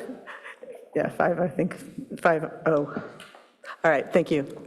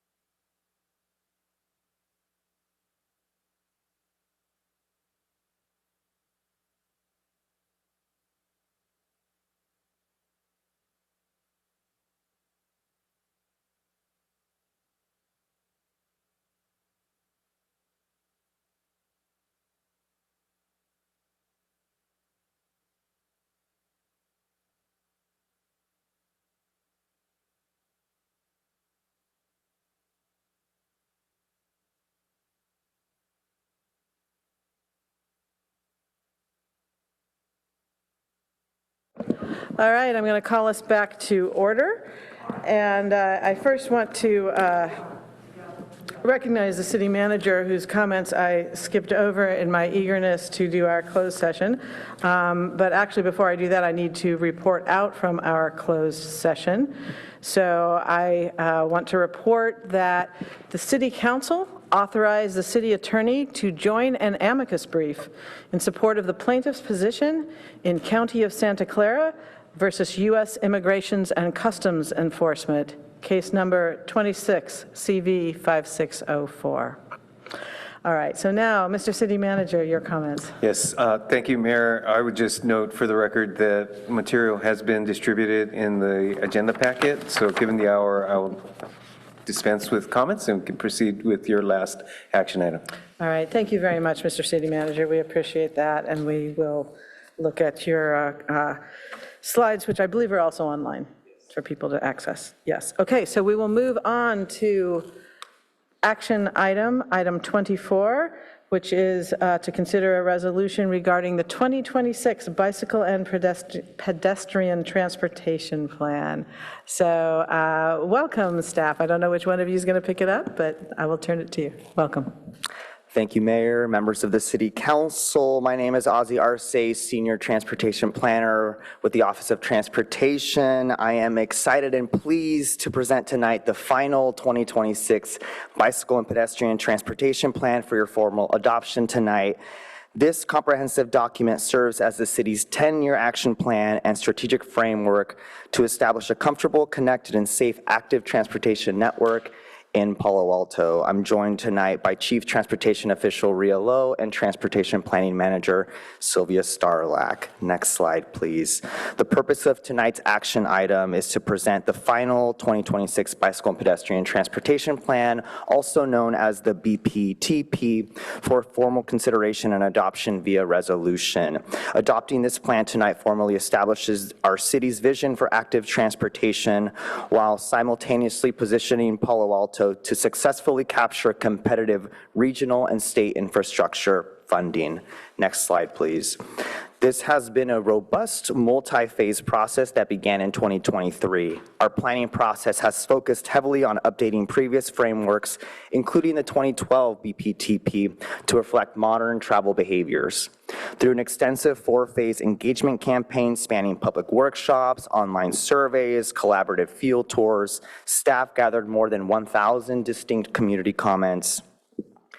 The resounding mandate from our residents was clear: prioritize safety, especially for our student population, and further develop a continuous, low-stress network that functions seamlessly for all users of all ages and abilities. Next slide. When we brought the plan to you on December 1st, 2025 of last year, you spoke positively about the plan's direction, and you gave us clear direction to refine several critical areas. We heard you, and the final plan before you tonight reflects exactly how we have responded within the plan's text itself. First, you asked for a proactive stance on e-bikes and e-cycles. We have expanded the plan to feature specific regulation, engagement, and education strategies to safely manage the rapid growth and speed dynamics of e-bikes and e-cycles. Second, you asked for tight local alignment. We have seamlessly locked this network into the San Antonio Road Area Plan, the North Ventura Coordinated Area Plan, the Midtown Bike Ped Undercrossing at El Dorado Avenue, and the Cubberley Master Plan, to name a few. Third, we added concrete directives to audit existing policies within our 2030 comprehensive plan that could inadvertently restrict safety improvements. As detailed in the staff report, we closely re-examined policy T-4.1 regarding street access and verified that local authority under existing comp plan policies fully permits the installation of highly effective safety features such as neighborhood modal filters for our bicycle boulevards and student routes. Finally, we made vital project modifications based on your feedback, including prioritizing safe routes to school projects and expanding capital programming for dedicated pedestrian improvements. Attachment C of your staff report provides more details on how staff incorporated council's feedback into the final plan document. Next slide. Moving into the core elements of the final plan, this consolidated framework establishes our actionable blueprint for combining structural network designs with immediate capital priorities. First, the primary strategy focuses our foundational design baseline away from high-speed complex arterials, focusing resources instead on neighborhood bicycle boulevards, such as the flagship Bryant Street Bike Boulevard and the Park Boulevard Bike Boulevard. Second, rather than attempting to finance or construct the entire visionary network all at once, the 10-year implementation framework isolates 19 miles of core near-term enhancements. This sets us on a path towards prioritizing 25 priority bicycle projects, 24 targeted intersection and pedestrian crossing safety enhancements, and dozens of policies and programs specific to improving the walking and biking conditions in the city. Third, the plan explicitly elevates our pedestrian environments by establishing geographically distinct pedestrian districts for areas such as University Avenue, California Avenue, San Antonio Road, and the Mitchell Park Cubberley corridors that will utilize a customized pedestrian toolbox focusing directly on sidewalk continuity, intersection crossing visibility, and neighborhood placemaking treatments. And the plan includes crucial programmatic strategies to address the rapid adoption of e-bikes and e-cycles, including programs around bike education, regulation, and engagement. And lastly, it integrates with other city projects as mentioned earlier. And next step, and finally looking forward to immediate next steps here, pending council's adoption, staff will publish an adopted final plan document. Staff has initiated work to advance the plan's initial priorities for implementing, thank you, including first, these are immediate next steps. Regarding e-bikes and e-cycles, micromobility and youth safety, we are actively developing a comprehensive e-bike and e-cycle strategy, which we will bring back to you as a dedicated agenda item. This is in addition to developing educational material with PAUSD and PD's enforcement and encouragement efforts as resources allow. Second, staff has initiated work on potential improvements along Bryant Street. This work will feed into a broader effort to update the city's 2001 traffic calming policy in order to increase the responsiveness and efficiency of traffic calming work in the city. Third, staff is seeking grant funding and advancing projects prioritized in the BPTP through the city's capital improvement program, CIP, process, and this includes the South Palo Alto Bikeways demonstration project on East Meadow and Fabian Way and the Midtown Bike Ped undercrossing on El Dorado Avenue. And lastly, staff is also activating BPTP policy IC1-3 on payback reform to return to council with an evaluation and reform proposal for payback to optimize committee efficiency and effectiveness. Now, at this time, I'd like to introduce the city's chief transportation official, Rio Lo, to discuss the council's recent council direction on car-free Cal Ave, which is a specific part of the BPTP since Cal Ave has historically been a part of the city's citywide bicycle network. Thank you. I wanted to say thank you to everybody who's helped to develop this plan. Thank you to Aussie, thank you to the council, to the boards and commissions, and hundreds of people who weighed in on this project.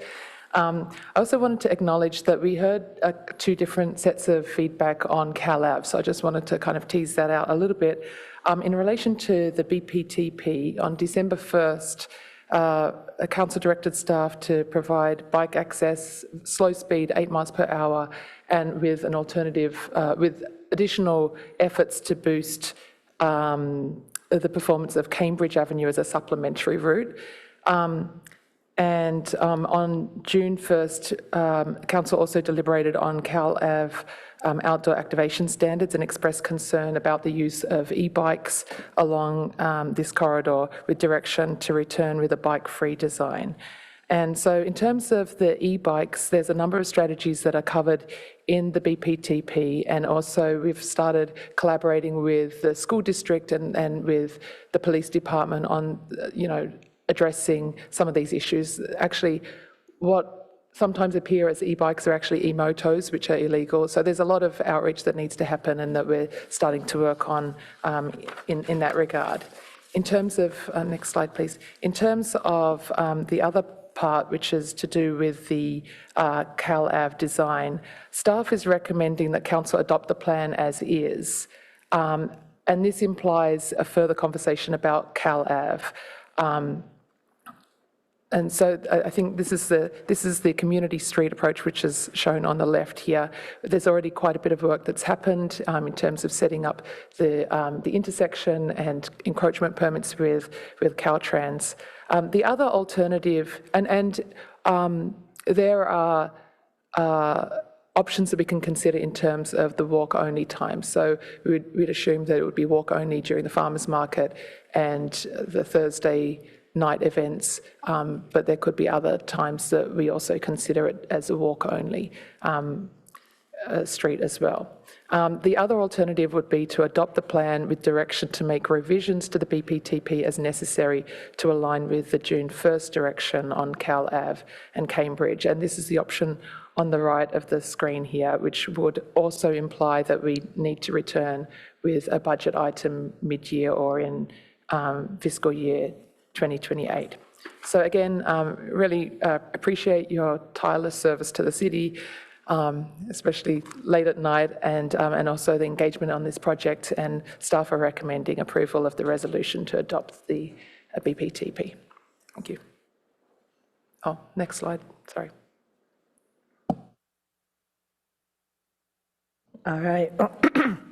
Thank you, Mr. Arce. Thank you, Director Lowe. Thank you, Ms. Darlack. It's nice to have you all here, and really appreciate this extraordinary body of work that's summarized here. Apologies for the hour, and thank you for hanging in with us on it. Colleagues, let's do a round of clarifying questions, if there are any, and then we will move to public comment and then back to the dais. So does anyone have any questions they'd like answered before we move to public comment? Councilmember Burt. Yeah, thank you. So on the Cal Ave question, as we discussed last meeting, we have a problem of the safety of pedestrians and primarily e-bikes or fast bikes, but most of all the e-bikes, most of all in the evening. Cal Ave pre-COVID was, its busiest period was during an extended lunch hour period, several, 2-3 hours. Now the busiest period is in the evening. But since our last meeting, I've heard from a number of folks involved with Safe Routes to School that there are still a very significant number of school commuters that are using Cal Ave in the early morning and then in the later afternoon.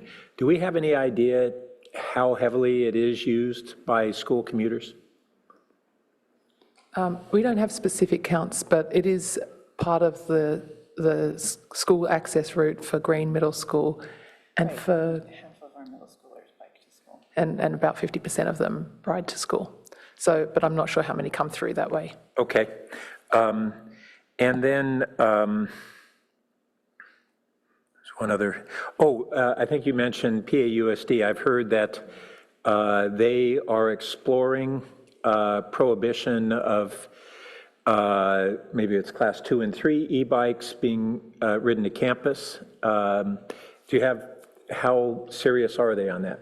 That's also what they've told us. It sounds like they're serious, but I don't think it's been to the board.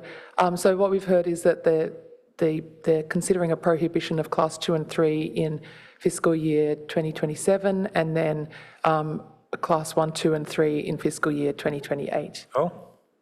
I don't know if I agree with the one, but I'm glad on the class 2 and 3.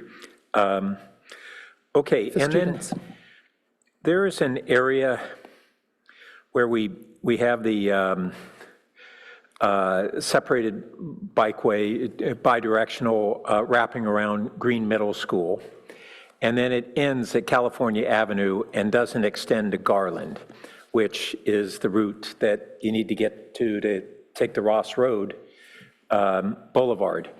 My recollection is when that was first being considered, the gap between Cal Ave and Garland was considered. There was some neighborhood pushback and it got dropped. Has that been re-examined? I didn't pick up. Is that part of what's considered in the plan of re-looking at extending that to make it so that we don't have the kind of a gap there?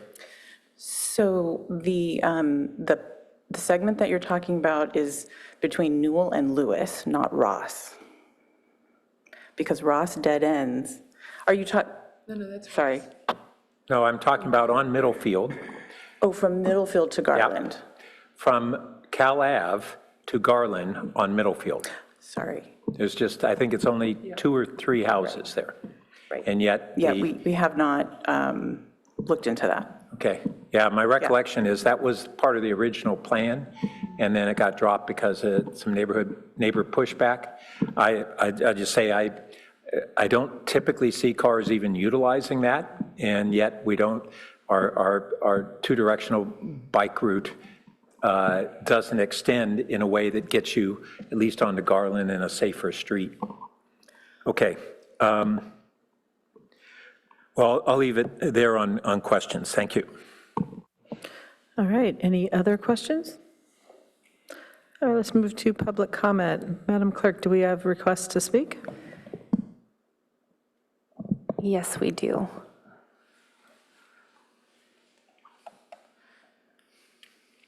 Sorry, one moment while I calculate how many hands are raised on Zoom.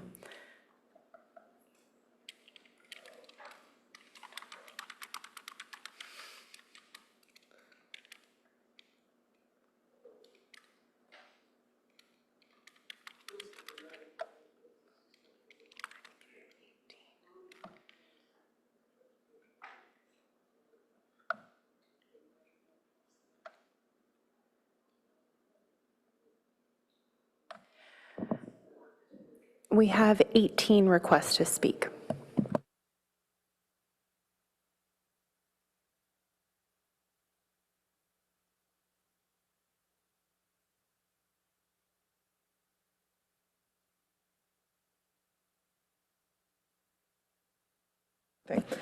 Okay, we're not going to go down to 1, but I think we do need to go to 1.5 minutes each. We don't have any groups, right? No groups, and actually a few have lowered their hand, so one moment. Okay.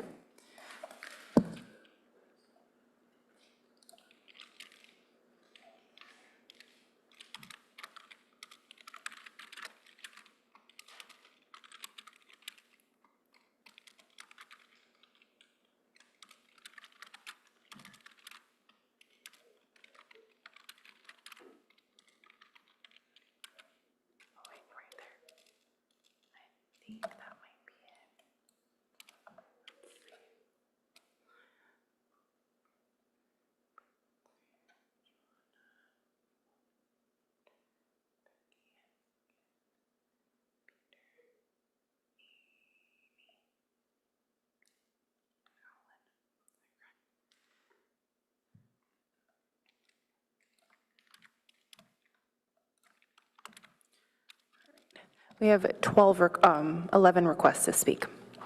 Oh, well then let's go with 2 minutes each. Thank you. Our first speaker is Ken J.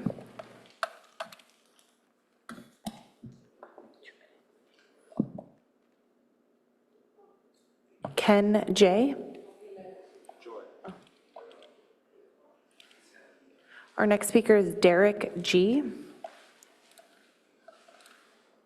And thank you, sir, for hanging in with us tonight. Hi, I'm Derek Gurney, and I'm the father of a child who uses Cal Ave as a safe route to school, along with several other children. So my parental instincts became pretty activated last week when I learned that the council directed staff to make Cal Ave pedestrian only. This instinct led me to fire off an email that perhaps was a little intemperate, and I apologize if it was maybe a little harsh. But I think the spirit of my email stands, that I think we really need to, if we were to close Cal Ave to bikes, we would need to first have in place a safe, attractive, and viable alternative for for children to use to get to school. When I think of those other alternatives and their pros, cons, when I think about it, I think it makes much more sense to make Cal Ave a place where pedestrians and cyclists can just safely interact. Thank you. Our next speaker is Shauna M.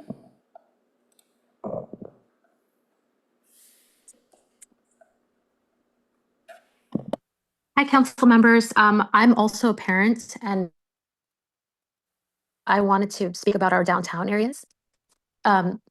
Reading the BPTP report, I have seen that the most dangerous areas that are called out are our downtown areas. And I would love the council to take a look at that and maybe focus more on those areas and make sure those routes are safe for our students and our kids. Thank you. Our next speaker is Jeanette S.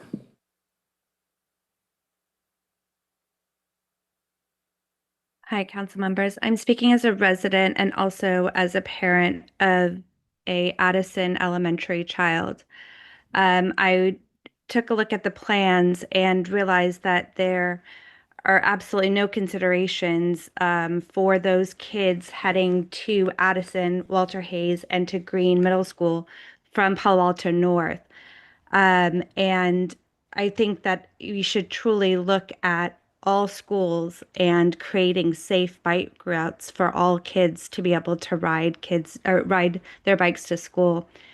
My daughter this year had a very near miss with a car that was terrifying on Webster Street. Webster, which not only has several convalescent homes, but also elementary schools.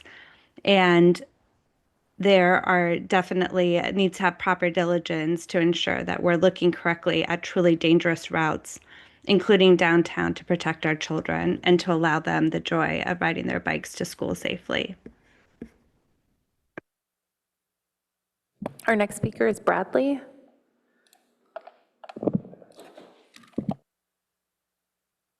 Thank you, Madam Mayor and council members.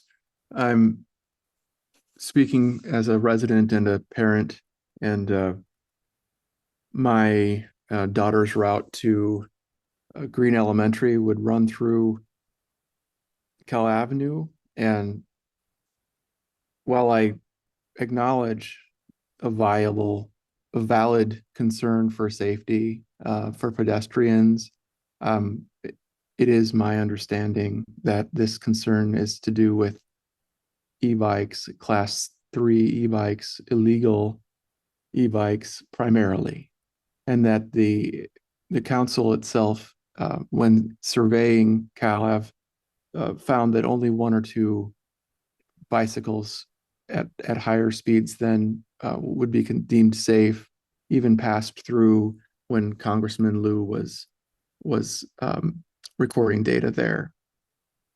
My daughter will have to, if the plan is changed to a bike-free avenue, my daughter will have to ride on Cambridge if she wishes to ride her bicycle to school in the presence of cars. So my read on this is that it's an overreaction, that we're trying to solve a safety problem for pedestrians, which is minimal and very narrow, and that instead we're creating a new safety problem for children, putting them on alternative routes where cars are going to be sharing the streets.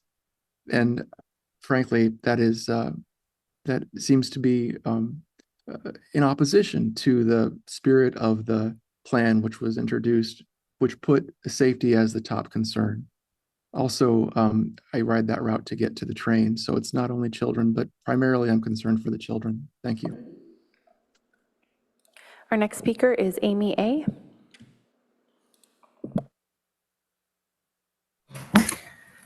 Good evening, council. Thank you, first of all, to staff and council and all the boards and hearings for the years of work on the bike plan. Tonight, I specifically want to speak to the Cal Ave access for people on bikes. We need this access preserved because it represents such a large piece of our overall network. It connects to the Alma underpass, to Caltrain, to the Bike Boulevard on Park, and also to the new bike lanes on El Camino. Please continue this access for the majority of us riders who are safe, who are careful, who do look at the speed limit, who ride appropriately. Staff's plan presented on June 1st was well thought out and supported by the larger bike community. It made sense. Cambridge is not an appropriate alternative. It lacks direct intersection access to El Camino. It doesn't connect to any of the other spots in our network where we want to get to. It also has I lost count. I believe there were 18 driveway openings last time I drove it. And those are real points where people have accidents. It's not an appropriate alternative. And I know, so there's been discussion about time limitations, perhaps on Cal Ave, maybe limiting it after 5 p.m., 6 p.m. But these time limitations are an ineffective measure. I think we all know that there are no bike signs on Cal Ave now, and they are ignored. So I guess I would urge you to please have a second look at staff's plan that was presented on June 1st. It balanced the needs of so many users on the street. Please, if that's not appropriate and you look at Cambridge, make sure to really have a hard thought about the loss of parking, closing of driveways, all the things we need to do to make it safe. And I think you'll find that Cal Ave becomes a more attractive option. Thank you. Our next speaker is Cedric B. Good evening. I am a member of Payback, but I am speaking for myself. Thank you to everyone who contributed to this bicycle and transportation plan, and I urge you to approve it, but to incorporate the recommendations from Payback, the Bicycle and Pedestrian Advisory Committee, that are listed in Attachment B, including the items with which staff did not agree. Alan Wachtel's email explains well why this should be included. Otherwise, as many have noted, I was also very disappointed by the direction to explore a bike-free Cal Ave in reaction to a small minority of e-bike riders going too fast. Cal Ave is a very important bike network connector between neighborhoods, schools, bus and rail transit, and it is an important bike attractor with its shops, restaurants, and cultural destinations. The parallel routes are not as safe nor as convenient. Plus, there's the social aspect of hanging out on California Avenue and seeing your friends riding by, greet them, and improve your well-being and their well-being and strengthen the community. If the only way to access the area is by parallel routes and alleys, the street will lose some of its vibrancy.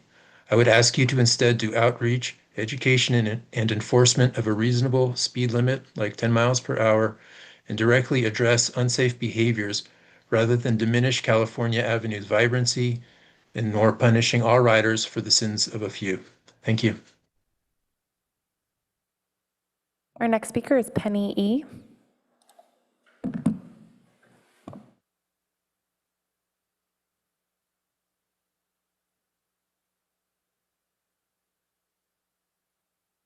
Penny E., you should be able to unmute yourself and speak.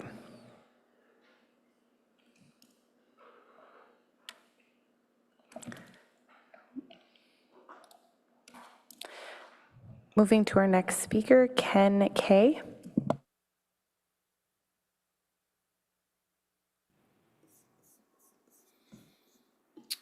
Good evening, Council. In support of the BPTP, I'm Ken Kirshner, a local bike advocate.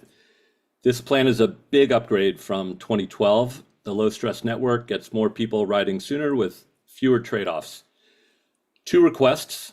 First, e-bikes didn't exist as a policy category in 2012, and the pace of micromobility has quickened.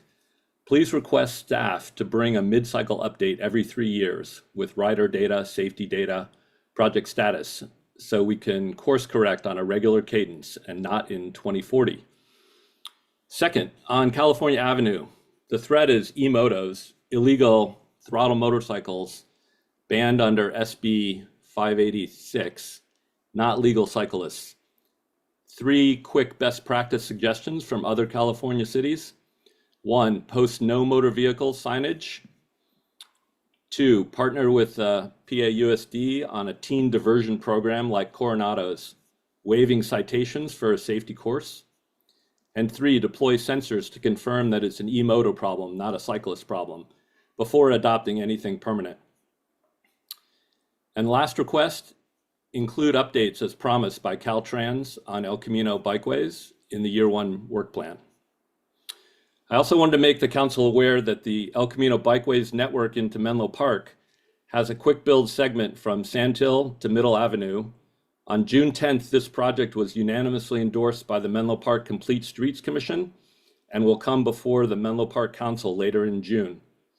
And I also wanted to invite the council to join our El Camino Real community rides, currently Tuesdays at 6 p.m., and they'll shift to another night in July.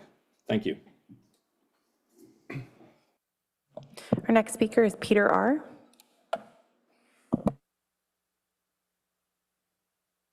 All right, good evening, Mayor and council members. My name is Pete Rice. I'm speaking on behalf of the College Terrace Residents Association. First, I wanted to thank staff and their team for all the hard work that went into the bike and ped plan. I know how much work these plans take, and we appreciate the effort. In general, we are very supportive of new and better bike and ped infrastructure and programs. We recognize that walking and biking are a vital part of our transportation system. 2 requests, we ask that the city address Stanford Avenue. Stanford now has homes on both sides and is a school route. Having roughly 2,000 feet between marked crossings does not meet the safety needs of our neighborhood. Crossings at Oberlin and Wellesley were warranted back in 2004. We received speed humps instead, which are appreciated, but they're not enough. We still need marked crossings. And then finally on the California Avenue, we strongly oppose any bike ban. It's an important car-free route for our kids heading to Green Middle School, also for commuters and families and neighborhood residents that want to access Cal Ave. Moving people on bikes, especially kids, off of a car-free street and onto streets with cars would make them less safe. These concerns about the reckless riding and e-motos should be addressed directly, but a bike ban doesn't make any sense, and it's not a proportionate safety response. So please keep California open for slow, safe riding. Thank you. Our next speaker is Alan W. Good evening, Mayor and members of the council. I'm Alan Wachtel, a member of Payback, and I thank Cedric, the earlier speaker, for endorsing the comments that I have previously submitted in writing. I'll use my time to briefly recap those comments. At its May meeting, Payback recommended adoption of this plan with a number of changes and additions. The vote for that was 12-0 with 1 abstention, so I believe they should be taken seriously.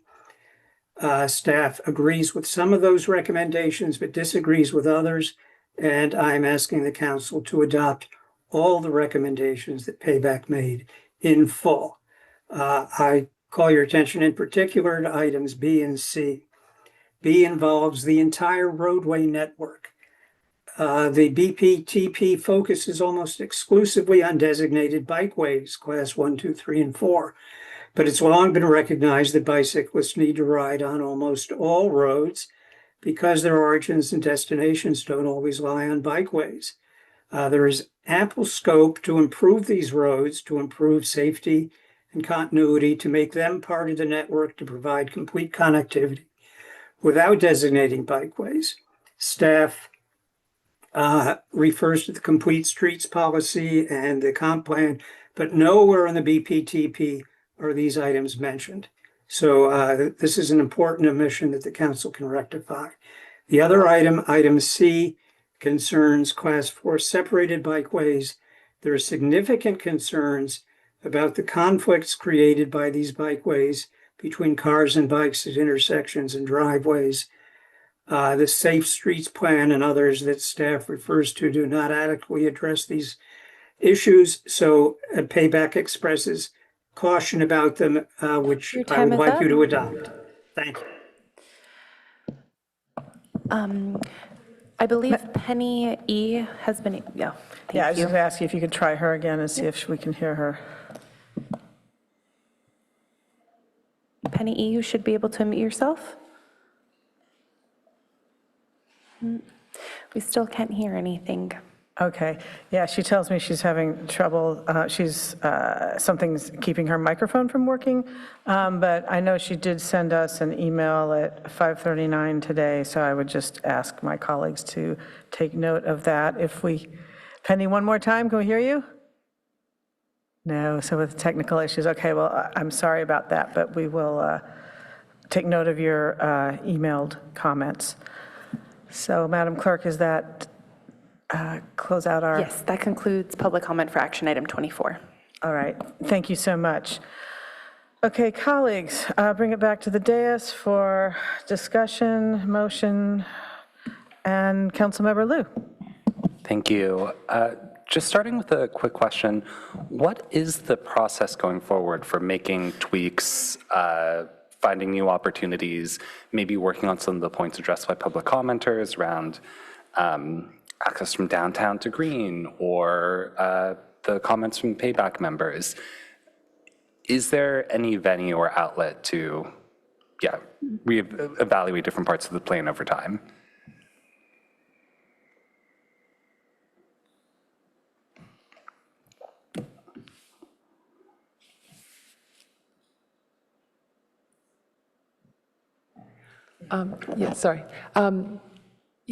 Yes, there is. As each of the, especially for the major projects, these are things that would come through some sort of engagement process. Some of them would be coming, to council for the larger projects, and so that would be an opportunity for tweaking some of those elements.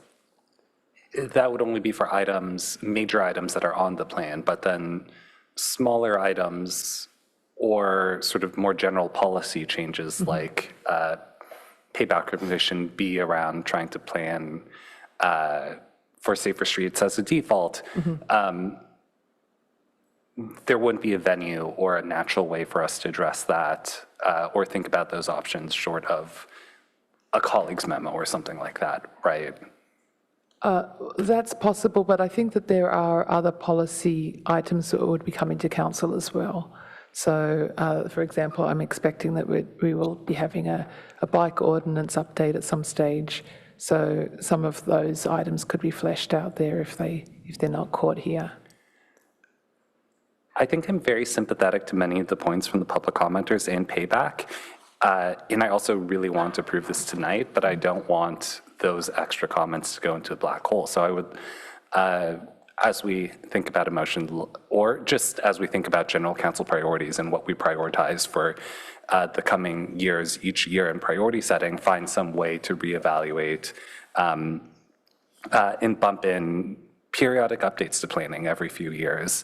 I think that's a baseline and something that we owe to this amazing community that puts so much effort into this document that we know is great, but should be continuously improving. And tonight, I think we certainly should approve this document. Again, we should be so proud of this. We should really connect this document with the bigger picture goals of how much safer and more vibrant and just pleasant our city can be with a really thoughtfully built, comprehensive bike network. And yeah, we should be ready to commit the capital. We should be ready to find other phases or tweaks in the coming years. One point that I will just queue up, because it seems like one of the big discussions of tonight, is Cal Ave. I'm really grateful to the members of the public who came and spoke about the safety concerns of effectively banning bicycles from Cal Ave. I really stand by my previous comments. I think we can make this street much safer than it is. We can support businesses. We can protect vulnerable road users. And we can also investigate speed limits, time limitations. We can enforce on illegal e-motos. We can build surfaces that discourage fast cycling. I think we can do all of those things. I am usually loath to change a council decision, especially one that was so recently made and that had pretty wide support. But I think at this time, we have a lot more information. We've also been operating under this assumption that we would allow slow cycling on Cal Ave for, don't quote me exactly, but maybe a couple of years. And so I don't think we're going to really be upsetting the decision we just made or throwing a big wrench in the process if we gently walk back at least some aspects of the decision to ban bikes on Cal Ave. I'll leave that there and be happy to chime in later on in motion if that helps. All right, thank you. Councilmember Rectal.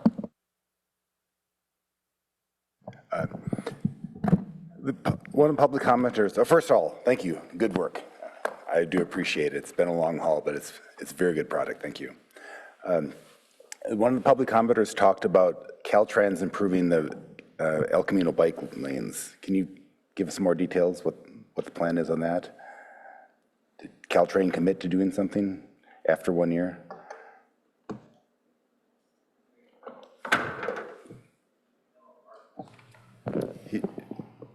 Yeah, I think you're referring to, I think it was Ken Kirshner who mentioned that Caltrans is supposed to report back on usage on the bike lanes. Okay, it's just a usage, it's just, they're not proposing ways of improving it or anything like that. I don't think so. I mean, if they were not performing well, then we would expect them to fix it, but I think it's about the counts.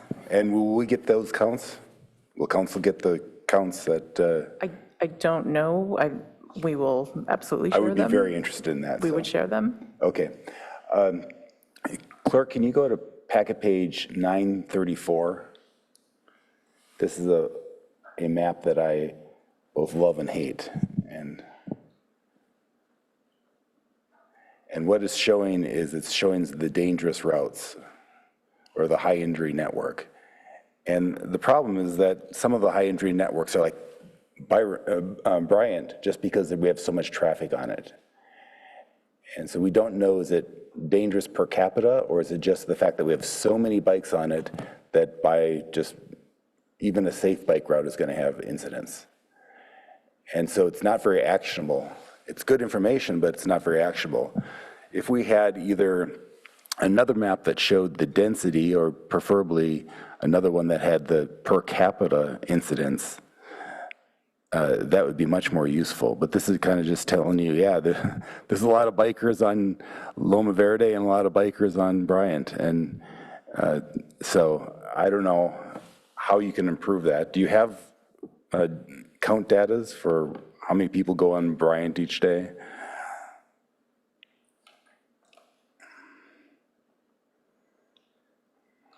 So you're referring to figure 14, which is the bicycle and pedestrian high injury network.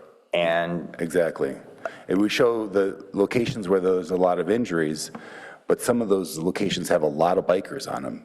Correct. So just the fact that there's a lot of incidents doesn't necessarily mean they're inherently unsafe. It's just the fact that you have a lot of bikers. There's more chances for injuries. Correct. And this high injury network analysis is best practice that's used in all long-range planning efforts, so it followed a similar methodology, but you are correct. Higher usage could lead to higher. So do you have counts of how many people use each of these bike routes? We did some counts back in 2024, but what we did for this planning effort was we used big data called Replica, which created a methodology to try to better understand how people move locally.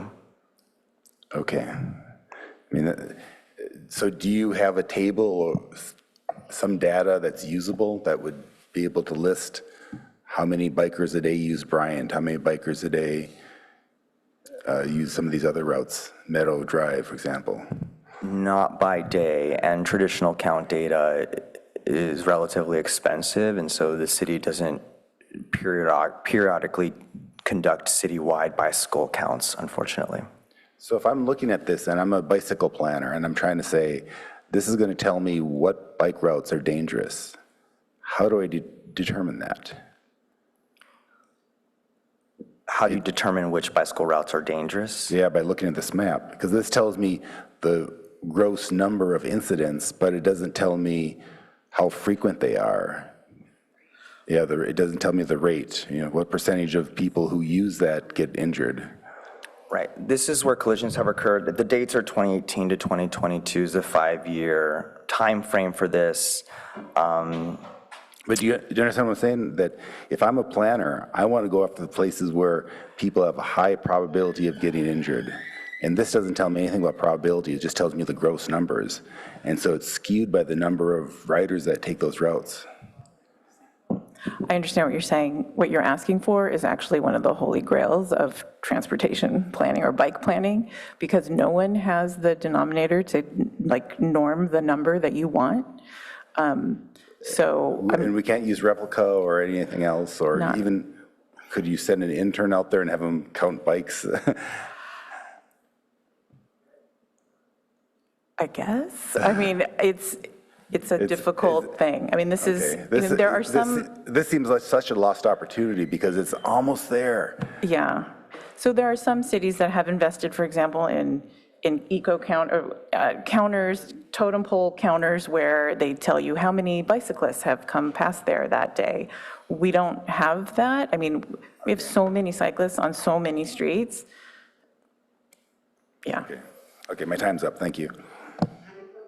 Councilmember Burt.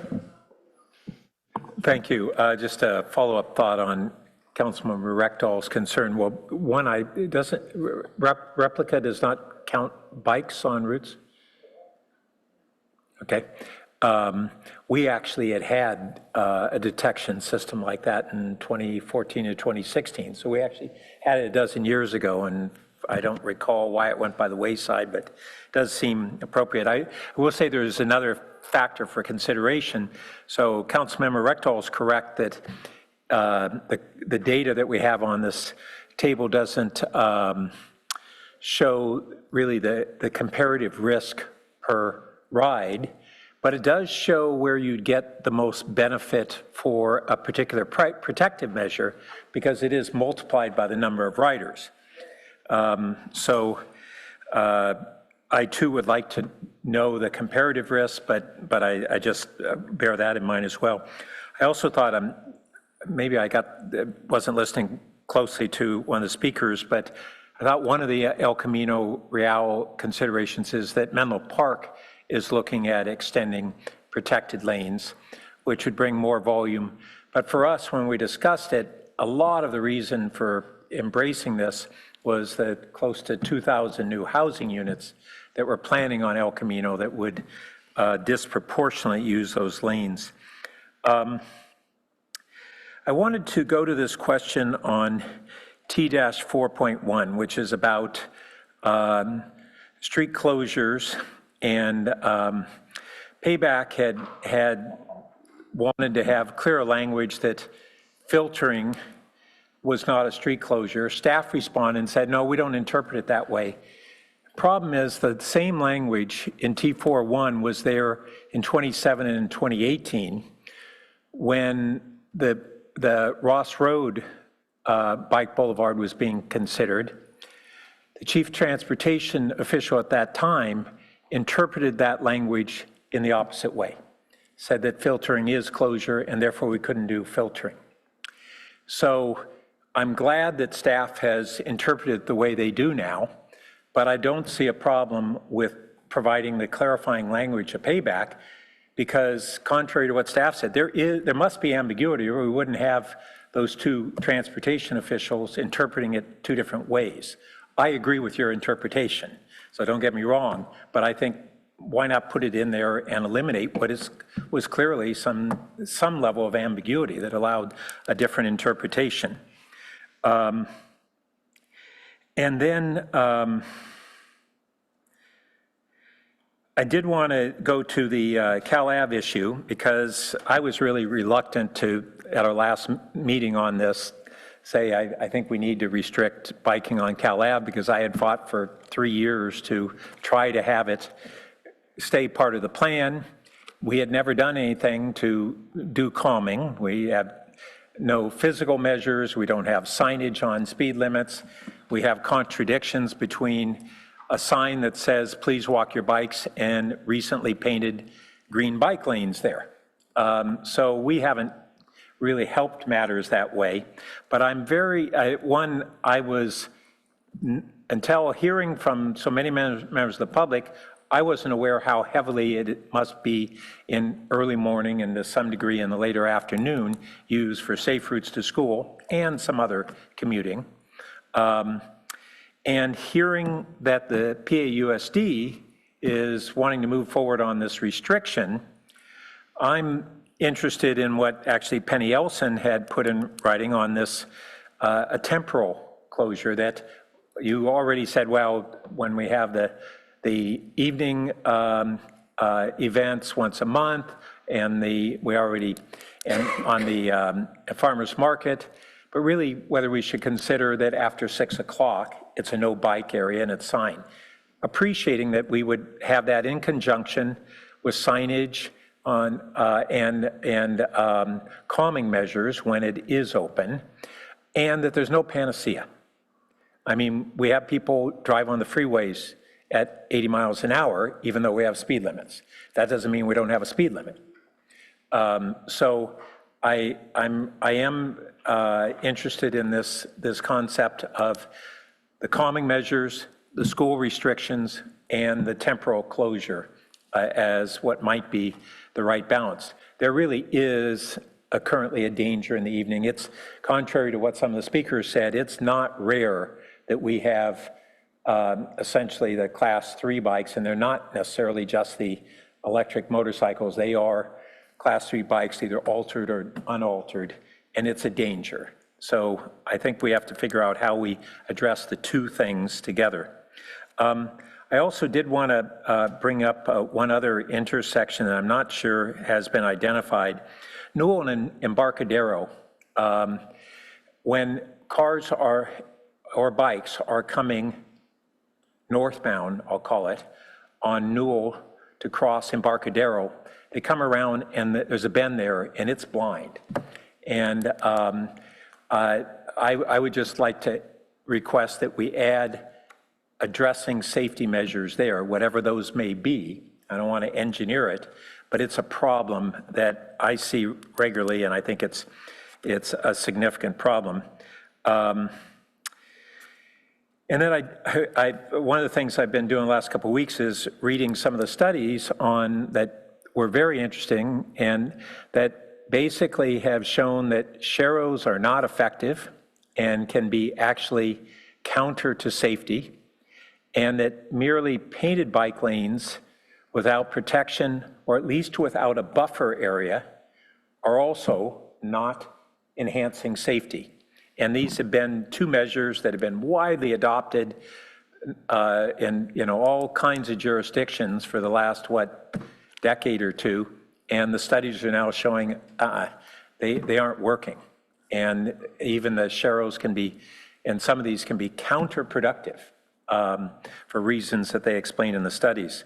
So I do really embrace us focusing on class 1 and 4 lanes, and if we have painted bike lanes, to really try to design in buffers, because those do help even if they're not a physical barrier. So I think those are my comments at this time. Thank you. One other thing, I'm sorry. Penny Elson had recommended that there really be a wording added on the San Antonio area access to the Caltrain station, and I do think that's very important.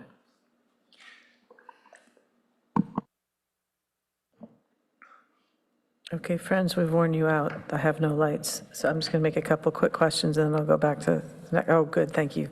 I'm intrigued, Councilmember Burt, by what you just said about the sharrows, because that had always kind of been my instinct that they don't feel safe. So it's interesting that now there's that analysis that sort of bears that out. I also agree about Newell and Embarcadero Road. I live quite near there and have had several sort of awkward circumstances because of the the angle of the intersection. And so then sometimes bicyclists will use a crosswalk on the opposite side of where you think they are, but they're going faster. It's just an awkward intersection for bicycles. And of course, we had one tragic instance, which I don't think was the result of bike lanes. Anyway, you know, I think we're all really grateful for and pleased with the work product before us. And this big issue seems to be around the CalAv bike lanes. And I mean, honestly, I'm conflicted about it. I have always had some concerns as to how the bikes would interact with the pedestrians there. You know, I liked the meandering, I'll call it, bike lane that would slow them down. But it's still a little awkward for me to sort out how they interact one with the other. But, you know, I'm very concerned about the parents' concerns that have been expressed tonight. I don't think I had appreciated how many school children used that route. And I was thinking more of adults or people going there sort of as a destination to play if they were school aged, but not, you know, not necessarily on a commuting route. So there isn't an easy alternative there for volumes of school kids. So that's one I would like to hear more about, but I think that's something that we need to come away from this with some sort of either plan to further evaluate it or a revision of our decision, whether or not it's just to eliminate e-bikes, but let other bicyclists through, or all but class 1 e-bikes, something like that. I am certainly open to hear more from my colleagues on that because I think it's quite a conundrum as to what to do on that front. And now that I have 2 lights, I will go to Councilmember Lowing. Okay, thank you. This has been such a massive effort for so many years, and to see it come to fruition, particularly on our last night before break, seems like everyone's getting to a finish line here on our bikes and so on. So immense thanks, and I wouldn't think of adding something substantive to this, but I also wanted to just point out areas that I really appreciated. It's extraordinarily strategic and comprehensive, but at the same time, you did a great job on coming up with very specific details and programs. And, you know, where you say, first of all, strategically, on packet page 939, you say all ages and abilities bikeway system. And you put that stake in the ground. It's for all ages and abilities, and I really like that. But then on 967 here, I thought was terrific, where you put in a near-miss reporting program. You know, not just that you're going to kind of take a look at it, but there's a specific set of programming that you've done around that. So that's what I meant by being both strategic and program detail-oriented. So to me, that just raises the quality of this. That said, to Councilmember Liu's point, there are going to be things that come up. And first, you know, be assured, council member, that we're still going to do those things, even if they aren't in this plan, as we get into new neighborhoods and stuff like that. But yes, it should be incorporated every few years as, you know, version 1.1 and so on. So we're not going to back off on safety in new neighborhoods because it hasn't made the publication of this book yet. So I'm just really impressed. Just back on Cal Ave, I understand the constraints, and we're going to have to sort it out, and maybe it is certain times of the day, but I understand the debate, I should say, not the constraints. On that, the transportation official, chief transportation official, said that if we go with no bike lanes, then we need more budget, and I didn't understand that, because if there's no bike lanes, it seems like there's less to do. So if we went with the June 1 motion of last week, why would you need more budget after that? Because the motion was to come back with a redesign, and we actually completed we thought we'd completed the design. Okay, and alternatively, I think there's also a 100% agreement that Cambridge is not ready for prime time. So in any case, probably in addition to whatever we do on Cal Ave, we might want to be doing something on Cambridge. But if we don't do it on Cal Ave, then we have to spend some money on Cambridge to make it safe and make it more travelable around the bad pavement and the cars and all that stuff that we thought about. So that's another one of the considerations at this point for maybe allowing school kids, 8 to 5 to come down there under 5 miles an hour. But just great job and glad to have it here to vote for it. Thanks. Councilmember Rectal. Okay, first, one that affects me directly, the cross traffic across bike lanes. There's, on Wilkie Way, there are some cul-de-sacs that don't have stop signs, and DoorDash drivers come out of there in the evenings and just blow across the bike lane. And I really think that every intersection on a bike lane should either be a four-way stop or a two-way stop for the crossing traffic. I don't see any reason why they should have a right-of-way to buzz through there, because they don't stop and look for me. And so that's really dangerous, but actually a really simple way of adding safety, making a four-way stop. It's 2 signs. It's really simple. So I think you should look into that. The El Camino Way buffered bike lane. I like the idea. That's really kind of tight, but parking is so tight over there, especially now after losing the parking on El Camino Real, that I think the neighborhood is just going to have a fit if you try to take away parking to add a bike lane. What do you think of that? What's the feasibility of adding a buffered bike lane on El Camino Way? For example, on Cambridge, we're proposing the same thing, but there's options for parking there. There aren't nearly as many options in El Camino Way.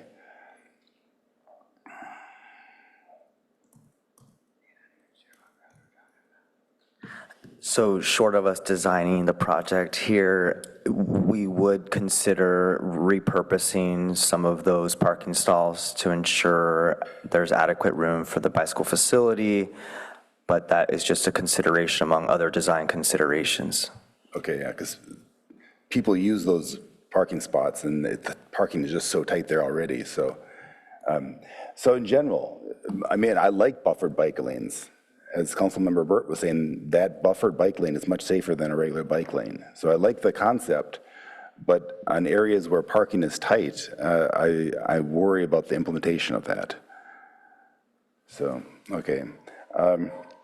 Next, Bryant Bike Boulevard from Embarcadero to downtown isn't a bike boulevard, it's a car boulevard.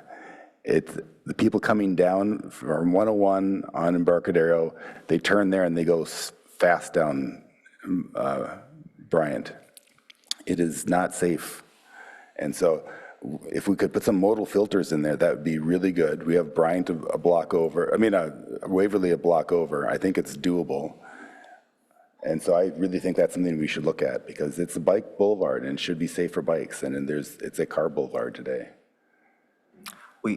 We agree, and as noted in the staff report, Bryant Street Bike Boulevard is on the immediate next steps, and a project is already underway to look at Embarcadero to Homer and really make it a true bicycle boulevard, because we've heard similar from residents. Okay, I applaud you. I missed that. Thank you.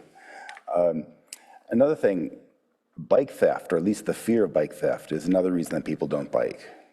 And so for example, do we have good bike theft data? I've never seen any reports that show how many bikes are stolen in Palo Alto. The police department would have that data, and I don't have that readily available. I mean, I would think that'd be part of this bike report, wouldn't it? Because a lot of people tell me that their kid wants to go up to Redwood City for a concert, and he has to drive them to the Caltrain station because they're worried about the bike stolen. Correct. Bike parking is a part of this planning effort. We're looking at it more from a activity center and demand-based. However, working with our partners in the police department, that is definitely something that we can look at as a part of that process. Okay. Yeah, I do like the bike hub at the Caltrain station. I've heard very good things of people who use that. Can we expand something like that elsewhere in commercial districts or?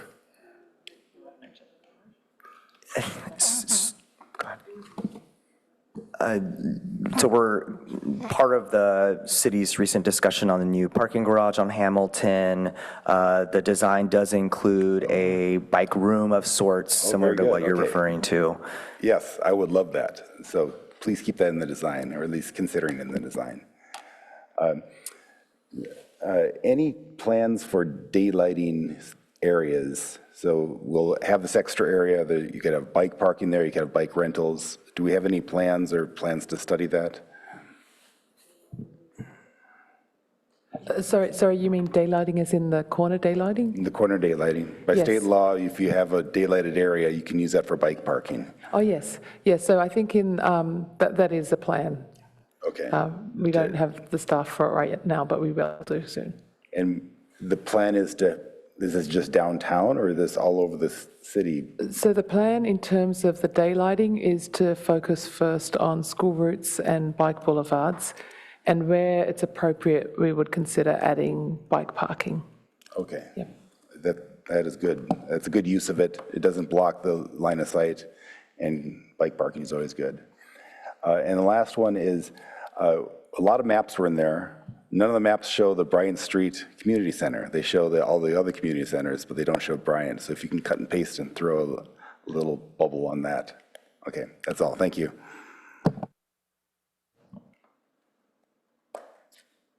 Anyone else? I think these folks need a vote. All right.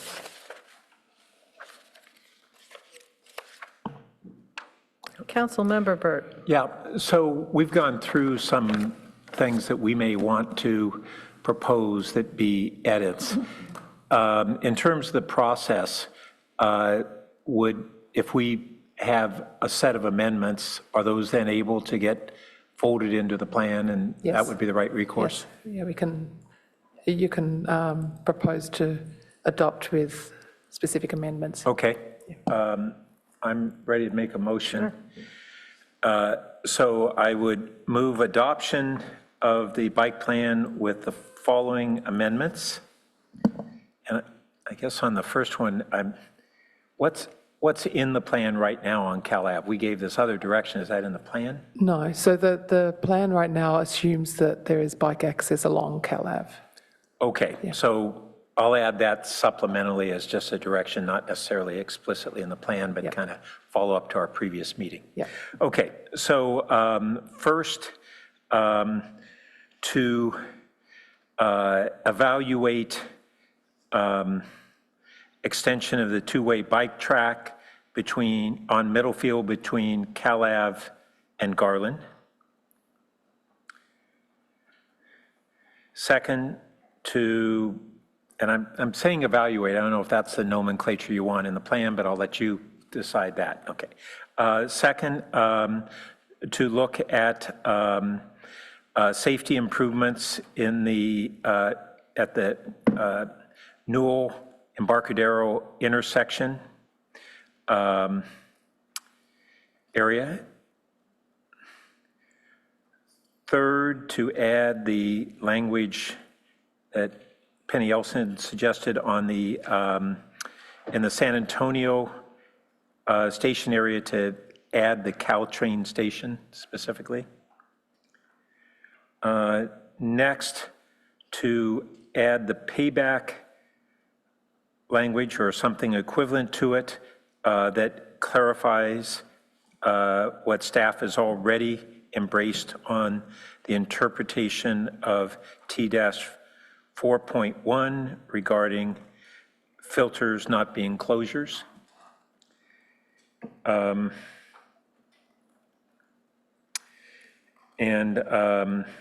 then to evaluate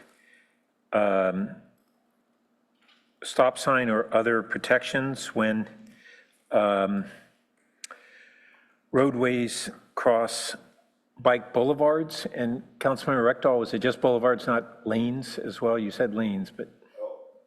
I meant just bike routes. Okay, bike routes, and that, because it's an evaluation, it's not a hard and fast rule, but just to prioritize that. And I think that covers it.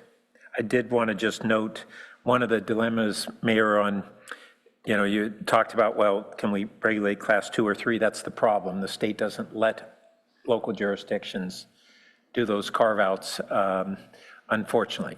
Although the state is going to tighten that, well, and even the state legislation this session is not addressing that either. They're embracing tightening up the rules on what is a class 3, basically. So I think that captures the changes that I would propose. Did you want to say something else about protected bike lanes? At some point you mentioned class 1 and class 4 and. Well, let me ask staff on that. To what degree would you characterize the plan right now as moving us away from sharrows and unprotected painted lanes to protected either class 1 or 4 or lanes with buffers? And that last one I'm not sure is there.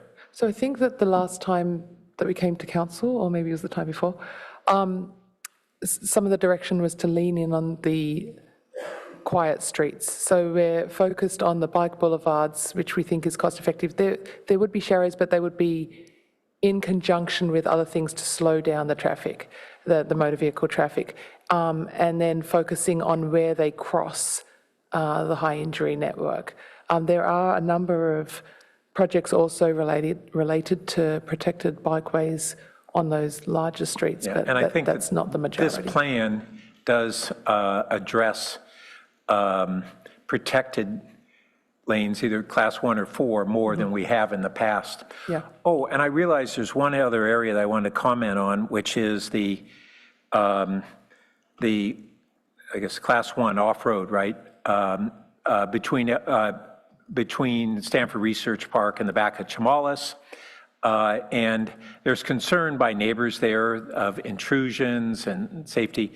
I just want to say that it doesn't have to be in the plan, but that I want to get out on the record that I would be supportive, and I don't see any reason why that off-road path couldn't be up against the north edge, the commercial side, so 30 feet away or so from their back fences, and have a fence on the south side of the path that would make it secure so that their concerns over security into their backyards are addressed. So I think that is something that would be logical and I would support on that path.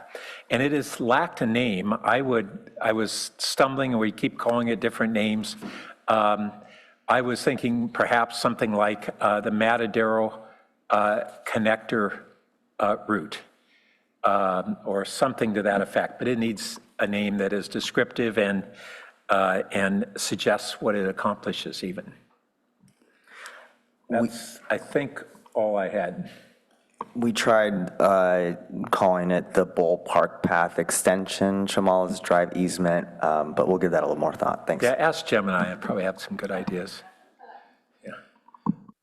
Do we have a second? Second. Okay. Do you want to speak further to your motion? I don't. Thank you. Thank you. Do you want to speak to your second? Nope. Okay. Councilmember Liu, you had some comments? Well, I was going to make a very similar motion, but I just have one question, or a question and then a comment on the motion. Just so I can understand the point about the two-way bike track between Millfield, between Calais and Garland, I see how that basically goes on the immediate south side of Green Middle School, but then on California Avenue, on the immediate north side of Green Middle School, there is a protected bike lane and a little wiggle from, semi-protected wiggle from Middlefield, or from Cal Ave to Middlefield to North California Avenue. So I am probably just blanking about what the purpose of the Garland is, if it's parallel, so if, like one block or less than a block. The answer is, if you're attempting to utilize the Ross Road Bike Boulevard and the pedestrian signal that crosses Oregon, there's not a direct route to get to it. Oh, yes, okay, got it. And this, at least on Middlefield, this makes it safe. I don't know what the original plan was on how to deal with the Garland intersection, but there was a plan of sorts. Right, okay. Right, yes, and I can see how Oregon Ave is just not good at all in that context, and how Garland is the right way to, yes, got it. Thanks for clarifying that and reminding me of that. I'm also curious if you'd be open to accepting some of the payback language around bicycle-friendly street design as a default as the city constructs or modified roadways. That's in attachment B. It is, I'll admit, not necessarily the most specific policy, but I don't think it's really necessarily fully encompassed just by the city's complete street policy. I think having some element of street guidelines, thinking about widths, thinking about sight lines as we repave and renovate streets can be done in a low effort, high return way, where at minimum, for example, when we repave and reconstruct new streets, we can think about things like daylighting, which may not otherwise be a policy directive. Yeah. So I think that's if you're open to it, something that I'd. So, yeah, Alan Wachtel, in his note to us, made the point that comp plan policy T-3.5 does state language like I think we would support, and then staff has made the points in response to payback that we do already have the city's complete streets policy addressing it, but then Alan says, but that policy is not referenced in the bike plan. Is that correct?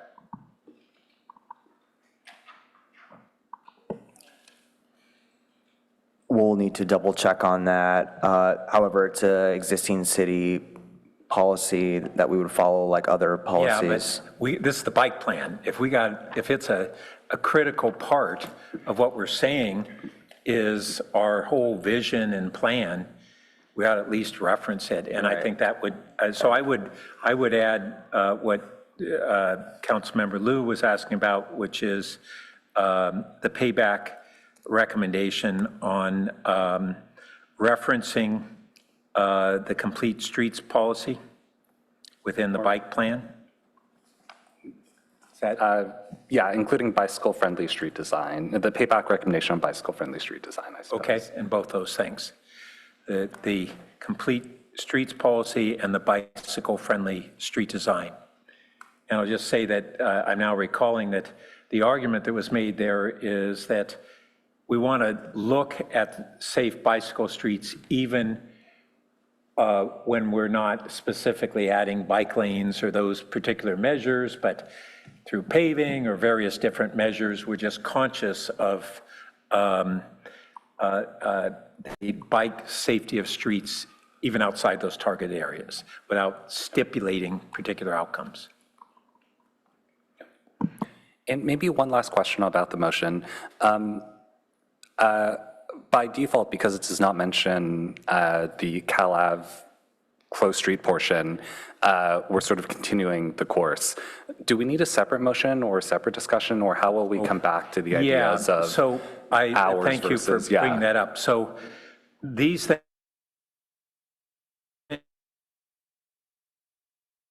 things are additions to them. And then in addition, referral to staff to examine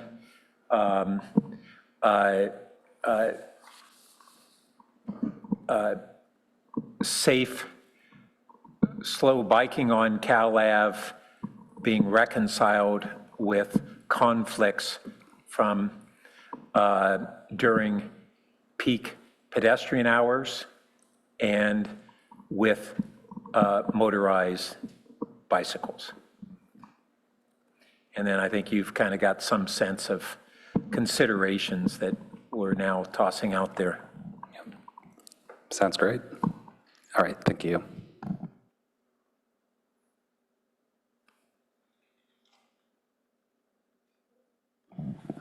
I think the motion does need a couple updates, but.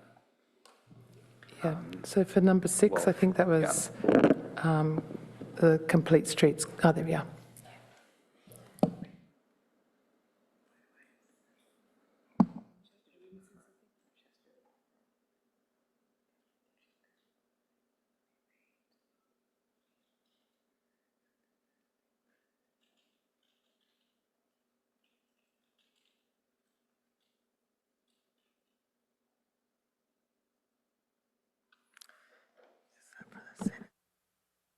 bicycle access to San Antonio Station.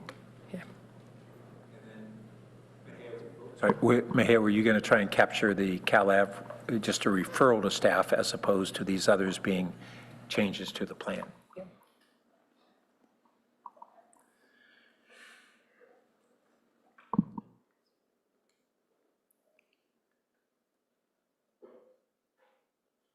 Under number 3, you can drop the rest of the sentence after to add the Caltrain station. There we are. Oh, and actually you can drop area as well. And then do you have wording? Maybe you can center the wording from number 7.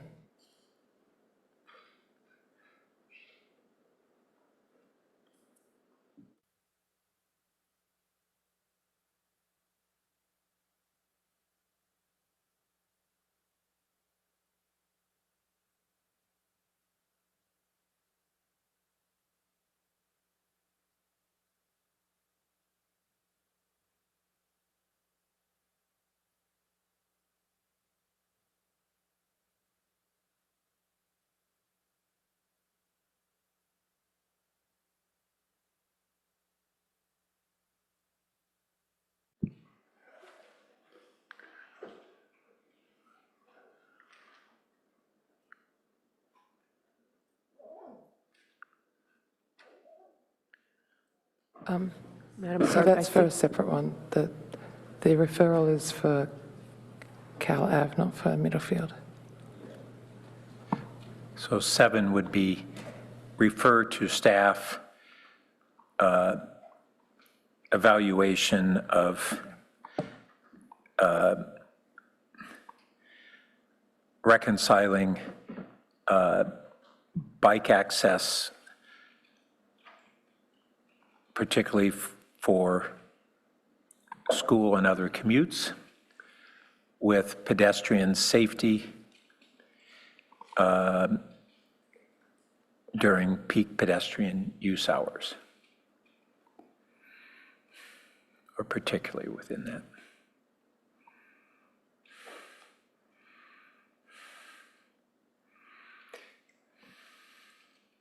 And I guess maybe if it's helpful to add the council supports PAUSD pursuing restrictions on class 2 and 3 e-bikes.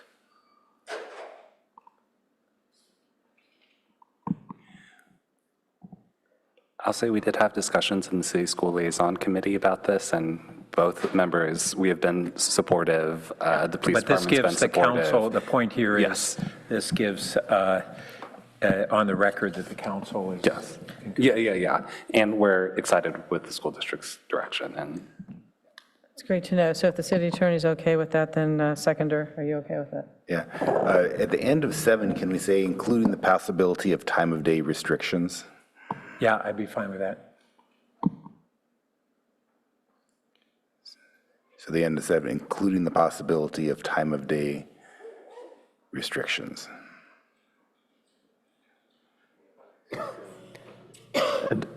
If I That can make needs a to refer to Cal Ave. Cal Ave, yeah. Number 7 should say, should Bike start with, access along Cal Ave. yeah. For reconciling bike access along Cal All Ave. of 7 is related to Cal Ave. The car-free portion of Cal Yeah, Ave. sorry, car-free portion of Cal Ave, yes. And number 1 should say on Middlefield, not between Middlefield. Oh, yeah. Yes, thank you. And get rid of the Middlefield. Get rid of the between. Between, No, sorry, the between before Middlefield. Before The Middlefield. first one, keep going to the left. Yep. Yeah.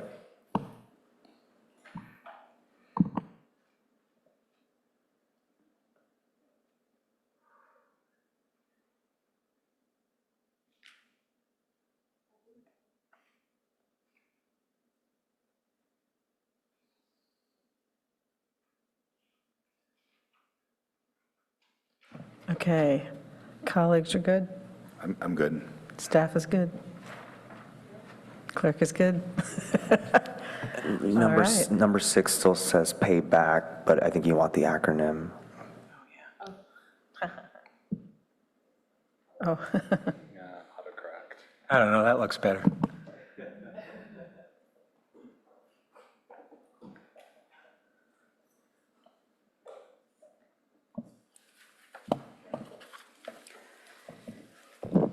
Councilmember Lowing, Yes.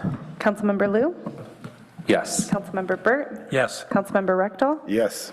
Vice Mayor Stone. Yes. Mayor Vinker, Yes. Councilmember Lithcott Hames. Yes. Motion carries unanimously. Wow, yay. All right, well, colleagues, bear with me for one more moment as we conclude. No, one more moment. We got a lot done tonight and in all our meetings this month, so thank you. Our next meeting is on August 10th, and I wish each of you a very pleasant council break. But before we go, I want to close us out in accordance with a very good idea that Councilmember Burt had a couple weeks ago, but which I had forgotten by the time that very long meeting ended. So it is my pleasure to adjourn this meeting in memory of longtime Palo Alto resident Clarence B. Jones. He was Martin Luther King Jr.'s attorney, speechwriter, and close advisor, who was probably best known for having secreted Dr. King's famous letter from Birmingham jail out of the jail and distributing it. He also helped write Martin Luther King Jr.'s I Have a Dream speech and was a scholar at Stanford University. I know Councilmember Lithcott Hames, perhaps others of you, saw him less than a year ago on July 17th at a rally right here at City Hall's King Plaza, and it was an honor to have him in our midst. So in his memory, we are adjourned. Have a good summer.